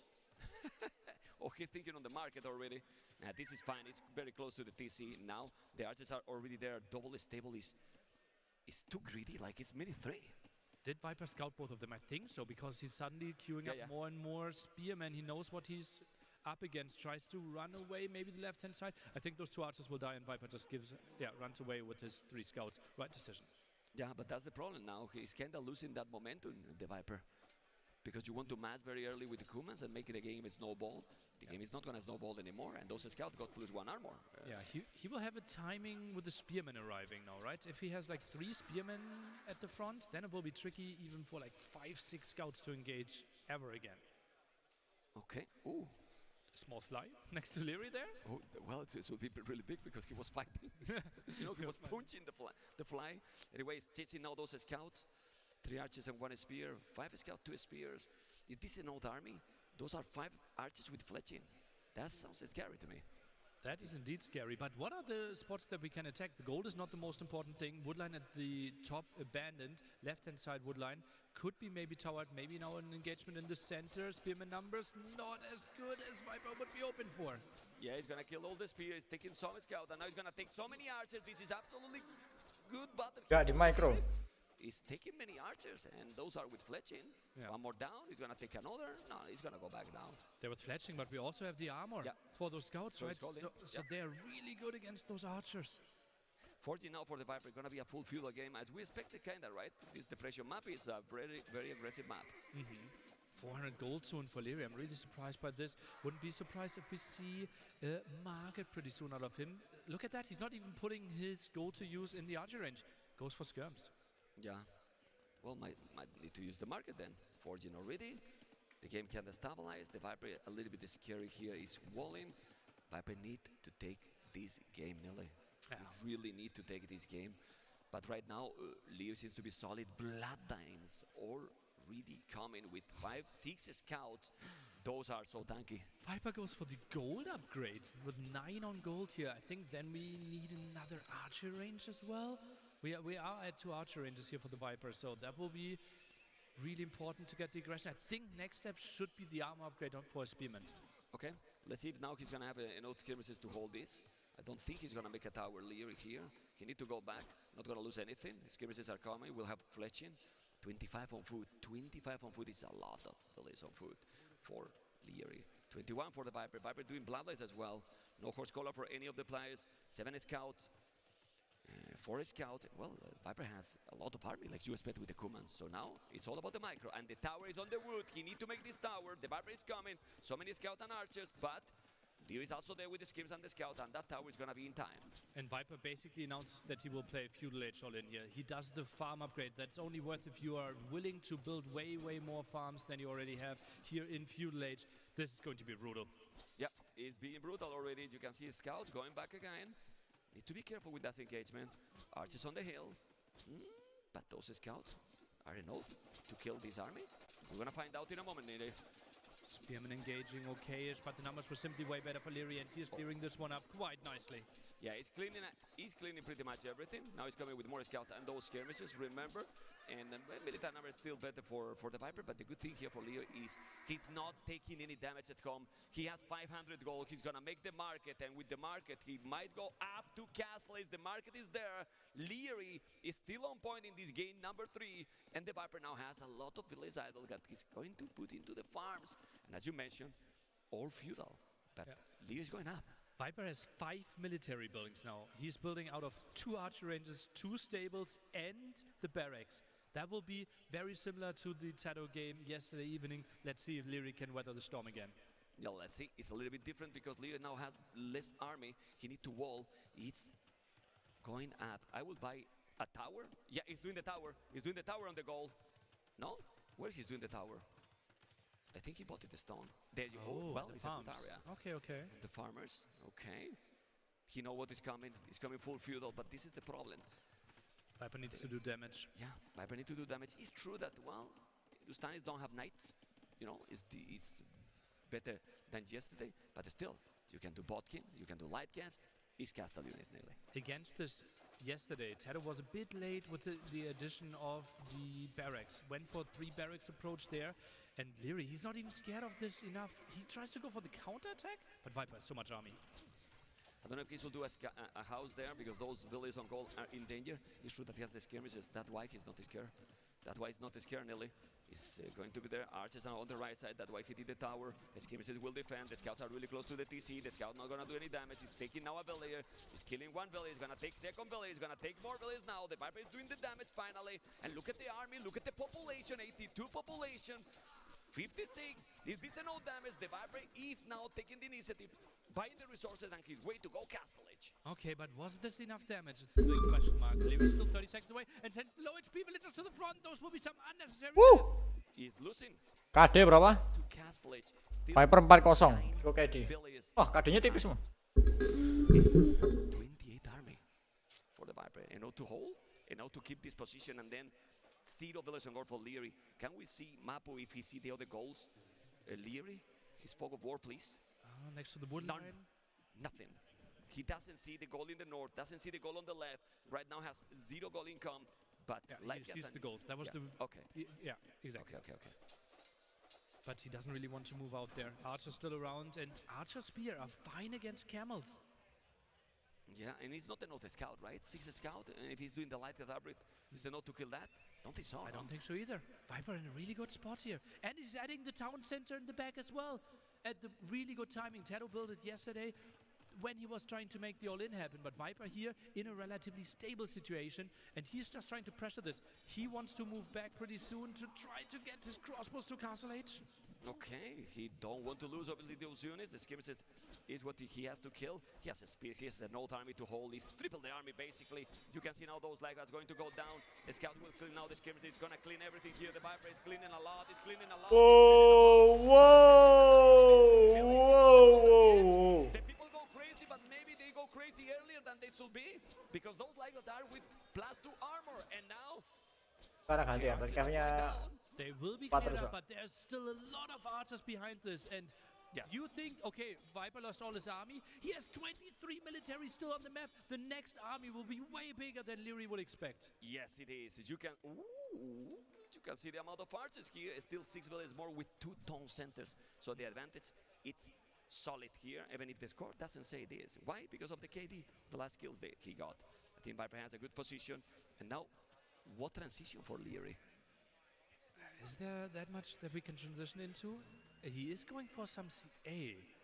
Okay, well, he felt like, okay, I lost all my skirmishes, so makes a lot of sense. Camels to chase this away, and soon the sneaky attacks. Viper is trying to go through the middle. I think Leary needs a siege workshop. Yeah, let's see what he's going to do. He's coming with the camel. The archers are going to go there, but those archers don't have any upgrade. They don't have any upgrade. Crazy, for the right? Viper. What's happening? No botkin? No crossbow, no nothing. Not any upgrade. Oh, no way! Tolong. Now inside, killing all the advantage. Overchop. Viper got it. Incredible. Incredible again. Another hole. Look at the village different. Leary with 1 town center is going to be ahead now in village number. Crazy. It's crazy. And Viper, he doesn't really have the upgrades yet. No botkin, no crossbow. What is happening here? I think crossbow might have just been queued up behind the archers there in production. Still the gold block. He has the university, but he has no resources to go for ballistics. Can we check? Can we check the archery ranges, Mapu? He's there, man. He's there. It's queued up behind some of the archers. Camel's doing an okay job here, but Lightcap's just outnumbering so heavily. Well, he still will double the army, but this is the thing. He should have the Viper in a much better position than this. Well, Leary, right, it's tricky. There's so much pressure on both of those players. But how is possible that this all happening with the Lightcats? The fly is the fly? Is It's 2v1. It's 2v1. Viper and Fly versus Leary. Okay, crossbows and camels, as you can see. How is that home? That tower is definitely gonna help, but it's a tricky position here. Very tricky position. He's gonna lose few villages. This is +2 armor, and ballistic. He's gonna lose now villages. The Viper is still having a really good position here. Even villager count, and he's defending this here with the camel. The crossbows trying to scare this away. Still on the hill, but there's some sneaky villagers, I think, at the top trying to go for the other gold. 2v1 continues, and the CA trying to take the hill. Viper, does he want to sit under the tower? Questionable. Yeah, he's coming now with those camels. Remember that those camels don't have a good transition for later game, but who is thinking now in later game? 2 farmers for Leary. 2 farmers for Leary right now because Viper is doing all the aggression. 2 farmers is a disaster for his economy. He's going Cabarces, yes, but he will have some economy going. Now, Leary is going to try to clean this army, and he probably will clean. Those camels has not even the armor. Incredible defense here by Leary. Incredible defense. The tower was helping out so much. Now the villagers are back to the farming economy, and those golds not scouted is so good for Leary. He's actually in a reasonable spot here. Villager-wise, he's only 4 behind, but he's transitioning into a really strong army here with the CA, maybe with the addition of some camels. Yeah, he might be thinking, I have been losing quite a lot here, been defending, and I still ahead with the score. What is wrong here now? You know, because it should be probably behind. So what is the next here? He's going to do more and more army. He should do extra DC Leary, Nile. Oh, Viper, so many small groups that he's sending out. Not really that typical for him. Is he just adding 2 more archer rangers? Is that quadruple archer range play? Oh, yeah, that's just sick. Yeah. And full cross push through the center. Leary, I think, with the Siege Workshop could make an easy defense happen there and then use his mobility. But easier said than done. Those 4 crossbows, they could find quite some damage. Well, he should see it because now he did the university. He's walling or not. Wow. He has the tower. He see it. And he's going to the tower. He should make a house here at the edge of the map. He's not doing. There's an outpost. Plus 2 armor. Crazy reaction by Leo as well. But the Viper stabilized and he's still with the Echo lead. Botkin arrow finally. Botkin arrow. Oh, now it makes sense. Oh, man. Botkin arrow. Oh! He's killing a lot. He's really killing a lot here. Not having Botkin arrow doing all this time is crazy. That's why he was not really getting what he wanted and was losing more than he sold. Army numbers for the first time in a long time. Can they stabilize? Equal numbers, 17-18. Need to go back. Obviously the Viper with 9 villages more and a lot more upgrades. Horse collar and wheelbarrow. Still some mistakes here for the Viper. Well, yeah, I'm not sure if it was the nerfs. He arrived Castle Age with so few resources, right? Because he was constantly producing. He had the double town center play there as well. And no Botkin, no crossbows for such a long time. Easy to forget then on such hectic games. Now he's coming in with Thumbring, but will it finish in the fight or only after? I don't know because this is so many Cabarches with all the average, with +2/+2 bloodlines. This is definitely going to be a battle for Leader with those lives. It's gonna clean absolutely everything nearly. This is brutal moment in the game. Thumbring finishes at the very end here. We're down to 7 crossbows. Production continues. Viper now adds some more knights. He's still not scouting the gold.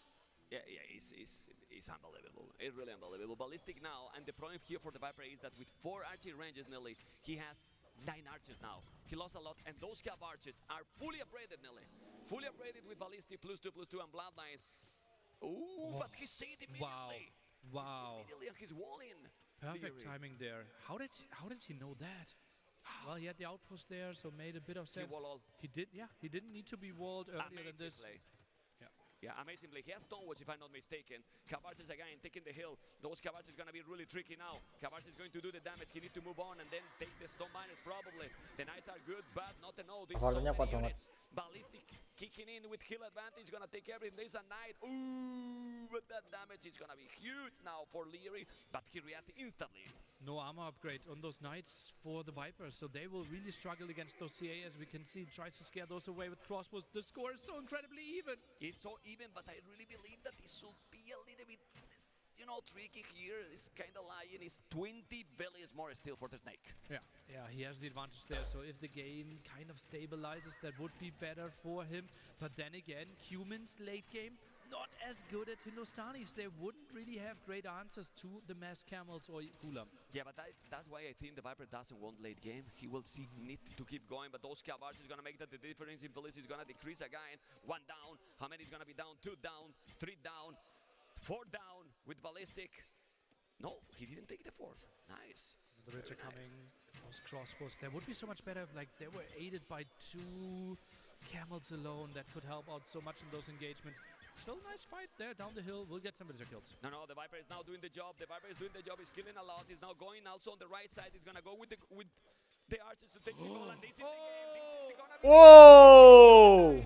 Look at the crossbows, and with those crossbows, you can see how the Vipers. They saw it as well. They saw the mini-map that CA are still around and raiding. Yes, raiding. Look at those crossbows. Gonna kill all the villas. Gonna kill all the villas. And this might be the 2-1 nearly. This look like this. Look at the population. The Viper is still in the game. The crowd is believing it, and it feels like the only option here for Leary is to fight with villagers. The military advantage so big. CA are trying to clear this one up, but the crossbows are killing. Yeah, he's trying to dodge the arrows, but they cannot. 118 population, 67. The Viper is in a very good position doing the third town center. The Viper is not gonna Roller coaster. confidence, you know. Gamenya roller coaster, man. He's gonna keep going. Gamenya roller coaster. Fourth town center now in the middle is impossible now for the kid, Nelly. The Viper expands third and fourth town center. The tower low HP from earlier. The crossbow still shooting from the hill, and yeah, quite some kills there against all those villagers, and tries to sit under the tower again for the change. He is taking the hill advantage. Leary tries to micro around this one, but population is looking so good for our Norwegian. Yeah, it's a really good. It's almost 40 villas more. He has basically the advantage of the villas that Leary has in total, which is crazy. And now it's raiding all over. It's coming through the south. It's in the north. And if you check the map with those 4 town centers he's spamming, I don't think Leo is going to stay in this game any longer. And another attack there. Leary built 2 defensive towers, but none at the goal. That could have really helped out against those small raids. Another split off with those crossbows. I think it's the game that I've seen from the Viper where he split crossbows the most. Like so many attacks, like 3-4 crossbows all around. Really surprising here. Typically you only do that with CA, with your mobility, but Viper still makes it happen with the slow units. Yeah, what surprised me about the tower that he's floating a lot of stone. He could have defended this area a lot earlier, but he didn't. Still, I think the score kind of lie a lot. Why is lying a lot? Because Leo has killed a lot more units than the Viper. Yeah, look at the KD at the bottom there. Viper just investing so many crossbows in trying to get map awareness, map advantage, but he is soon 50 villagers up. Another engagement, really solid here for Leary, will clear it up, but it just feels like Viper's economy will fuel army after army, and Leary 2 on gold, 3 on stone. Not the great food economy behind it either. Nothing now. Now the Viper can spam whatever units he wants. I mean, they are not the best against the Hindustanis in the later game, but now they are completely fine. Will Barrow for Scholar told you that this is kind of rare that at this stage with this amount of villas that the Viper didn't check those because he's missing all the Castle Age upgrade basically. Well, that happens. GG. 2-1. Panjang ya, seri panjang. The crowd won the series. I think that they are just going that crazy, smile the Viper because not only because they cheer for the Viper, because you don't want a 3-0. They got the nose with the previous series, they won close series, and now the series get into another level. That was really important here. It just felt like Leary was about to build a lot of momentum, but Viper is stopping it here. Interesting approach by humans, something we don't typically see. And then quadruple archery range. Leary couldn't really find the answers. That front gold punished over and over again beautifully by the Viper. He got some hole. If he didn't get that hole at the back, I think the approach for the Viper was great. What it could make some problem to the Viper. If there was not that hole, he was in an excellent position already. Yeah. So far, both players losing one of their home maps now.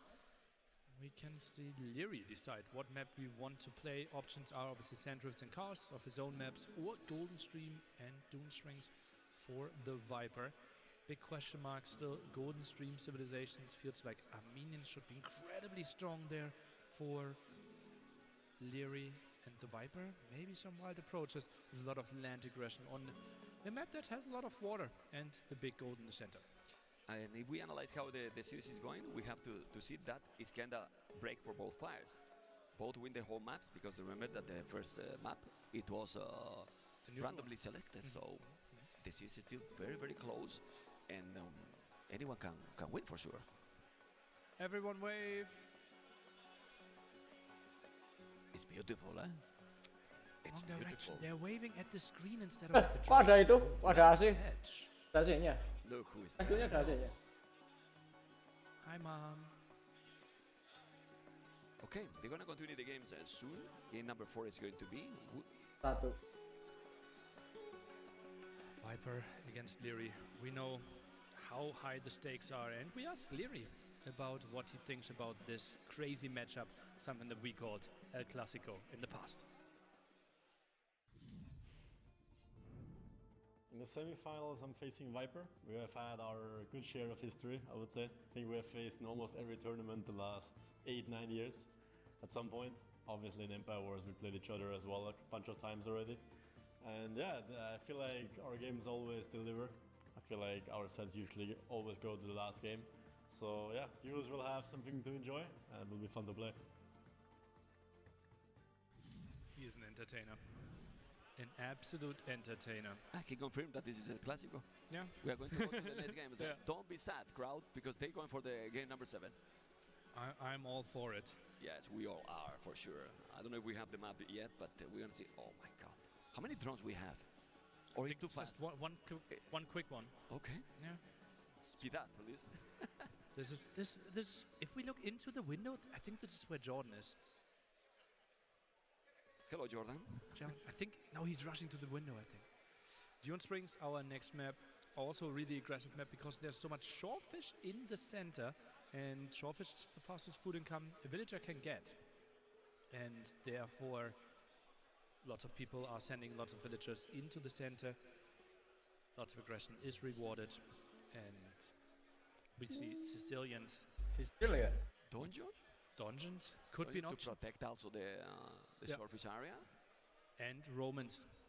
To be very aggressive over this area. A rather short distance, and that's why this is one of the maps where we will see a lot of infantry compared to other maps.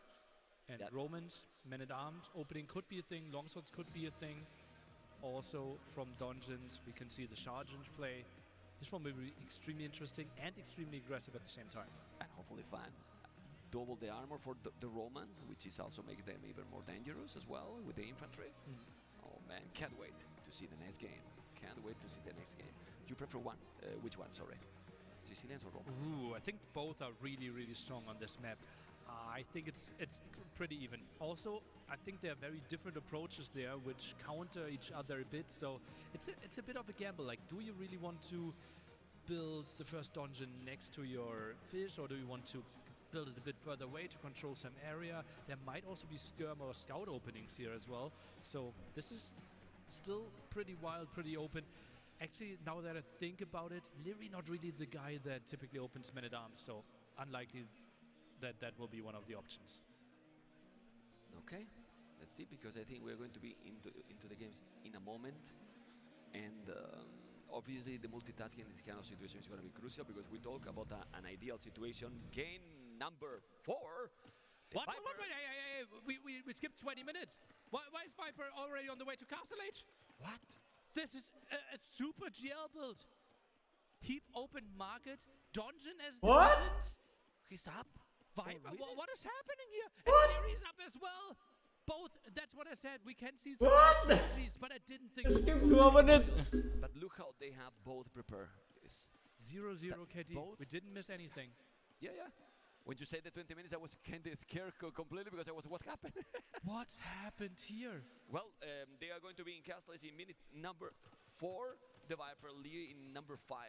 They don't have obviously a lot of army, because to go up, you need to save resources. But now he has 4 dungeons there. And Viper is on stone with 3 villagers. Those sergeants can build more dungeons. Those are stronger towers for the Sicilians, can build more dungeons themselves. And it's really tough to defend against this. It feels like Leary is trying to make a defense happen there with knights, but you can also build spearmen or pikemen out of those dungeons. Yeah. It's 6 already, 7 is going to be. How many knights do you need to counter that?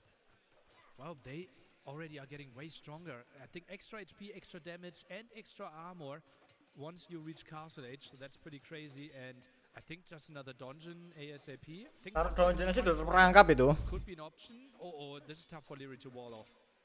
Yeah, it's not gonna be possible all the time. He's already in Castle Age. I wouldn't be Tapi surprised Knights ya. building there the dungeon. Saya melihat armor. He's doing squares, that the speed for those units, if he's breaking in, it's gonna be a quick game. Oh, there we have the dungeon. The dungeon is there. The knights are not gonna be in time. He's doing a skill bar and armor. 15 seconds people there, but not only 15. You need to create those knights. You will have to move those villages. Obviously, those units are not really fast, but those villages are going to be idle. The dungeon is going to be up. what he has to do, he has to evacuate immediately. Nearly. I'm pretty sure Leary has never played against the strategy. Our double stable knight production. Enough, he is putting the villager against the dungeon. But why in this situation? No, he's gonna wait. He's gonna try to deny that he's building. What? It's fine. No, but the dungeon is already up, and the Viper with a GL strategy is doing the job. The knights are coming in this node, nearly or not. We only have one armor upgrade so far here for the Viper, but now pushed away, and I mentioned how important the Shawfish in the center is. 14 on food against 50 on food for Leary, but most of those villagers are running. What are those villagers doing now? Dying. They are doing dying. They are dying. 45 population. The Viper is housed for so long.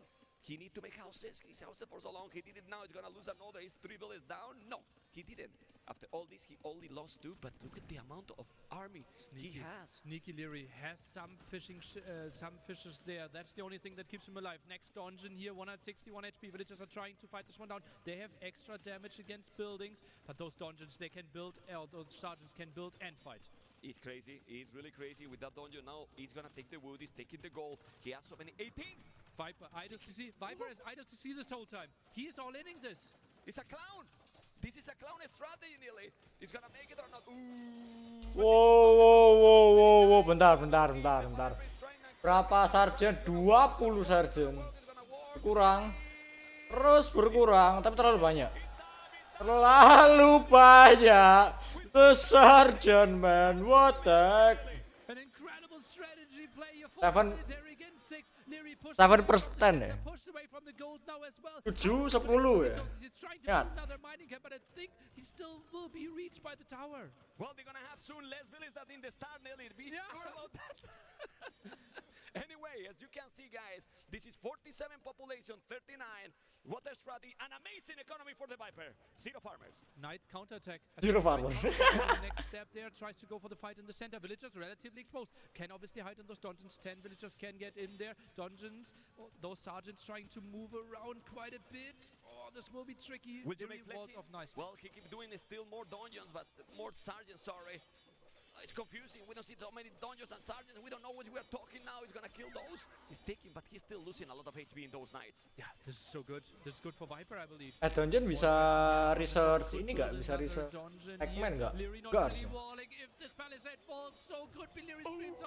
Wow.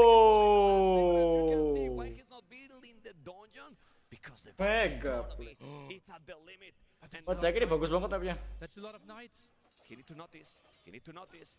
He need to notice. His focus here is trying to take the mining camp. He need to notice, but he's on the right side too. He's on the right side too with side. I think he doesn't notice. So the Viper is on the right. He's in the north. He's on the left. Now the multitasking is crazy. 0 villages on good for Leary. 7 farmers, 2 on goal. Great economy. Great economy. Berapa villager? People are providing us. 25, 11-nya idol. Yeah. I told you. Now he's in the gold, I believe. Blue dots. It's over. It's over. 50 population, 31.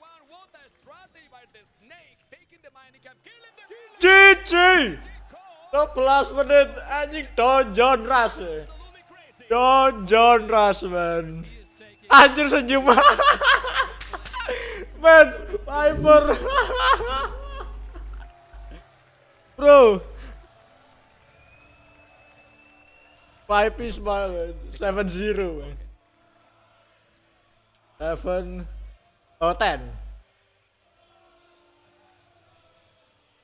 Oh man. What was that game? That was the thing of beauty. That's the thing of beauty. Both players kind of playing fast castle. Leary, I think that 1 spearman and 1 scout. Viper just 7-10. Market. 7-10. Obligatory 7-10 comment ya.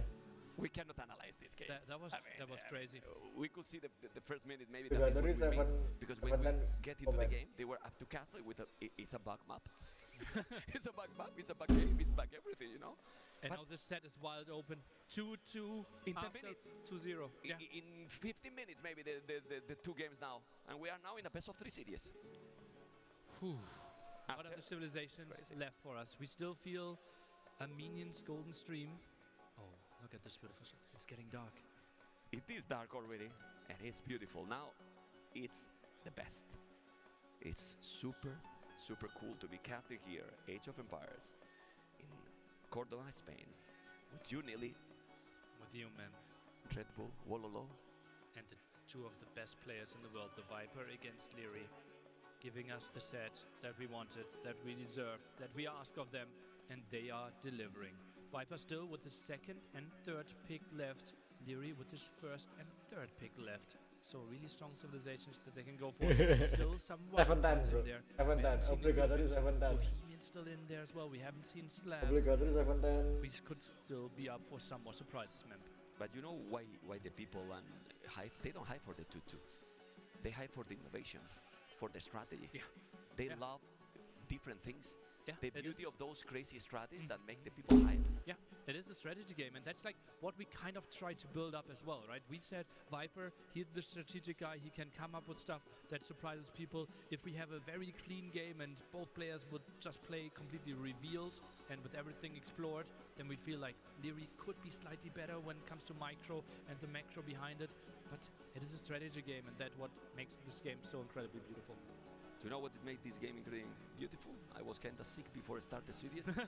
Where's the illness now? It's gone. Yeah. I feel good now. Mem before the set told me, Nelly, I'm not feeling it. Like, I'm not sure if I will have enough energy for a full hour. And Mem, where are you at now? Well, 2-2 series. We love this game, guys. This is why we're here. We love this game. These players, of course, this community. And game number 5 will start as soon as they know what is going to be the map and which map is going to be. Cars. I usually call this Arabia, in quotes. It's not Arabia, obviously, because it has in those stone areas, scary areas, a lot of resources, cars. It's not so difficult to wall. Yeah, it's easy to have small walls, so it's unlikely that you take a lot of damage against melee units. But if you have a really small base, then obviously range units will get a lot of control. Bagus. Gamenya bagus, Dungeon Rush. Out of the box. Portuguese.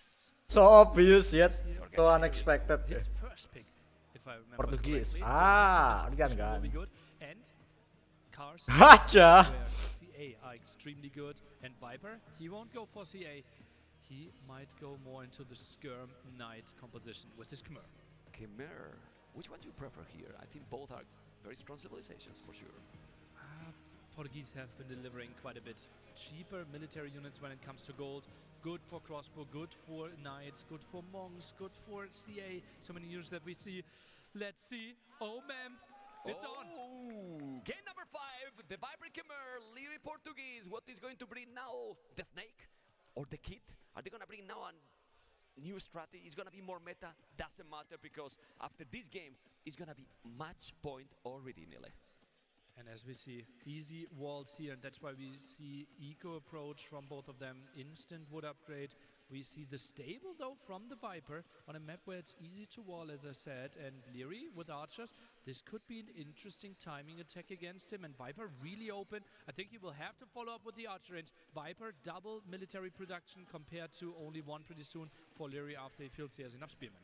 Yeah, let's see if it's going to be a note to keep the position with both. I don't know how many farms has the Viper. Can we see a little bit the farmers? That's why he's trying also to rise a lot of farms. Khmer farms are amazing. Obviously, he cannot afford everything. Stable, archer range, horse collar is already too much.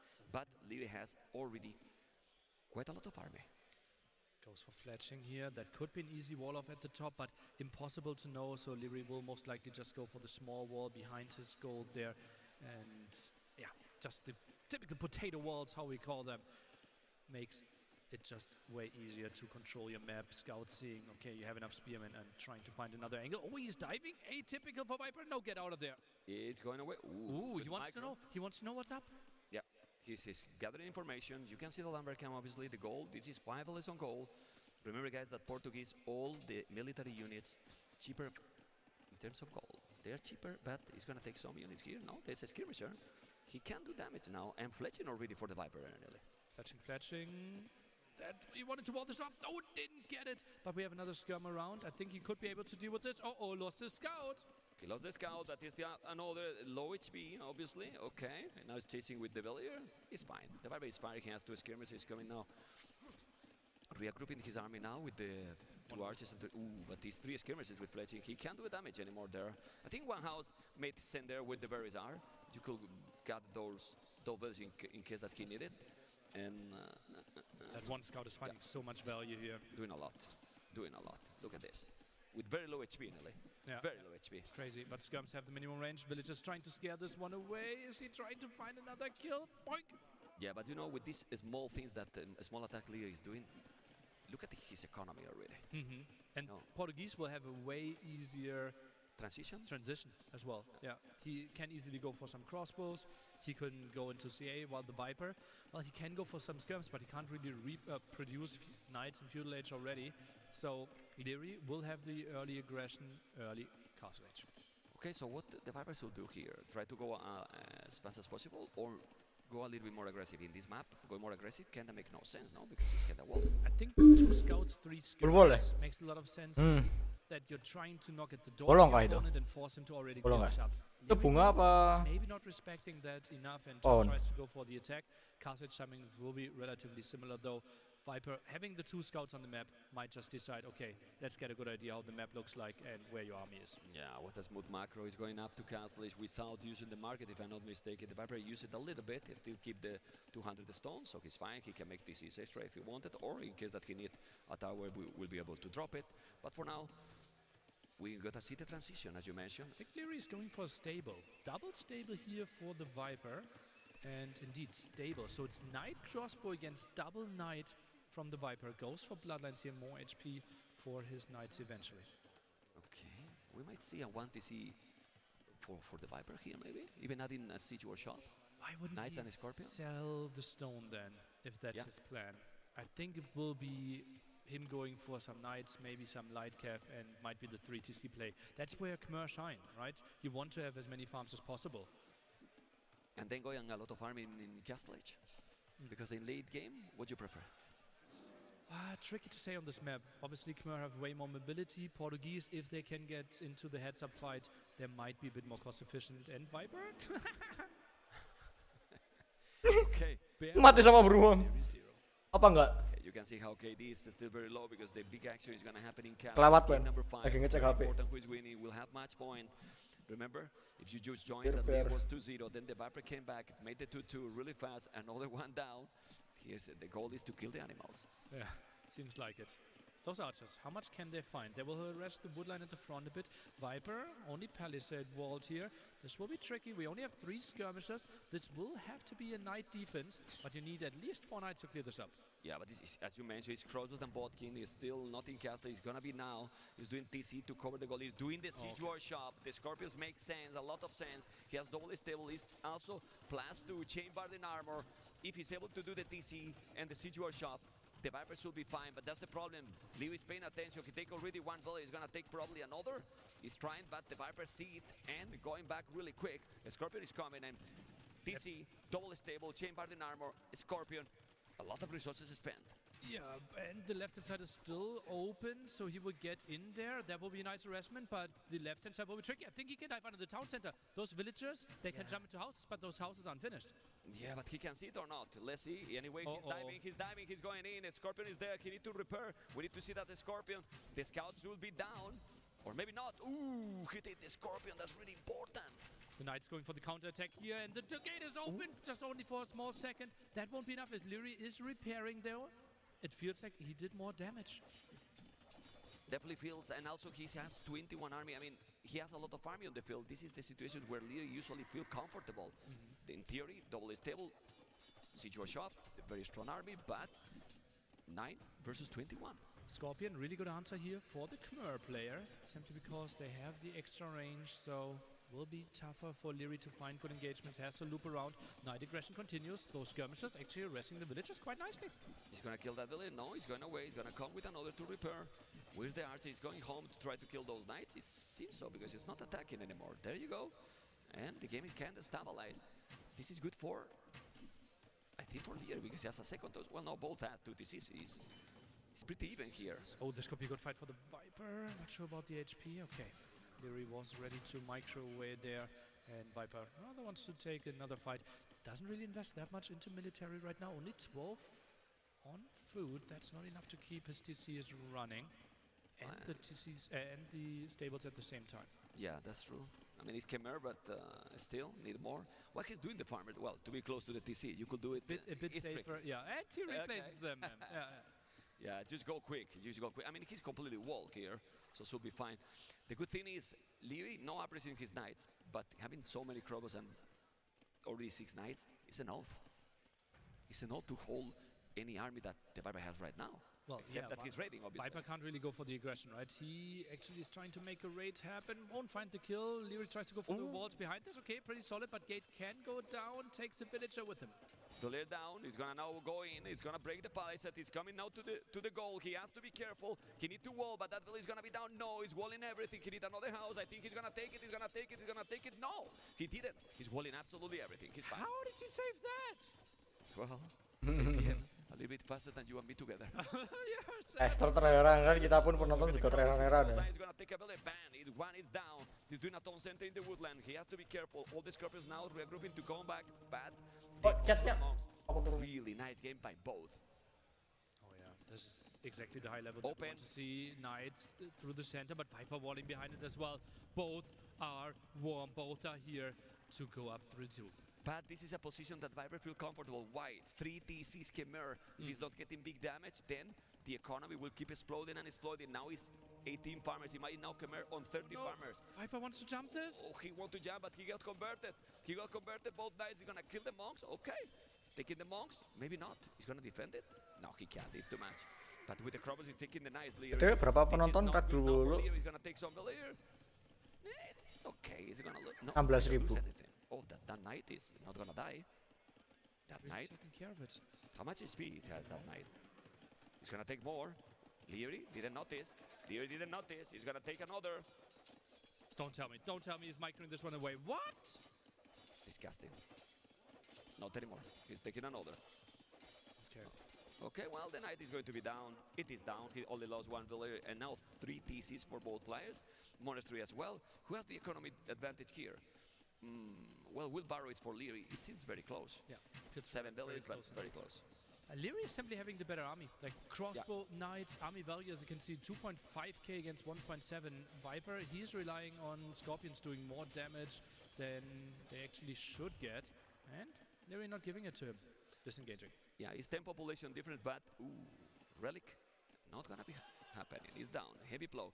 I mean, population is different. Snipe. More village for the Viper. A lot more army for Leary. But Lear with hand card now. Wow. It's gonna go up to Imperial soon.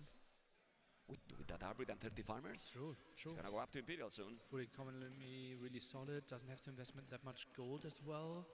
It's still going for more monks. But yeah, that could be an Arbalest timing. Yeah, but now the Viper is spamming three knights. I don't know if he has more than 2 stables. He need more stables to go for the full castle age. I see 2 only. A lot of Scorpions, but he need to attack even Light Cat. He's gonna go full castle age, while the Viper is gonna go for, Lear is gonna go for Imperial. And if he's not doing damage, the Arbalest transition is gonna be really tricky for the Snake.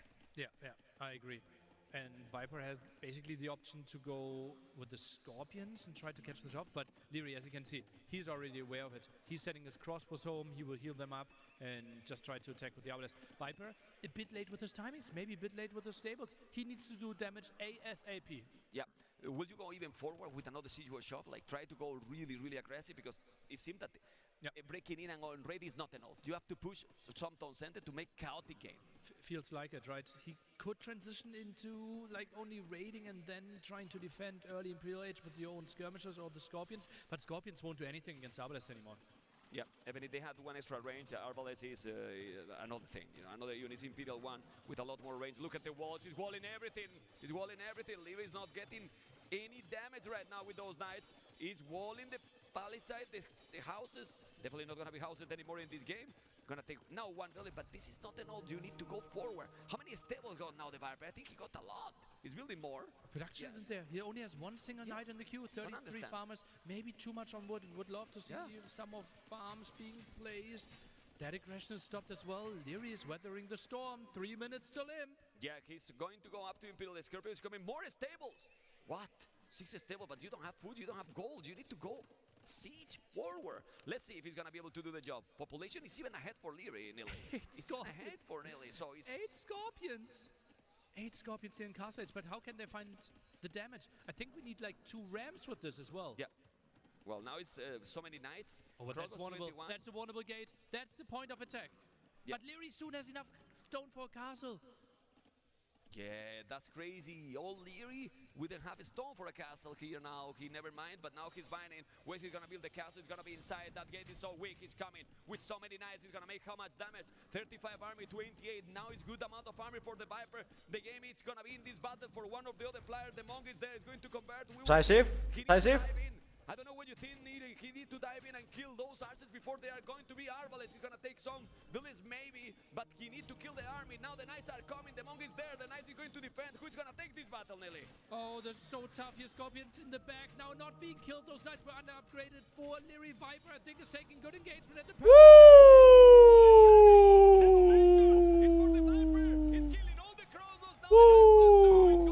Nice engage battle, nice engage battle. Udah nggak ada ini lagi, udah nggak ada crossbowman, udah nggak bisa Arbalester. That's huge.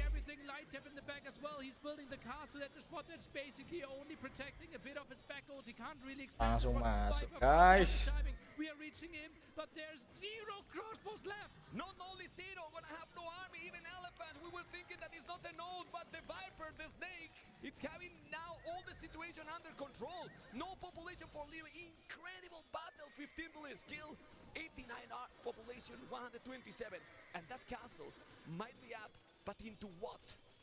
Organs won't do it. Organs not great enough against the Cavalier spam, and Viper, he's now attacking the left-hand side as well, wants to get more villager kills in. He's 30 villagers ahead, but there could be a way to lose this game. It's just randomly throwing units away against the castle and the soon-to-be upgraded crossbows. But Viper, he's smarter than that. He's thinking about him. Look at his resources. He's soon up. Now Khmer with 50 farmers is exploding. The Look Viper at those farms. is on the way to Imperial. 700 stone. Probably doesn't need the castle forward. He's going to go at home, and we might see Cavaliers, Lightcap, Khazard, whatever. Population is huge advantage. And the Leary needed the castle earlier. He had the stone. He just needed the castle. He was, in my opinion, a little bit overconfident. It is tricky, right? He actually understood the situation pretty well. It was just Viper finding the perfect timing there with like 6 stable all in. Now pulls away here.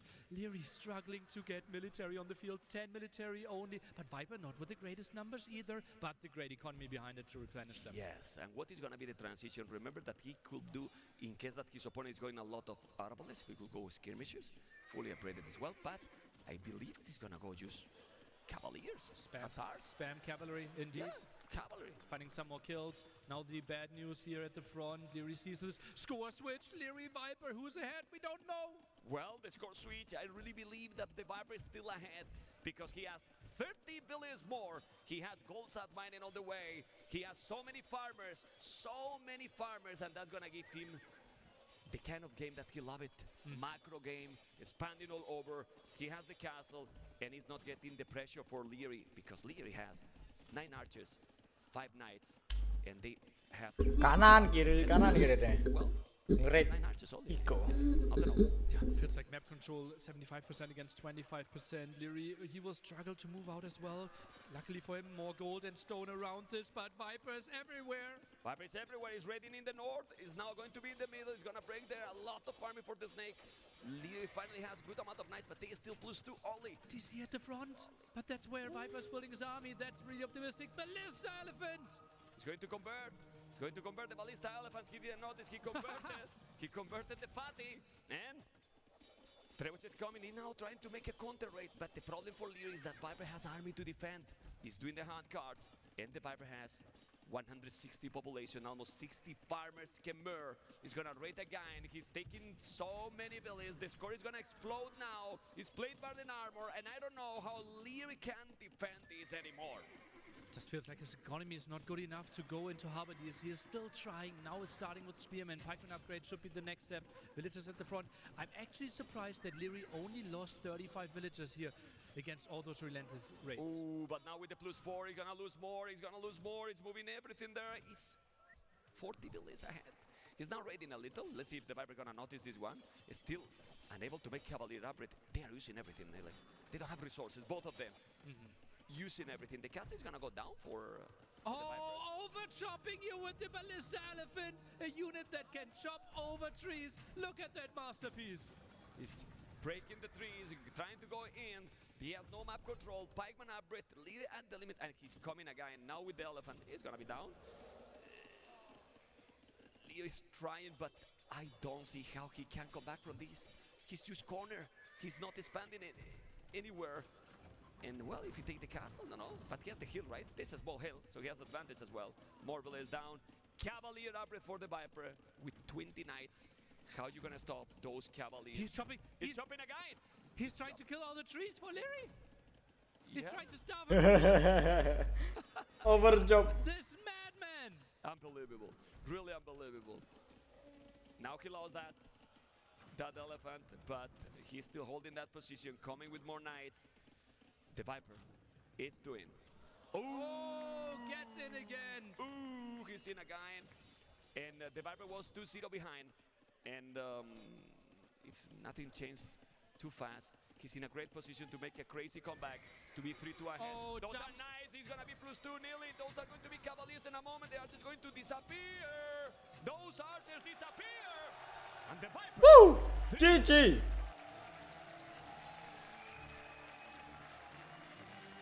What is this? What's going on? That's madness. That's the Viper knowing exactly what to do, where he is in the game, and he's delivering an absolute treat of a show. The crowd is going wild. 2-0 down. 3 wins in a row now. But what kind of wins? Because this one we were skeptical. Yeah. If it was late with the stables, but no, he knew exactly the timing. True. And the momentum. Yeah, if the castle goes up earlier, as you said, then it would have been tricky. Look at this beauty.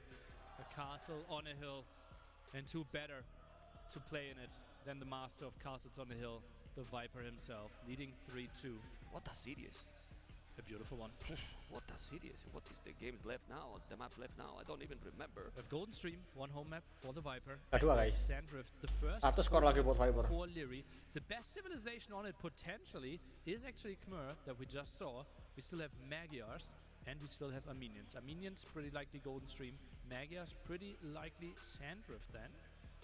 And then we have either Bohemians or Berbers for Golden Stream. Who has better saves? Maybe Golden Stream Magyars to get all the aggression. I don't think so. But also Sandrift, Ethiopian Slav, doesn't excite me that much, honestly. No. I think just thinking about who has better really saves here, but I think Berber should be performing really well on Sandrift. Can wall a lot, Castle Age aggression helps out a lot. Janitor is an option, cheaper knights, cheaper camels. And it will be Sandrift, another aggressive land map. Impossible to farm around your town center. Area in the center, not really able to be used as well. Small woodlines all around, and therefore a lot of area that you can maneuver. And we think Berbers could be good there, Magyars could be good there, with all their mobility. Slavs maybe the better option than Ethiopians? No matter what they pick, what we want now is to see game number 7. Golden stream with what we want to see. And, oh, look at this. People is going wild. Is he drinking or making sound? Everyone be silent! Magyars! We need to listen. So Magyars on Sandrift, Viper is playing aggressively, most likely opening scouts into then later CA. Wants to play the mobility card, and Leary, the best Ethiopian player in the world, with a civilization that we have not seen before. 100 food extra, 100 gold extra at the start, faster fooding archers, the master of archers. Will it be enough? Not unlikely that the Viper is going scouts plus skirmishers here.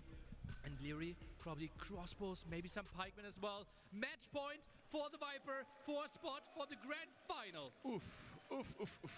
Let's see if he's gonna be really aggressive with Ethiopians, but Magyars are very aggressive. For sure, a scout with 14, cheaper scout as well. Ethiopians with that extra resources, he did the double attacks, and he's going archery race, he's taking the ship. And the Viper might want to go very aggressive. Nothing to lose, he's 3-2 leading and still have 1 whole map. Still 1 home map, but probably Leary with a better civilization there. I think this could be really aggressive. Viper pulled everything away from gold. Scout, skirm, all in. Not impossible here. Ethiopians, they want to play a really controlled game. They don't have the mobility. They want to wall themselves, but the map too open won't really happen. Viper, he will play a massive fuel age aggression here. Yeah, and why not, right? And why not? Remember, guys, and all this area around the TC, you cannot build anything. There's two farmers. The scouts is, well, gathering information for both players. That was a... No, a Double tower. Spearman, Archer aggression here. We already have the Archer range. Wouldn't be surprised to soon see the Viper queue up some skirmishes. Indeed, that's happening. Still doesn't have fletching. That house will actually help quite a bit. Those Spearmen and Archers typically do a lot of damage, but Viper already walled off all this area, buys himself a lot of time. Yeah, he bought it a lot of time. Magyars is so smooth here. Like, aren't you surprised that he picked Ethiopians? I'm not sure about this pick, but depend a lot about that great micro that Leary has. So right now, Viper, so many scouts, really. Could take the engagement here if he wanted to. Low HP, Spearman, Viper, +1 attack on his scout, is taking the engagement. He's taking all. He's killing all the Spearmen. But he lost quite some scout. I don't know if it was that worth it. He lost 2 scouts and 1 is almost dead. Just really low. stabilizes the game. Yeah. Right? It's not the prettiest thing ever, but at least now he can think about, okay, how can I go for aggression? Send 3 villages on gold, so will be scouts into archers most likely mixed in as well. But for now, he just needs to find more aggression. Leary with the stable. The big thing, Ethiopians don't get bloodlines, so their scouts stuck at 45 HP while the Viper can go to 65. Which is quite a lot if they can go for a feudal aggression. He has already the +1 armor, but it's not finding any damage. But he will. It's not a fully wall. He's at the back with the scouts. Those are with Forging. It's going back. Regret that decision. Coming back to try to defend those skirmishes. He can't. He's gonna take it down. He see the +1. It's gonna dive in now, but everything is now walled for Leary. Some harassment is not going for the harassment against the woodline there. I'm really surprised. Could have maybe done some. Oh, he wants to go for the berries. Knows that those can't be really walled in. Aggression over here. Viper's pulling his villagers away. Is trying to go for the defensive tower. Leary thinks he can defend without the defensive tower. Yeah, and he did the +1 armor, so he's probably fine. He's gonna take a villager here. The Viper is taking 1 villager. And now in the north, we gotta see what's happening. The tower is happening. Ada 4 sama. Yang ngikut siapa? Viper. Not being greedy, and you do the tower, you confirm that you're gonna go full feudal. Only 2 skirmishers here. Won't be Seimbang-imbangan. greatest damage dealers. I think they could be jumped if the scouts wanted to go for it. Spearman scaring away the scouts here. And Viper, I think he needs to run. And then with combined forces. The big question now, Viper, what's your 3rd building? Is it the 2nd stable? Wouldn't surprise me. Yeah, I would like to see that. Probably is gonna be the way to go. 19 farmers here, 14 for Leary. Is gonna take another building. No, he's not. They are controlling the units so well, both. Because with all this aggression, 7-5 KD with only 1 villain loss for Leary. Ooh, nice walls in the last second. And he has archers. The spears are coming. Might kill some of the archers. No, the spears are there. He needs to run away, but he's still sniping archers. They are now the scout, But as you can see. 2 scouts at the same time. And that army is not really finding the damage that he was looking for. Viper at only 12 military right now. A bit surprised that he isn't committing more. Farm setup. It's really tricky on this map. Yeah, very tricky. He has the tower, doing a lot of farms. I don't know if he's going to make the 2nd stable as you mentioned. For now, he is stabilized and need to go back. But when you are with the aggressive civilization, in quotes, you should want to be aggressive. And Viper doesn't have now the army to be aggressive. Archer jump. Jumps inside the town center. Can heal up now. Viper just waiting for 2 of his upgrades. And then more armor, more HP. And then he wants to take the big engagement. Leary maybe thinking about Castle Age already. Looking at his resources. Now Viper wants to jump already. Timing would be in 15 seconds. He has to wait a little bit. This is good army for Leary. But the Viper will have the bloodlines. He's coming now with that army. I believe that Leary sees it already that he has the bloodlines. Yes, he does. No, because it's still 1 second. And Leary, as you mentioned, on the way to Castle Age.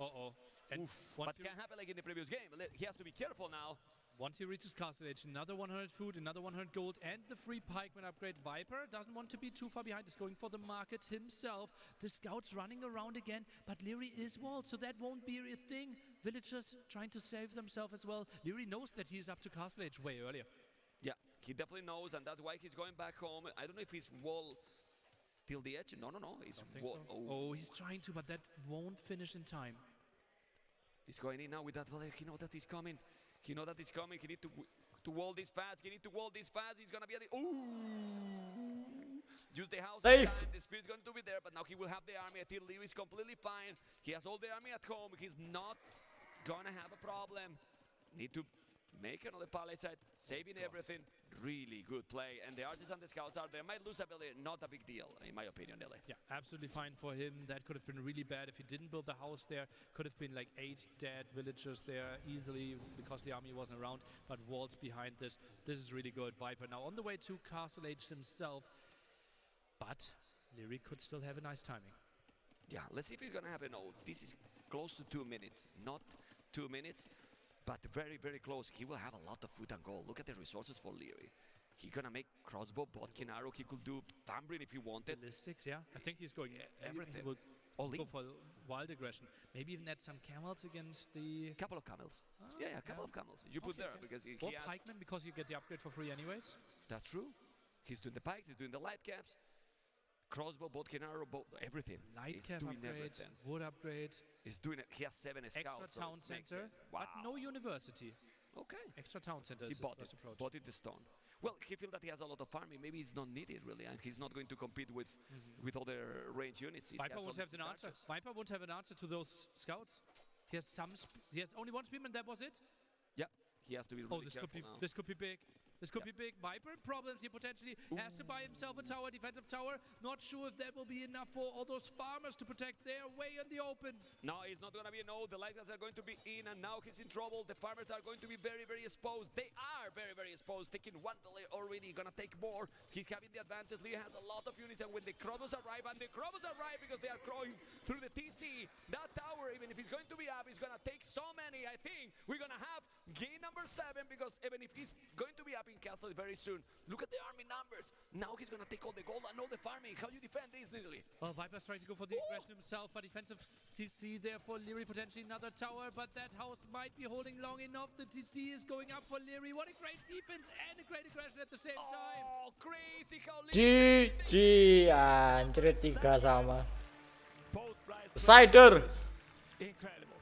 Aggression, and we questioned the Civ choice, but Leary, the best Ethiopian player, and he just knows damn. Relief.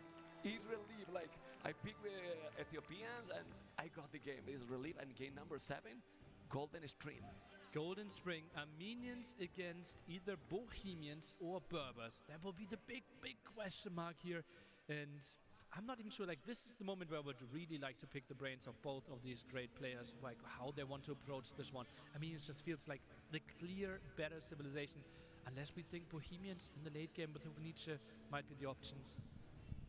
Man. The pressure of both of them. Is Armenians the safest choice here, right? Yeah. Armenians, like, they are really, really good, right? I've been saying it basically since the draft. I'm repeating myself like a broken record, that I think this should be such a massive Civ advantage. But Viper, he is such a mastermind. I'm sure he has something in store for us. It could be just another aggressive game like he did against the Armenians of Sebastian. But what kind of aggression can be? Scout opening into maybe Camel Archers, could be into Janitor's Knights. It's gonna be Bohemians. It's gonna be Bohemians. It's Viper. And playing defensively and go for his Nietzsche? It's not unreasonable because you're contesting the center there. I mean, with that civilization, you can take the water with that. Yeah, Nietzsche can actually kill most of the water. Not unreasonable. And can they pressure you before? And he can do hand cannoneers in Castle Age. Stop that. Yeah, you're not really facing anything that will be. I mean, I want to see Bohemians. I want to see Bohemians. I'm not telling that it's going to be the best pick, but maybe if we see Bohemians, he has something for us, for the crowd, and for himself. How is the people feeling about this series? How is the people feeling about this series? They're focused. They are super focused. Oh, the chatting. They are discussing the draft as well. What they want to see. Maybe Leary just throws in Slavs. And we see the crowd here, but how is the people on Twitch, on YouTube, in all the channels? I think they're doing fine. They're doing fine, right? They have to be fine. Getting such a beautiful show delivered. You prefer Germany for the castle or Spain? I prefer Spain. Really? But don't tell this man. Don't tell the turrets. Nobody knows. I muted when I was talking to you. Okay. Golden String, guys, is going to be. We're gonna see now the civilizations very soon, and the best series we could get, we're getting it. Absolutely. Though they are delivering. Viper with his wrist protection there, he is playing 100% there, no issues at all, just wants to protect it. Obviously, they both want to win, but they have to be enjoying this. Yeah, both. You know? Yeah. Especially like Leary, like he even after like he has a bad run against Hera in finals, for example, like that were not in the Red Bull WOLOLO tournaments, and he was always like, okay, it went 5-4, it was a great set. I'm happy with what show we put on there. But I'm nervous, man. Is Viper still thinking about this? Berbers or Bohemians? On a map where early aggression is tricky because the distance is so long. Maybe stable opening, 3 TCs. In this kind of situation, it's important that the navy from Berbers is also faster. I think the water is too short. That's secondary, just for control. Maybe for demos, that could be a slight issue, but for the galleons or fires, not a thing. And look at that beautiful thing. Now I understand why you prefer Spain. And the weather we have here, you know. Oh yeah. You know, look at my clothes, you know. And I'm looking at your guns, man. You are smart. But are they starting? We want them to start. Come on. I think it makes a lot of sense to just give them a bit of time to think this matchup through. There's just so much on the line. One single best of one decides if you're finishing in the semi-final or if your team is still alive. Don't be shy. Say hello to the camera. For the camera. Red Bull WOLOLO Grand Final. Okay. Lots of tissues used. Want to keep the hands dry. They are just calming down. It's the decider, you know. They have to be with a lot of adrenaline as well. Yeah. So they want to, let's chill a little bit and then we put everything for game number 7. And not a super long series. True. I mean, we are in game 7. Longer than the one before. Well, it was easy. But game number 7, very aggressive games. Yeah, true. All of them. We had some 11-minute game with the Sicilians. Yeah. But Imperial, we got Imperial, yes, but not Imperial battles. True. It has been early Imp games. Game over. Yeah. This could Pure be Empire Wars. Yeah, this could be the longest fight in Imp. No, this game can be longer than the whole series. And go for the time limit. Can you imagine that? Well, in this kind of match, this can happen. It is one of the stalemate ones, yeah. Leary against ACCM was incredibly long, for example, there. And it feels like they are typing that they are ready. Leary, he's getting closer to the screen. People enjoying the show. I think that's... I know that all. I took a picture with her. Isn't that the sister of Teto? No. But Oopsie. Okay, my bad. Okay. Oh, Berbers the approach. Makes sense. I would love to see Bohemians. Yeah, but it will be Berbers. And the minions on the other side. Ooh. Oh man. We're getting guys ready to rumble. Game number 7.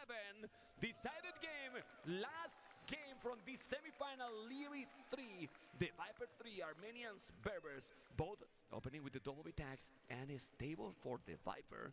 Leary is stable as well, Neely? Stable as well. He has to. Otherwise he will give up too much of the map control. We'll just basically let Viper play the game that he wants to. Okay, let's quickly go through the civilizations. Berbers, well, cheaper, stable units there in Castle Age with the Knights, with the Camels. Camel Archer, crazy unit against Cavalry Archers that we are not going to see, but also faster moving ships. Those are the options there. Also the Genitors, a skirmisher on a horse. On the other side, Armenians.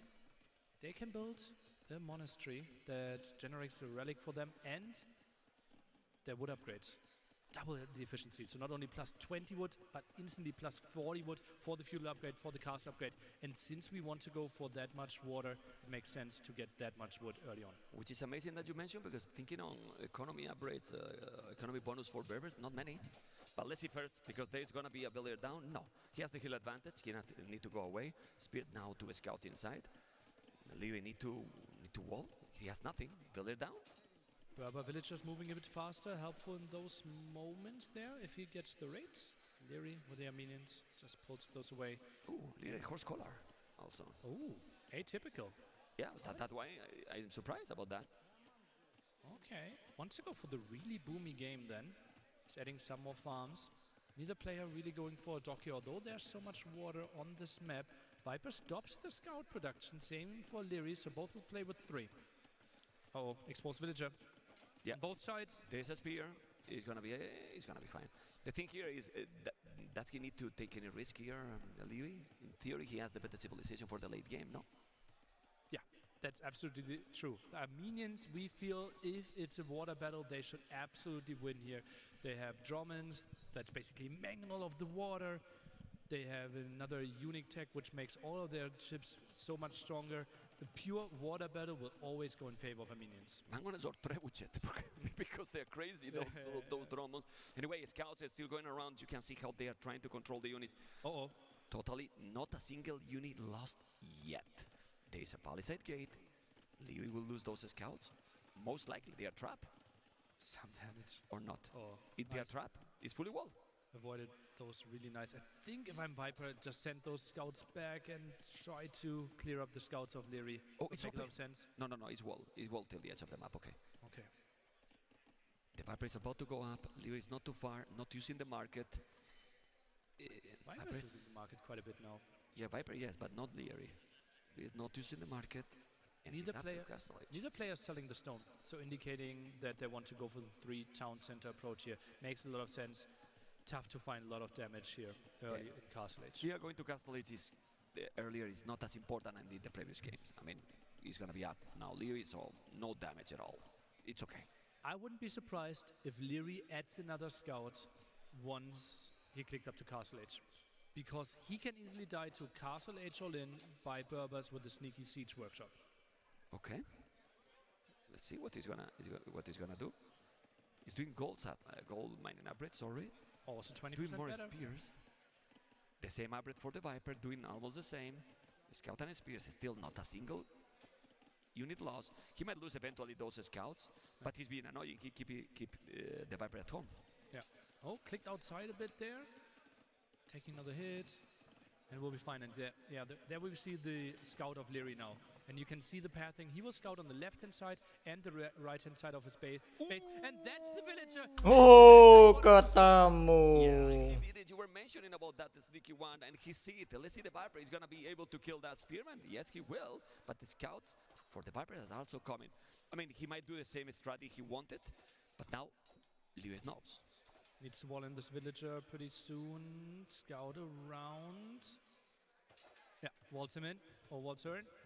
He walled the villager, all fine, but he stopped the potential aggression. Yeah, at least it's fully scouted, and I think Viper will just realize, okay, this will be scouted. Either send a villager at the right-hand side or just go 3 TC. Yeah, well, we're gonna find out in a moment. Doing the extra TC right away. 2 tons this extra. Yeah, makes a lot of sense, and Leary should probably do the same, knowing, okay, at least the immediate threat of aggression is avoided for now. Well, you're surrounding her with spearmen. What's happening? And pikeman upgrade. Oh, that she doesn't build the siege workshop. Yes. Out of it. That's so smart. So smart because he could do then Scorpions, be annoying. 1 tone center extra. He's going to make the 2nd tone center extra as well. And with very similar approach, 3 TCs, but we don't see the 30 TC yet. 20 farmers. Yeah, 30C could be coming in there. That's extra gold next to the wood line. And pikeman upgrade, man. That's a big investment. Yeah, because he doesn't really know what the Viper is doing, what is going to be the approach. I mean, if he's going, since he see the villager forward, right, he's going all aggressive. Knights, you know, that berries are cheaper, so he want to be safe. Yeah, the thing is, though, against a full knight all-in, Armenians can actually build halberdiers in Castle Age. Oof. So that won't be the best approach, and that's why Viper, he is actually happy with the big investment that he sees from Leary. Now we see the first relic in the fortified church, and Viper, 3 TCs against 2 TCs, and a really slow 2nd TC. He has to be happy with it. Yeah, it's doing now. He's going to make it now. On the goal is a good one. 2 villages ahead for the Viper, and the game for now is boom. It's a boom game, as we expected, kind of. Yeah, now the question is if Leary, since he already attacked the pikes, maybe he wants to go for the siege workshop and try to go for the aggression. Okay. Yeah, especially when he doesn't see any kind of aggression, right? So just go forward. Also, the monks are a lot better for Armenians, so he could go some kind of monk ras with siege. Would be an option. It's not really the Leary playstyle, though. Yes. And also he knows that there's a lot of light cavalry on the map, and therefore typically you try to avoid going for mass monks. Yeah, but since he has pikes, unlike that himself, he could avoid it. You know, he could counter more or less easily. Anyway, is a hole there? No, it's not a hole, but He's about to overchop for sure. On the left and on the right. The 30C is still not up yet. That's why Viper is getting more and more advantage in LA. That 3TC was so quick for the snake. Now the question is, Viper 40C maybe tries to jump. Oh, snipe! Snipe! Oh, this will be costly. Oh, hilang satu doang. Nice. Worth it to take the monk. Loses only one. That's fine for him. Absolutely fine for the Viper. Gets out of there, gets a lot of information for himself as well. Well, it seems that we're going to have in this series everything. Super quick games, middle castle age, and the post-imperial game that we were claiming for. This could be the really long one. That's why we see so much fight for the relics as well. Because both players know, okay, this game is not ending in castle age, this game is not ending in early imperial age. This game is going super long. Limited gold around our bases, and we have to take a big look at the main gold in the center as well. That will be the area that we are fighting for in the long run, and all the water control will matter there. Both players thinking about, okay, we maybe want to go for some unique units. Both players on stone already. And what will you do with this 800 gold in the bank that he has? Balance the economy, 40C, going monks that we were talking, because, well, right now he's doing the bloodlines and more monks. Maybe he's going to keep going booming, and at the point that he has the foot, he will balance, right? Maybe it doesn't have to do anything right now. Yeah, I think maybe just use those villages on gold if they're around the town center to build some more farms. Market use not really needed right now. I don't think like anything immediate that you can build will really pay off. And you see the Viper just getting the resources better on the map. Look at how low his res are compared to Lyris. Sesi keempat Viper. But he's using everything. 4th CC. Yeah, 4th town center. He's going for the crazy boom. He has 7 villages on the queue, so 8 villages more. Doesn't have wheelbarrow. Hand card already for Leary. Big difference, big difference. And we mentioned that earlier, how Leary and right? the Viper, Leary and Hera are the ones going for those upgrades a bit earlier. Viper's trying to jump here. This will be tricky. I think there's too many pikemen. Viper might be misjudging this fight, is thinking better of it, will lose his own monks. And this was a disaster for the Viper. Has to fall back. That's the end of all his monks. Yeah, and there is one thing that I like a lot from Leary. Not only that he did the hand card. Look at how many villages on stone. Yeah. Already, and he took a really big battle. His economy is just gonna explode right now with this hand card.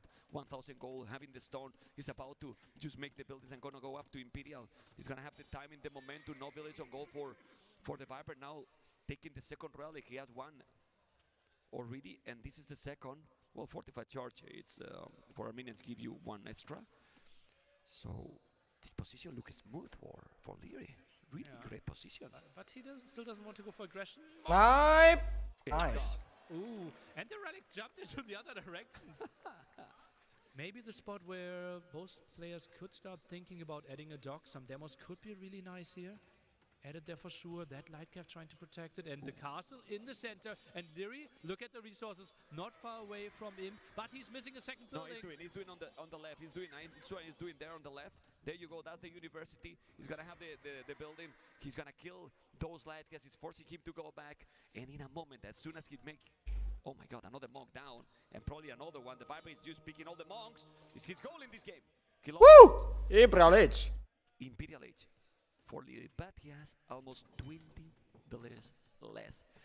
But I don't mind too much because he has hand card and now he's doing the halberdiers and get the map control. He's getting halberdiers plus he will have all the map control in the center. What are you doing against like 3 Dromans protected by halberdiers?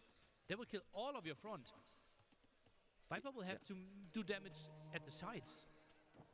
I mean, you can do bomber cannons, hand cannoneers. Tuh, lag. Internet gua apa? Streamnya ini. And look at that Viper.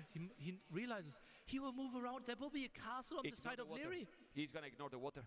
Oh boy. He's gonna ignore the water. He's going for the master. He's gonna make the castle. Do you see those 3? If you see the boot lines, I don't know. Viper point of view. Let's see. There, in that hill or between those wood lines. Oh, I will do so it. good. That would be so good. But how is Viper defending the frontal push? Isn't he like completely dying the frontier? Does he need? Yeah, if you go and kill his base? 2 traps, some halberdiers? Yeah, but well, how is he killing the base though? This will be tricky. Yeah, let's see. Oh boy, this could be kind of a base race scenario, something we don't see too often in H1. Uh-oh, Lightcap are in! Lightcap are in, he's gonna lose the monks. This is terrible. He overchopped, the hole is there. Out mana itu? More villas and the castle is definitely out of position. He's trying to kill in front. This is a really tricky position for the snake. Who did? Viper juga masuk. You have to Oh, masuk dari atas. Leary is in a great position now to take this game. What do you think? Is still 16 minutes behind. Yeah, but Halberdier, I think like the map position is just so much better for him. That is a nice sneaky attack. Will get to the stone, can pressure all these areas, but Leary, he's not that reliant on the wood over here, not reliant on the gold at all. And those light caps, they will be stopped against the Halberdiers eventually. The tech switch is already coming in for Leary with the crossbows pretty soon as well. Is thinking about Arbalest after that. And Viper, I'm still struggling to see how he's defending the main push in the center. Yeah, it's so tricky, and also it's crazy to have the halberdiers already there. Those light caps which is gonna melt, so you need few at home, and he's not gonna be able to really raid. He's coming now with the halves. The archers are coming. It's gonna be +3. He has nothing at home. He's doing the archery range. Janitors. Crossbow ya. Crossbow halberdier push. Bagus sih sebenarnya. It's so tricky position. He doesn't have even bot king yet, so he will need to do some damage in front. Second castle forward. Wow. Taking the stone there, he's just all in on that situation. He knows that he's in a tricky position. Triple the army for Leary. He's gonna make at least skirmishes. Goes out mining. Let's see. The halves and the archers are now taking so many farmers. The Viper is in a really top position here. And Leary's coming, as you mentioned, now with the traps. And he has nothing to defend at home. Zero skirmishers has Bracer. Chemistry on the way. Those skirmishers, they will need a lot of upgrades. Look at that. Only Botkin now first armor. Like, even if you send in like 8 elite skirmishers with those upgrades, they still die to this. Yeah, you need the +3, but he's not expecting this. Viper's score is still ahead. Viper's score is still ahead, which is not the most important at this stage. It's only 22 minutes, but well, it matters. And Arbalest, this is going to be down. You need the +3. Doesn't have the resources. With the skirmishes fully upgraded, he might defend. Yeah. Bracer now on the way, but it just need to run as well. I don't think Viper really wants to take this engagement before he has the upgrades. Maybe thinks he can take the fight, but Leary is already taking skirmishers numbers a bit lower. Yeah, but in the north, he's also now taking TCs as well. Both are attacking each other. Confused. What is he doing here? Why he's attacking me from here? Go away. That's not how it's being supposed to play it. I wanted to play the water fight here, but Viper is completely ignoring the water, playing on land twice. Yes, he's doing exactly that. Now those skirmishes are enough, nearly. I don't know what you think. He's doing +3, doing the chemistry, 60. And after chemistry, bomber cannons, and he's pushing from there, ignoring the middle completely.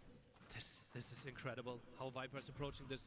But he has a slight advantage now. He's taking down all the crossbows. He's putting modal skirmisher doang. This is madness. Well, he's ignoring the middle. The trebuchets are coming. Look at the camel arches. Ya kayaknya niru Tato ya. Ignoring the middle langsung base. Trebuchet mati sama skirmisher kabang. This is crazy. It's holding with a strategy we have not seen before. Ignoring in this golden stream completely the water. I think he needs to build some archery ranges here as well, though. That's just such a good approach right now over there. Yeah, and some skirmishes there. And that castle will help out quite a bit, but we already have 3 traps around. More kelemahannya archer / crossbow / arbalester sama halberdier push itu skirmisher. Cuma butuh skirmisher udah counter semuanya.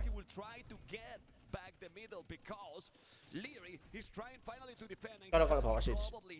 Kinda distracted in the middle. You can see the snake, 180 population, 20 the list more, coming away from his base, and now the snake is exploding in the score because it's all the upgrades. And what is happening? This is so clever. Fight on the left-hand side against all this army there. The Halberdier is ready to clear this one up. Nice engagement here for Leary. Viper tries to make some damage. Not there yet. Not there. He has not enough skirmishes. Those camel archers might probably die. The Halberdiers will try to help to kill those trebuchets, but this is the problem now for Armenians. They are limited in this kind of situations. They don't have bomber cannons. They don't have great units to counter this one. And now it's coming from the left with the skirmishes. Will take more and more economy. Population is the Prepare trap. Prepare trap. Skirmisher. Wah, dipush kanan kiri sih sama Viper. Dipush kanan kiri sama Viper. The villagers here for Leary as well. This will be extremely tricky for him. 22 idols right now. The skirmishers really good against those Arbalest. Soon the last armor upgrades coming. Bombard cannons that we already mentioned. Such a nice addition. Another trap coming. The raid at the left-hand side. The Viper is making life hell for Leary. He's doing the castle on the left. He's getting kind of sandwiched his base. He's still ignoring the middle. He's taking the castle. Gonna take the castle on the left as well. And those Rewitched army numbers dropping and dropping. The Viper is secure the map now. We're ignoring the middle. 170 population against 140. The only option for Leary would be against those skirms to go for champions, but he doesn't have the food economy. He will lose the castle at the right-hand side. That's so much exposed economy for him. The castle is now, he keep coming. He's trying to go infantry. He knows that he has the middle, and maybe using the market, he can do the job. Infantry, is infantry a good option? Don't think so, because then immediately he can do also cannoneers. Or and another castle. Or just the camel archers. Viper is continuing to push. Another castle. Soon Leary will run out of gold, it looks like. The main town center now under threat as well. Add some of those composite bowmen, but they won't be that great against that amount of skirmishes. The schemes are fully upgraded. The bomber cannons are there. Trebuchets as well. The DC is gonna be down. Biasanya target komposit sih. So, ya. Canton center. Rembusannya biar yang canton center. Oke, that works too. His base is gonna be the middle. We will see a water map played without any single ship being built. Absolute brutality here. The Viper, the absolute mastermind here. How he's playing this one through. Skirmishes are pushing composite bowmen, obviously ignoring the armor of those skirmishes. Now Leary forced into elite skirmishes himself, but the Viper is still popping it, and he's continuing to push. Yeah, he's pushing completely. He's now gonna switch into Hazard probably. He's doing the scale bar in armor. You can see the traps are coming, and the population keep dropping more and more, Thundering now for the Viper. He's gonna be able to make this crazy comeback in this series. Was 2-0 down. He went 3-2 ahead. Then Leary did a great game, number 6. And in this one, when it was looking all good for Leary, the Viper did another new strategy, another masterpiece. And probably with this population advantage, Leary is taking the game. Just understanding his winning conditions to perfection. Composite. GG! Well played. Good luck next man. Whoa! Double GL Grand Final. GG. 4-3.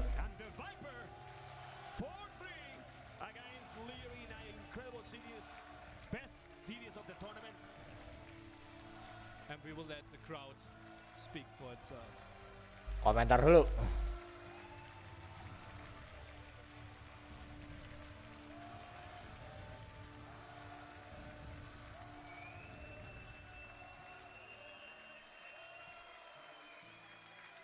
Seven ten, Dot sama Tato. Nomor 1. Number 1 Viper. Gak sampai jam 3 berarti. Jam 2. Feels like AW 4. Itu gak ya? With the most experience in age Gak ada yang nonton anjir. getting overwhelmed by this crowd. He said wow. Yeah. I think he said wow. Well, I'm not very good with the lips, but this time it was kind of obvious. What an emotional moment there. And Leary, absolutely incredible there. Well, that was for the Viper for the win, but I think Leary did an incredible tournament. This is the kid, Leary, with a great performance as well. As you can see, the crowd, the recognitions he deserves. What a great set. Has to be heartbreaking, obviously, and he is thanking the crowd.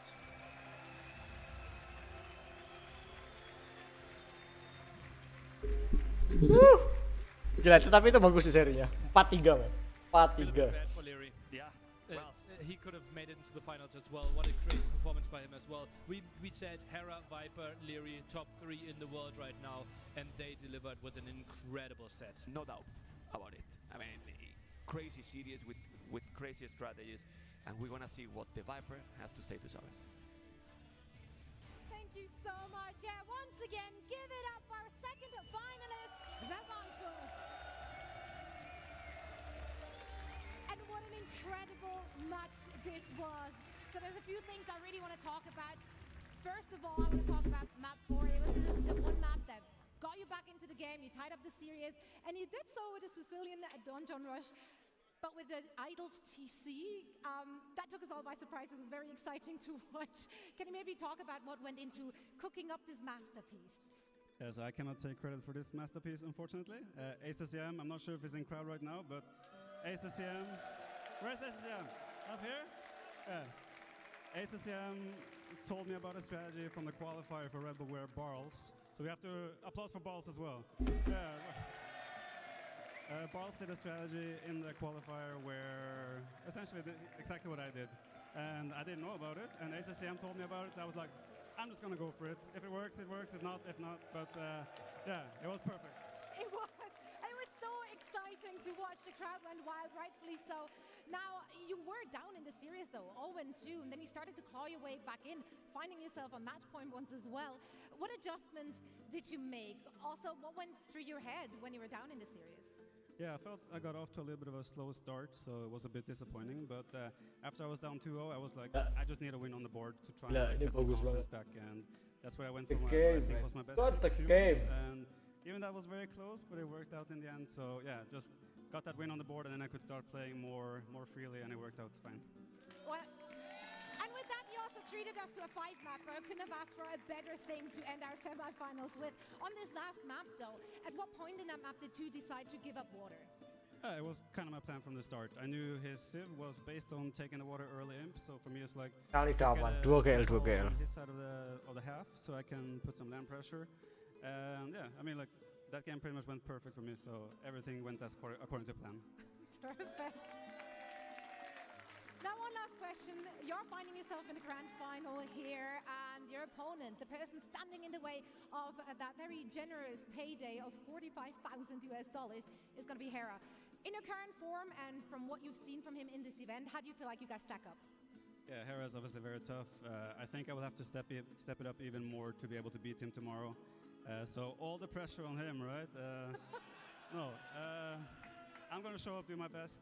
I haven't had the best results against him lately, so gotta try to turn that trend. So yeah, I'm just going to show up, do my best, and may the best one win. We'll find out tomorrow. The Viper, thank you so much for joining me once again. Give it up for the Viper.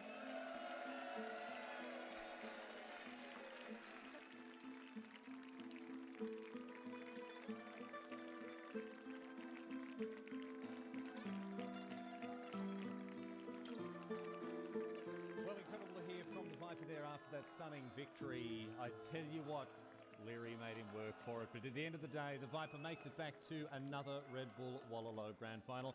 Welcome back to the Analyst Chamber here. My name's Riley Knight, and I'm joined by Jordan. Jordan, we're going to take our time here. We've got so much to unpack. We've got so much to talk about when it comes to what we've just seen. We can still hear the crowd going mental as Viper presumably makes his way out of the main area. But first of all, your thoughts overall from this set, from this series, as we see Viper eating up the atmosphere down there. Geordie, he's a friend of yours, a former teammate of yours. Talk us through how this series went for him. It was just super good for him, right? I mean, Leary and Viper, they have long experience already. They have played so many very important tournament games already against each other. If you're thinking about the last Red Bull tournaments, Red Bull 5 where they faced in the final. We went to the final game as well. Then we had Red Bull 6 where they faced in the quarterfinal, and Viper lost there, so it was kind of a 1-1. And today, Viper and Leary, they showed such a great performance. We had such a pleasure watching this event there, and yeah, it was just a blessing to be part of that. It really was. Like, we're obviously giving full credit to Leary for putting up a hell of a fight. And look, win, lose or draw between these two blokes, we knew the sparks were going to fly. We certainly got our money's worth today. But let's dive in, right? And let's talk about each one of these matches here. We're going to go through them all. Kicking things off with game number 1. This is Vietnamese versus Lithuanians on Isthmus. This was a game that Leary won. Of course, he got off to a great start, 2-0. We saw him take to the castle age with the Knights plus Skirm combination, facing off against a Viper who was more focused on eco, building out to Knights and CA. What are your thoughts on these compositions, and is there one that has a clear advantage? So I would say, I would phrase it like Viper often does. It depends. Like both army compositions are extremely strong and are to be considered the strongest in Castle Age. It depends heavily on the civilization as well, right? So Vietnamese, you want to go for the CA there, adding knights to combat the skirms. And Lithuanians, they have the bonus on the skirmishers, so Lithuanians wants to focus on that. So in this case, Leary, I felt like was focusing a little bit more on army, while Viper was focusing a little bit more on economy.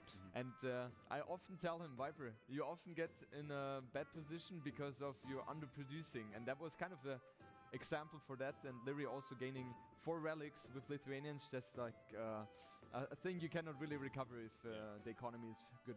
Supercharging his knights and able to pick up a massive bonus as a result. So it was a great result for Leary in game number 1. Similarly in game number 2, some early scout damage from Leary paid dividends.